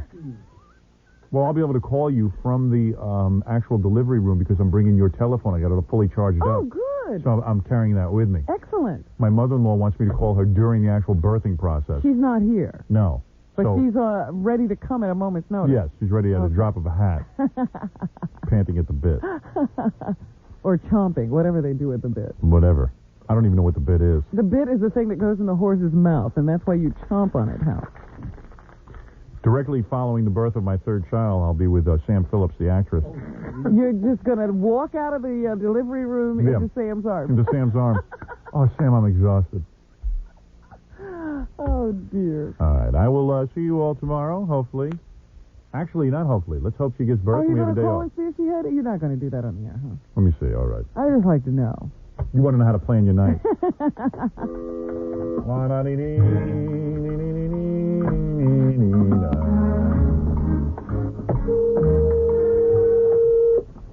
See if you got a good night's sleep, too.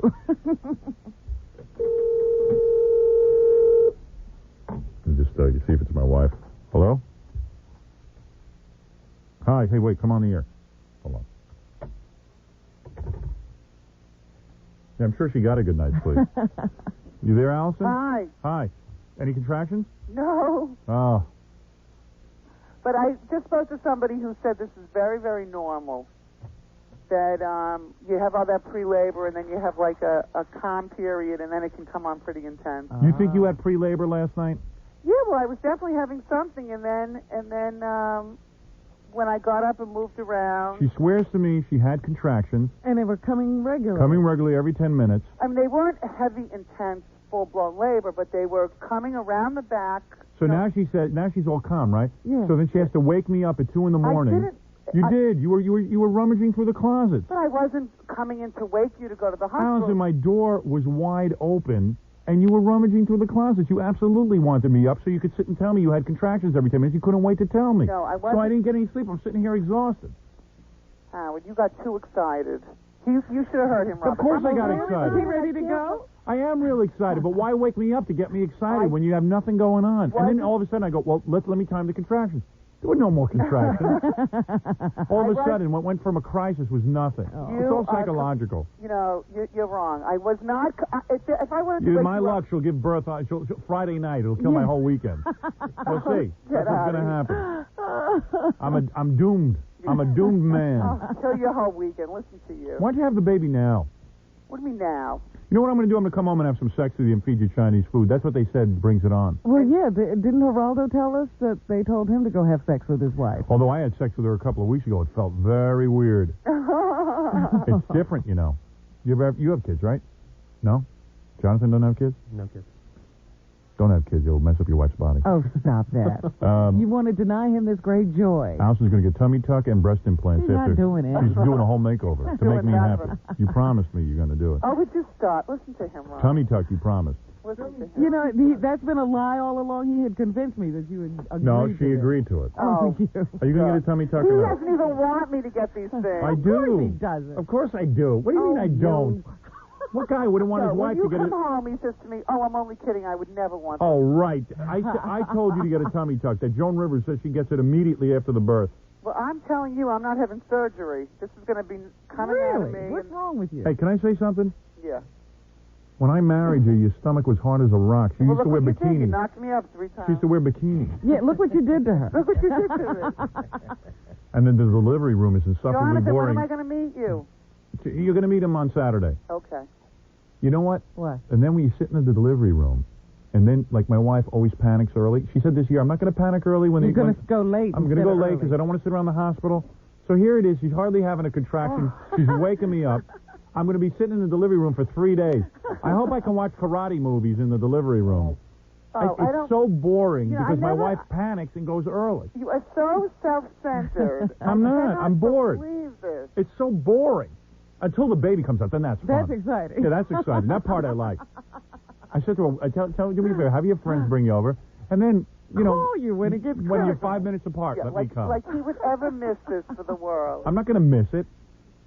You're unbelievable. Hey, Jonathan, you want to be there? I can write in there with you. Oh, well, since nothing's going on. I said to my wife, you know, because Jonathan was coming in this week to write the movie, right. you know, to discuss writing Suppose it. you get called away. I said it's going to really suck if Allison gives birth. So I said to my wife, seriously, I was dead serious, and she knows I was. I said, not that Jonathan should be in the delivery room, but why can't... I said he should, though. I called his bluff, and he looked at me, what? No, I didn't. Yes, he did. I said, why can't the writer be, like, you know, maybe we'll get inspired. Let him stand there at the hospital. Hey. You're incredible. So I said, okay, and he looked at me like I was crazy. So do you think it's coming today or not? Well, I just spoke to Jamie, and she feels tomorrow. Well, what does she know? She's just another yenta. Well, no, but she had a similar experience where she had these contractions, and then they stopped for a while. Isn't that silly, Robin? You know, every pregnancy is different, and every delivery is different. Oh, but every friend of hers will give her a different story. And my second pregnancy, the same thing happened. I had contractions 10 minutes apart. Here's what's going to happen. And then, here's what happened. I'm telling you, it's the same story, Allison. Oh, God, will you listen? And we had the contractions 10 minutes apart, so we rushed to the hospital, and they sent us right home, and then it came the next day. See, aren't you glad we never even went to the hospital? I say she's going to... You think it's today? I think it's tonight. I'm hoping it's tonight. Let's bet. I put 20 on tonight. who wants to take other action? Well, when's the delivery? The labor starts... 22. What did you say? 20 on what? 20. She won't have it tonight. Okay, I got you covered. Well, wait. Are you Jackie? Fred, you wait say a not minute. tonight? Can I say something? No, I'm betting. Wait. This is a man's thing. Be quiet. You want to bet? Yeah, I'll bet 20 she doesn't have it tonight. You say... Ooh, everybody's going against you, Howard. You know, you sound like a little Michael Jackson. Can you dance? Only wimpier. Yeah, only wimpier. Michael Jackson's a little manlier. That's terrible, John. Yeah, you gotta get a forceful, deep voice. I'll bet. You want to bet 20 on that? Are you saying it's starting tonight or I'm delivering tonight? I'm saying that you will deliver by 12 tonight. No. By midnight tonight? No, Howard, that's too much. All right, it'll start by midnight tonight. That's a Can you possibility. cover that, Allison, or are you going to embarrass me? No, that's a possibility. Well, for $20, what's the big deal? All right, you're saying But that we're he's going going to have to pay out 60. No, wait a second. You're Oh. saying that we're going to miss work. This is what I'm betting, guys. Let's clarify the bet. All right. I'm saying that we'll be at work. We are going to betting we won't be at work I'm tomorrow. saying that we will not be at work tomorrow because Allison at some point will go into labor tonight. But you can't do anything to force the baby out just to make the money. Right. Oh, he can do anything he wants. He can force the baby out of there. He better not. I'm not letting him near me. I'm going to give her an internal when I get home. And don't go to the doctor. The doctor she goes to, and he's right away giving her internals and They squeezing have things. to. Yeah, he's trying to make it come faster. I'm not in any rush. All right, so $20 says you guys each have 20. Yeah. I'm saying that that I won't be here tomorrow because my wife will be in the delivery process. So All right. I just want to be clear because I'm Go ahead. saying it could happen Wednesday night, but not like Right, but Wednesday she at could be midnight. in labor, and I'll have We'll be to here home. tomorrow morning. You think we'll I'm be at saying- work tomorrow morning? Right. Here's the bet. I say we won't be here tomorrow morning. You're saying we will. Yeah. All right. That's $60. Anybody You else in, got guys? action? We'll be here tomorrow morning. That's. You're saying, well, you want 20? Oh, what? Do you think we'll be here? Yeah, I'm he's saying his wife will go into labor I'm tonight. saying my wife won't disappoint me tonight. I'll take 20 then. I'll take Baba 20. We'll Booey. be here 20 bucks tomorrow. on that? That's 80. Either we get $20 or a day off. Well, day off. I got to talk to you about that. We may not have a Baba day off. Booey. Why? Baba Booey. Tom had mentioned to me, he hadn't had an opportunity to talk to you about it yet, but he had asked about maybe we would do the show without you. You know what? Tom is an idiot. Yeah, we'll let Tom sit there and run the board. I said, well, I'll no, bet you $20 that doesn't happen. I said, I'll bet you on that, too. I said that the show is mostly Howard driven. Would you say? I said, so who would do the driving? Yeah. And he said, Well, Robin. Tom doesn't understand what goes into the show. Tom is the biggest fool on the planet. Well, I'm Our not here to general get manager is a moron. Well, you could satellite from the hospital house. What? Let Tom But be Tom, you. you know what I want to do? Well, since you won't be doing anything in the delivery room, you can call it in. Yeah, I'll call in the show. Tom thinks you just get on the air and you talk a lot. He's like every imbecile that worked at NBC when they fired me. We'll get another guy in, and he'll talk a lot, too. Well, he wasn't talking about replacing. He was talking about Robin doing the show for a day. Read what I basically. wrote down on this piece of paper. Read it out loud. Tom is an idiot. All right, there you Where did go. you write that? I just wrote it as we were talking. It's like a Ouija board. Let me tell you something. I leave that in front of me every day, and I look at it. That's like that IBM thing, Think. You just have a big sign. Think. Tom, you are an idiot. I got to tell you what a dope you are. Sorry. Yeah. I'm sorry. I don't want to be misrepresented. By the way, I wrote this Tom had- subconsciously. It's brilliantly written. So you want to Did you have write a that show in Fred tomorrow, Jonathan? and Robin No, will no, do no. the whole what show. What I said was, yeah. I asked the question. I didn't make a decision. Why wouldn't you ask me? Well, or me. Yeah, Or or Robin. asking me to do You something. talking Baba Booey? You left here yesterday at 10 o'clock, if I remember correctly. Well, where was Robin? I was still here. Well, will you discuss it with Robin or discuss it with you? Well, first? Robin's the one who's got to Which do would the you show. prefer, You're going to Howard? tell me Either one- to do either something, one- and you're going to discuss it with Howard. If Robin feels comfortable doing the show, then I'm so all for it. So we can have the conversation now. Yes, but what I'm saying Wait, is... you're cute. You're going to Baba Booey. No, you're unjustly You're not a accusing bright me. guy. But I am. End of sentence. I hate to embarrass you in front of Yeah. Jonathan Lawton, a brilliant writer. Right, thank you. But let's Okay, right, good. I'm brain power. Very good. You're right, not blessed. Very good. You're a good-looking guy. I want 20. Yeah, 20 You'll be on- here tomorrow. You say 20. All You'll right, be that's here 20. tomorrow, I got okay? $100 in action. Anybody else? All right, $20 for you, Tom. And Okay. Tom, I know I can beat you at any bet. Right. Alison, I'll punch you in the You don't stomach. wanna You don't put know how to bet. For $100. It's unbelievable. Why don't He's you, going to put the show on. Are you going to sit here and do this dopey show? How can I deliver Howard to the people who listen I'm to this not- show? Listen, there was Just a ask question. yourself that there was question. a question that I was going to ask you first, Yeah. Mr. Stern, but Yes. you weren't here yesterday, right? You left. Well, I would ask at Robin 10. first. Why? Because she's the one who's got to do It's the the show. Howard Stern show. That's what Before, when Howard's here. before I make a decision about the Howard Stern show, Yeah. you would like me to discuss it with you, wouldn't you? If let's see If this. his decision affected him, I'm sure he would. The one person I wouldn't discuss it with is Baba Booey. Well, wait a second, I'm the producer. You tell me to take this stuff away from you. You know what, Tom? I'm going to give you an honor today. I've never given any general manager this honor. Thank you, Jackie. No, not Jackie. I'm going to give you an honor. Why would you think Jackie if I'm about to give you an honor? That's another dopey thing he does. Let me ask you something. Yeah. I'm going to give you an honor. Okay. I want you to sit here now for the next 20 minutes and do the show. No, thank you. No, I want you to do it. No, I want you to sit in the chair. No, I don't want to do it. You know what? You must think. I don't want to do it. No. You must think it's pretty easy to do this show. No. You must think it's easy. No, I don't think it is easy at all. No, you're right. It is easy to do this show. No, I want you to sit here and do it. No, thank you. Please, take over. You can talk to my wife about her pregnancy. Go ahead. I'm going to keep quiet now. It's your show. Go ahead. Well, in that case, the show's over. Fred. Ladies and gentlemen, Tom Triasano Show. There you go. Yeah. Tom Show. Go ahead, Tom. Well, in that case, my answer to that is I'm going. See you when you're off the air. Very good. That's the Tom Show. He leaves the room. And Chernoff can sit in your seat, Robin. There you go. Where's Tom Chernoff? and I want to know who's going to sit in Jackie. All right, I tell you what. If I am not here tomorrow, I am requesting that you do the show. No. That's a great idea. Yeah, it's a brilliant idea. I want you and Mark Chernoff to do the show. They can play old bits. And Robin will sit here and laugh above you. I will sit and laugh from home. Right. On the phone you'll laugh. Right. Tom, it's your show tomorrow. Great. In fact, I'm not even calling you to tell you I'm not coming in because you'll sit here with nothing. Everyone will be gone. You'll be the only one here. You're going to have to do something. It'll be like Fred coming back early from vacation. That's right. All right, Tom. Go ahead. It's so easy. You'll do it tomorrow. Yeah. All right, goodbye. I'll Goodbye. see you in a few minutes. Nice sweater, Tom. Tom had a big decision this morning what vest to wear. All right. And Bill Cates can sit in for you, Fred. He's weird enough. God bless you, Bill. So, Allison, don't disappoint me. Let's have it tonight. I feel a lot of pressure from you now. It could be Thursday, it could be Friday. You know I love you. Come here. Well, let me talk to the baby. Put the phone by the belly. Oh, would you stop? Come on, go ahead. Have you been talking to the baby? Yes, I have. Yes. Every time he talks to her, she comes pushing up. Let me say. Are you ready? Kids love me. Can't wait to meet you. Hi, honey. Oh, it sounds like the phone is near you, unless the baby's learned to talk already. Put the phone near your belly. Oh, would you stop? Come on, let me talk to the baby. All right. Come on. Baby. No, baby. No, come on, Fred, stop it. I'm talking to my kid. I thought that was real. Daddy's got $100 that you're going to come out today. Come on, you come to Daddy. I'll split the 100 with you. That's all yours if you come out. What do you split? That's it. The whole bonanza's yours. Daddy loves you. I love you. Come on out now, so we can prove these idiots wrong. What do you think of that? Allison, you there? Yeah.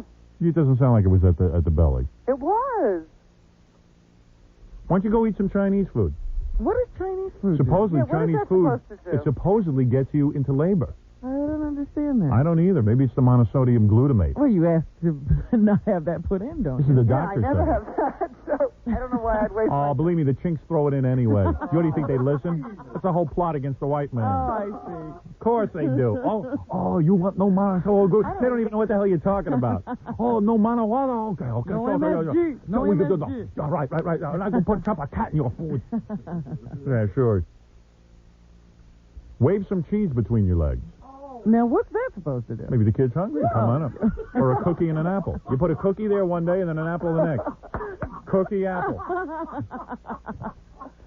Seriously, what, You're supposed to take him for a car ride over bumpy roads. you're supposed to take an enema. You should take an enema. Oh, stop that. Oh, would you stop? Take an enema. You're supposed to Why have would you do sex. that? That's what you're supposed to do. No, take an enema.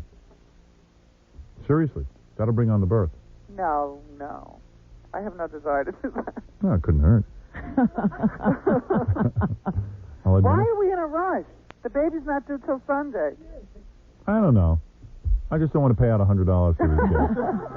I don't know why. It was your idea to bet. I just could use the day off tomorrow. I'm excited. I'm a great coach. I'm like the greatest coach there ever was. You know they should bring coach all women. they bring in all the hospital administrators to watch me coach because I'm so good. If that means other men are so bad. I get real sensitive in there. You should see me coach. I'm really a sensitive guy. Who is the best coach, honey? You were one. Don't I climb you down? I haven't had any. Yeah, but don't, hey, seriously, even in the movies, when you see a guy coaching, I'm talking about in those training films, don't I do it great? Yes. I'm telling you, I should make a movie about coaching. I am the greatest coach in there. Jonathan, write that in. I am so supportive. I'm telling you. He's the world's greatest coach. All right, honey, I'll see you when I get home. Okay. I will rush home to be at your side. Please. All right, thank you. All right, bye, everyone. See ya. All right, kiss. bye. And don't wake me up. She woke me up last night. Would you Strangle her. stop it? Oh, I'm having contractions. I'm having contractions. Oh, I don't know why your door was open. I don't know Why do you either. do that, Howard? I think I was sleepwalking. I think My so. door was closed when I went to bed. Oh, really? Yeah. Oh, boy. My chamber was completely sealed. You're The door into was everything. shut, and then next thing I know, the door's open. I don't know what that is, but boy, you woke me up. I can't forgive you for Oh, you can't forget. that. All right, thank you. Goodbye. Goodbye. I left the door open for Sam Phillips. I couldn't tell my wife in case she walked into my bedroom. So how's she going to find her way back? I don't know. I thought maybe she'd end up in my bed in case she showed up at my house. I keep the door open as a sign of hope. All right, I got to go. I want to thank our special guest, Jonathan Lawton, the famous Hollywood writer. You should have him here yesterday. Why? Sam. Oh, when the girl was naked, yeah. What? I didn't hear this. It's a good reason to bring it back. For the naked girl, he should have been here. You would have liked that. How long you been married? 5 years? Really? A Hollywood starlet? No. She an actress? Nope. No? But Accountant. you must get a lot of women, though, coming on to you being, a successful writer. Not as much when you're a writer. But they all want to get in your movies and stuff. Yeah. Well, where's he sitting telling people he's a writer so that they start coming on to him? There's ways in Hollywood that people know. Do you have, But where is he? He's in a room writing. Yeah, but don't you have, like, a bungalow at, like, Paramount or one of the studios? I used to have offices at Warner Brothers. Really? Yeah. Cool. But where do you work now? I stopped because I was never there. I was at home writing. So See? But you had, like one of those little bungalow things at Warner Brothers? Like, everyone gets these offices. There's, like, bungalows. Yeah, Right. yeah. And you set up a whole office there? Yeah. At Warner, on the lot? It was off the lot. Did you get one of those cool golf carts that you drive around in on the lot? Did you get one of those? No, you didn't have a golf cart? I didn't get one of those. Ivan Reitman has a golf cart. Yeah, I'm sure he does. Yep, he's got several. He drives around the whole thing with a golf cart. That impresses you. It's It's another toy. Yeah. Maybe I ought to get some nude girls down here tomorrow for the... For the birth of your child? Yeah. All right, let's get out of here. Sounds very appropriate. All right. Howard. I'll see you later. This is Howard Stern on Dallas's Eagle 97.1.